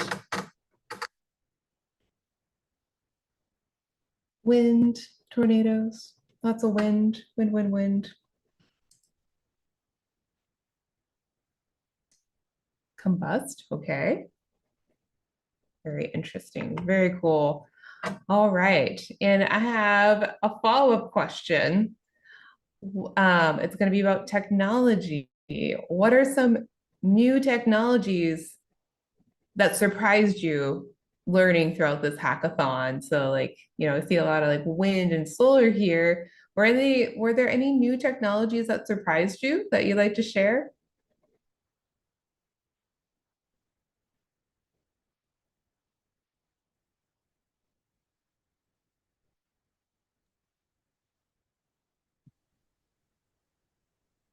Put them in the chat, or you can just raise your hand and talk. Don't be shy.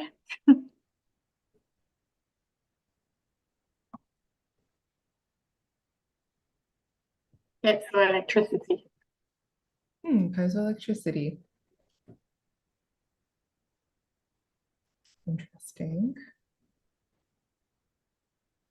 Oh, we got two of those.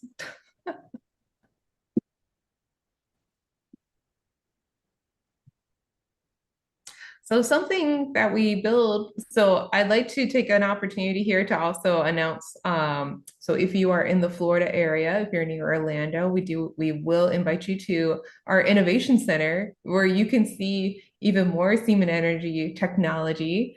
And Emily and I will be there in person in November. And also we have Lucy in Canada, in Montreal, for gas services. And Lucy, would you like to speak a little bit to our Canadian girls? Yeah, so if you're in Montreal, or you can make your way to Montreal, we'll have a shop visit. So we have a factory where we make and repair big gas turbines and power turbines. So we'll bring you on a tour if you're in Montreal, or you're available to make it to Montreal. Well, it'll be in November. We'll see based on participants.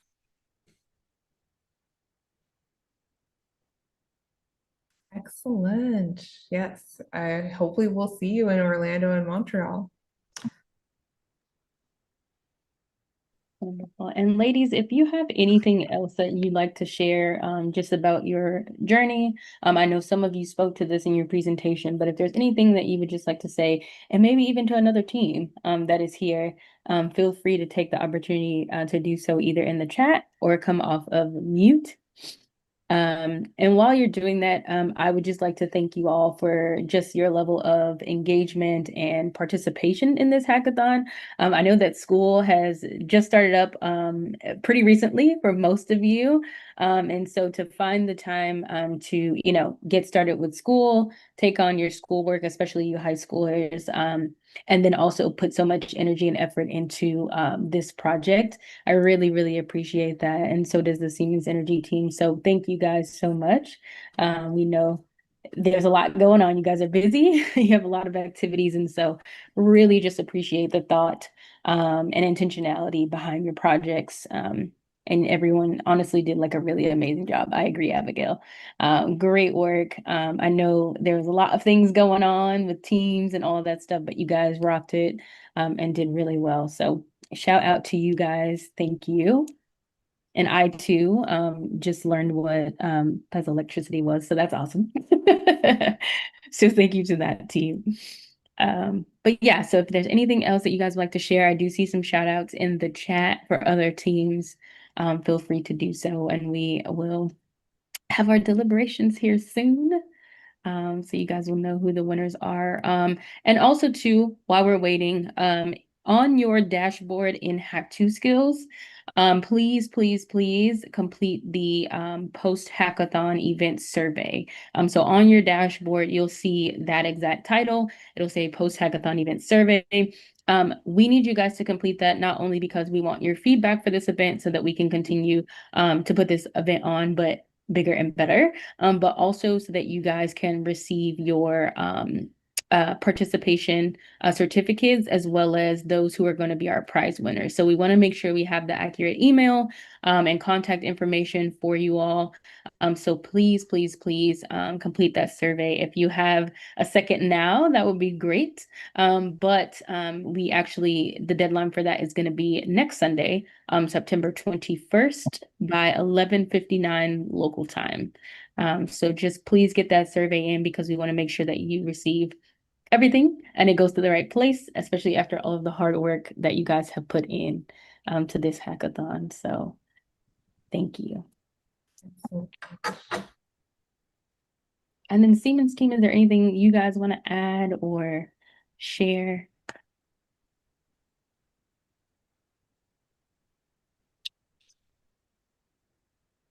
Yeah, from my side, so this is the second year that we are hosting Girls with Energy, and now we are including Canada, and it's been amazing to see these projects and the level of creativity and out of the box ideas that the girls brought. I am very impressed. Same as last year, these girls come and put the bar even higher year over year. So I just want to say thank you so much, and keep pushing forward. We want to help you develop in STEM, in energy, and also what I put on the text. Big kudos to the parents, the family members of these girls that are supporting their learning and education on this field. So thank you, everyone. Absolutely, Flor. I just wanted to, build on what you just said. It was a big effort from the families, from the girls here, spending time, additional time from your day for creating an idea, for doing something meaningful, for thinking in something very different. I mean, how I'm going to energize a different location. That's amazing. That's amazing that girls like you are thinking about that, and that's something that we are doing in Siemens Energy also every day, and that's why we're doing this, because you can find in us those role models. I mean, Florence is a great role model, but also Lucy, Anna, Emily, all of these girls. I mean, we were girls like you, and we felt the way you felt. So we're here for support each other. You did it great. And it doesn't matter if you feel nervous, if you don't feel okay in the camera. We are here for you. We're here. We are your cheerleaders. We all are girls with energy. So that's also the purpose, that you feel confident, that you develop these skills, that you are in a safe space, because we're going to support you to on that path in your STEM career, if you wanted to do that. So thank you so much for being here. We're so, best spent time on Sunday, on Saturday, all of the project. The project was fantastic. And yeah, we wanted to do more of this.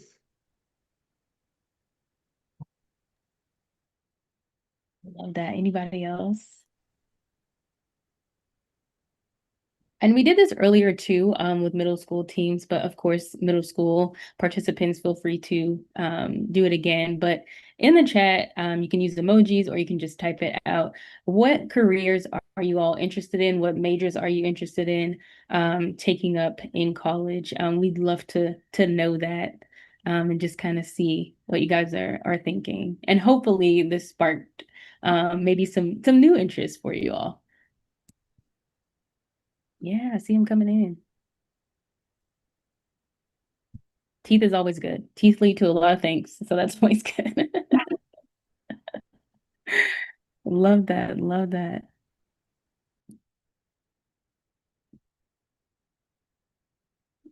Awesome. Awesome. Yeah, keep them coming.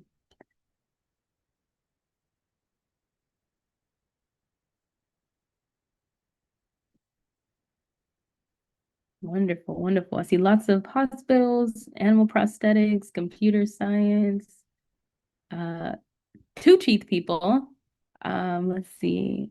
It looks like some chemistry here. I'm like going up, but all of these are good. Lawyer, doctor, love that. Yeah, and hopefully this broadened your perspective of STEM as well, because there's so many things that you can do in the STEM field for any organization, any company. So hopefully some other ideas were sparked as well. There are also people who studied STEM and then they became lawyers too. And also same thing with even politicians too. And we need more of that. We need people with STEM backgrounds to do even non-STEM careers, because those people are the ones who can help bring science to the public. Definitely. Well, I think our judges are back. Awesome. All right, Emily, and you back on here. I will stop sharing and pass it over to you. And ladies, if you wouldn't mind turning your cameras on as we reveal the winners, we'd love to see your smiling faces. All right, everyone, I've brought the judges back into the main room and I'm here as well. Again, my name is Emily Richard and I've been honored, really honored to create this event for you all this year. It's been an amazing time seeing you all go through this journey. I was on some of those pre-hackathon events all the way up to now, and I'm an electrical engineer and I can definitely say I'm inspired by all of your work that you've put forth this year. It's been quite amazing to see. We've been blown away by all of the submissions. So even if your name isn't called today, you should definitely take pride in what you've put together here. The judges had a super hard time putting together these results for you. Before I announce though, I do have this slide up here about post-survey. So we want to make sure that we create our post-survey results in Hack2 Skills, so everybody has access to that. But without further ado here, I'm going to get into some winning teams. We're going to do both high school and middle school at the same time for the levels. So we're going to start with third place in our middle school category. We have Boba Squad. So everyone give some virtual claps or virtual emojis for Boba Squad. Excellent job, girls. Third place for high school is Powerhouses. Again, amazing job, everyone on that team. Next, moving into our second place, middle school, Techies. You are our second place team for the middle school category. Fantastic job. Coming up next is our high school team, Power Play. You are our first runner-up. Congratulations, really great work, girls. And now, the moment we've been waiting a couple months for. So our first place team in the middle school category is Glen Ridge Girls. You did the Hive project. The judges have selected you for the first place team in middle school. Amazing job, girls. And our winning team in our high school category is Powerpuff Girls. Great job. The judges loved your presentation, and you're going to be our winning school this year. Great job to everyone. Wonderful. Congratulations, ladies. And as we said, even if you were not one of our top 3 finalists in your respective category, all of you honestly did an amazing job, and just it really blew us away, to be honest. And so what's next, right? So we want to, again, make sure you complete that survey in Hack2 skills. That way we can get your certificates and your prizes to you. So absolutely keep an eye out on your emails for more information around like prizes and goodies. And then of course, stay tuned for future programs, right? So if you're interested in other programs with Shooting Stars, here is our website. We have so many different camps and hackathons that you guys can choose from. And if you're interested in just keeping up with Siemens Energy and any programs that they'll have coming up this year and next year as well, feel free to follow them on LinkedIn. That's where you're going to have the most accurate, up-to-date information. And absolutely would love for you guys to participate again next year in the Girls with Energy Hackathon. So definitely stay up to in the loop, I should say, via their LinkedIn. But then you'll also, Orlando girls will receive communication about that visit, and then Montreal girls, you guys will receive communications about that event as well, directly from our Siemens Energy team. So again, congratulations to all of our winners, all of our participants. It has been a fabulous time. I was super excited to get to these 2 days, even though yesterday was a long day. It was definitely worth it to see what you guys came up with. And honestly, all of you are girls with energy, no matter what. So we truly appreciate you once again for participating. And yes, that is it for us. Thank you, judges, so much. Thank you. Wonderful feedback. And thank you for just your time, honestly. So thank you guys so much. And of course, thank you, Siemens Energy team. Really appreciate all the work with you guys this year. So have an awesome rest of your weekend and week. Everyone, thank you, Shooting Stars, too. Yes, you guys are welcome. This has been great. See everyone next year. Yes, please come back. We'd like to have you again. Please come See you back. next year. Bye-bye. Bye, guys. Thank you so much. Yes! I need to text. What is happening? Love the excitement. Her first words were, "Dad, can you take me to some sport?" Awesome. Thank you, ladies, and congratulations again.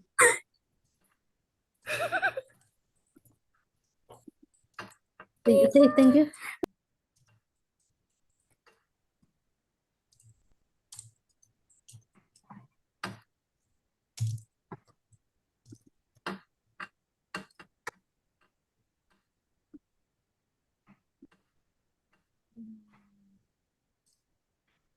Oh, is it just us? Almost.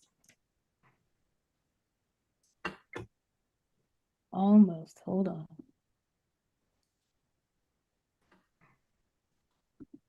Awesome.